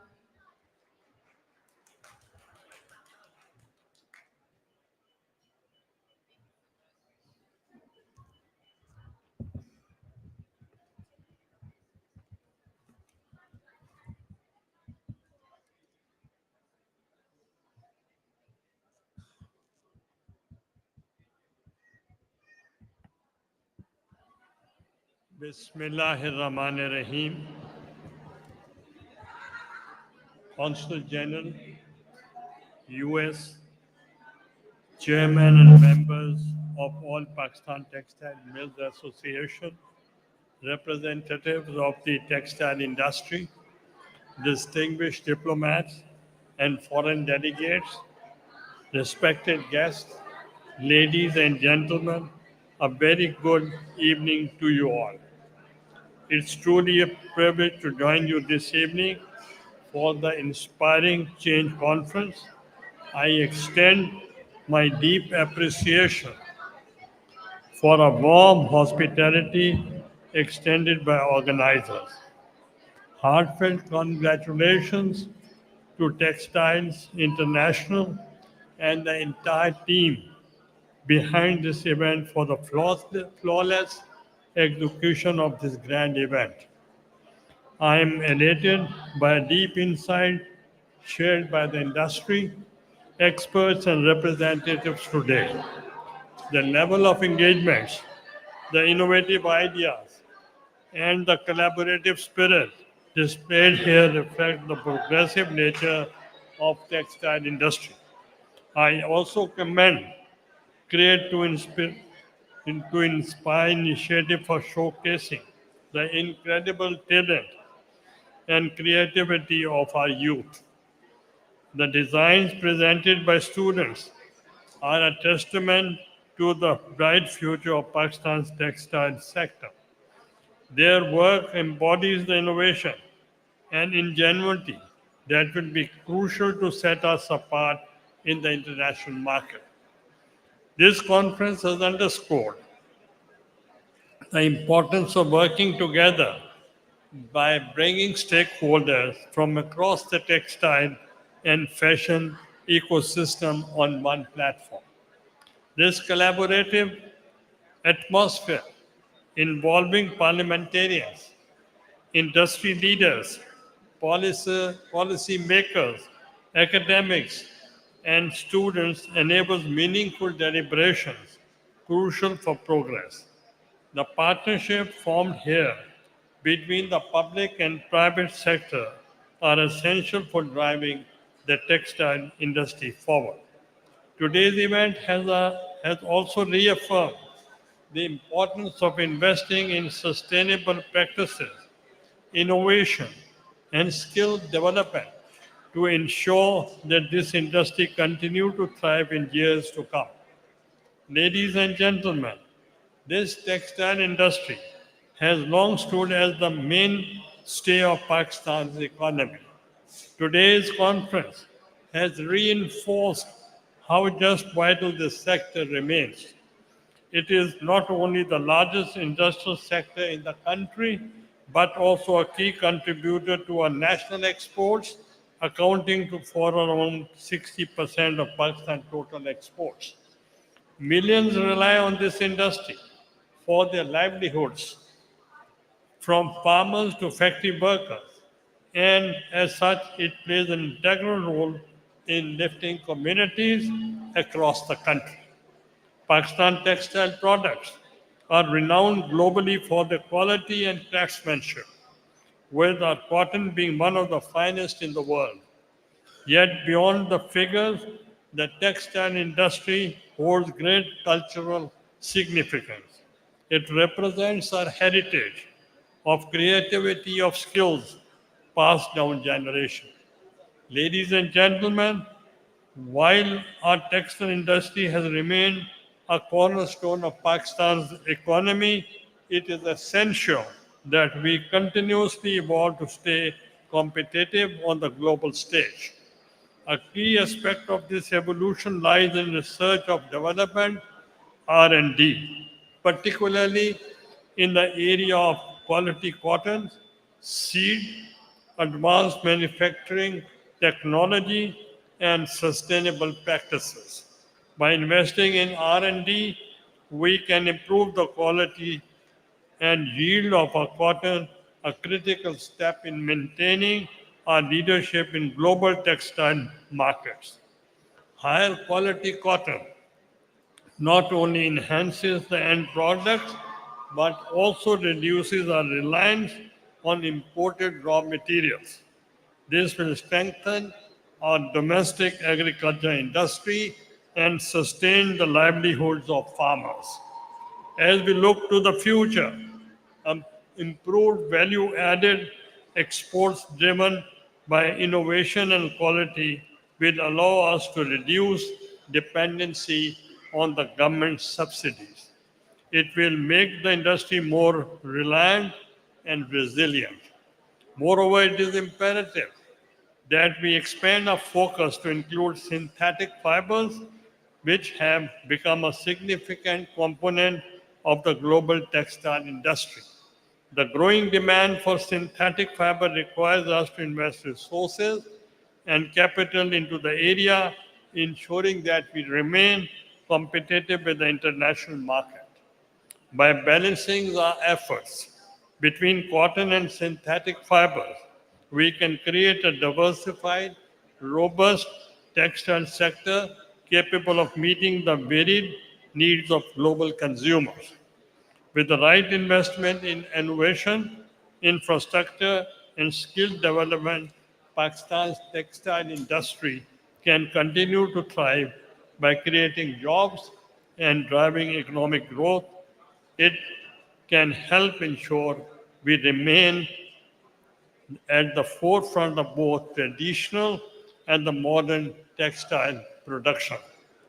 Ladies and gentlemen, the Parliament of Pakistan, especially Senate, has always played a crucial role in fostering growth and innovation across key industries, and textile sector is no exception.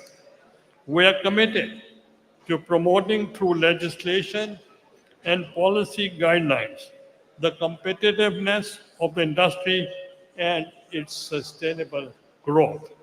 A number of initiatives have been taken to incentivize technological advancements and encourage adoption of eco-financial friendly practices within the textile sector. In sync with the global shift towards sustainability, our textile industry must remain competitive in the increasingly green economy. Public-private partnerships are essential to overcoming the challenges we face, such as fluctuating global demand and economic uncertainties. Ladies and gentlemen, for me, one of the most inspiring highlights of today's event is witnessing the remarkable talent nurtured through the Create to Inspire initiative. This endeavor is providing an important platform for students to experiment, create, and innovate. It is truly heartening to see our next generation rising to the challenge, armed with creativity and a commitment to excellence. As we conclude this inspiring event, I have no doubt that the deliberations and outcomes will help shape a more sustainable and competitive textile industry. On this parting note, I urge everyone to take forward the spirit of collaboration and innovation that has defined in this conference. The future is bright, and it is us to shape. I wish you all the best of luck. Thank you, Pakistan Paindabad. No, madam.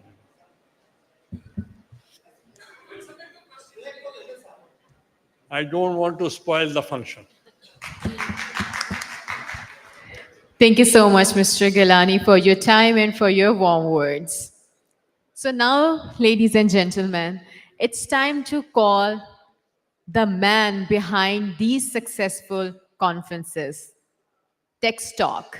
Please welcome Yusuf Farid, everyone.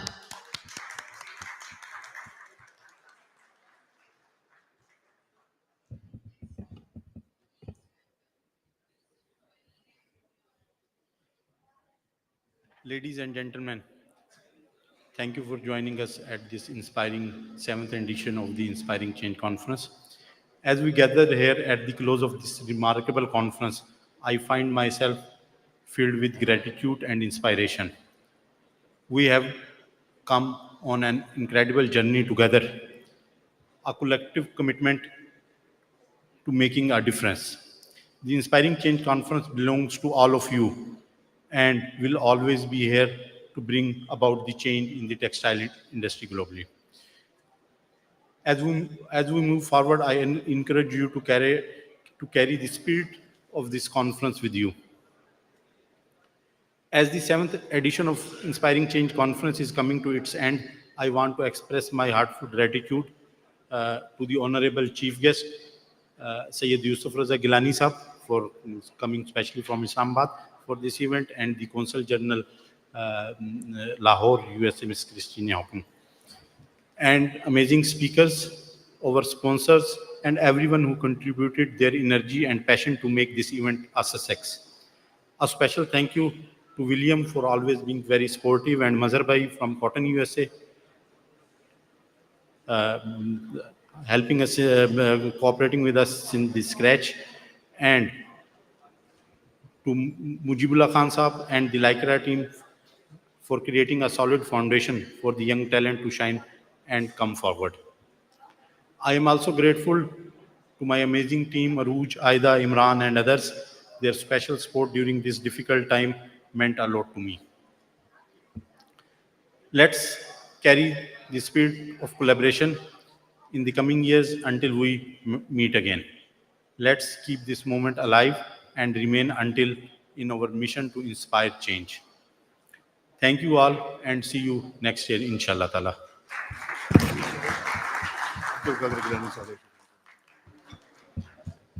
And I'm also very thankful to Abdul Qadir Gilani Sahab, who specially came over there.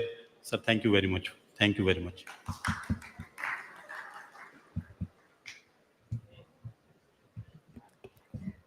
So everyone, let's call it a night. Thank you to each one of you to making this Text Talk a success. Thank you everyone once again, and please join us for the networking dinner.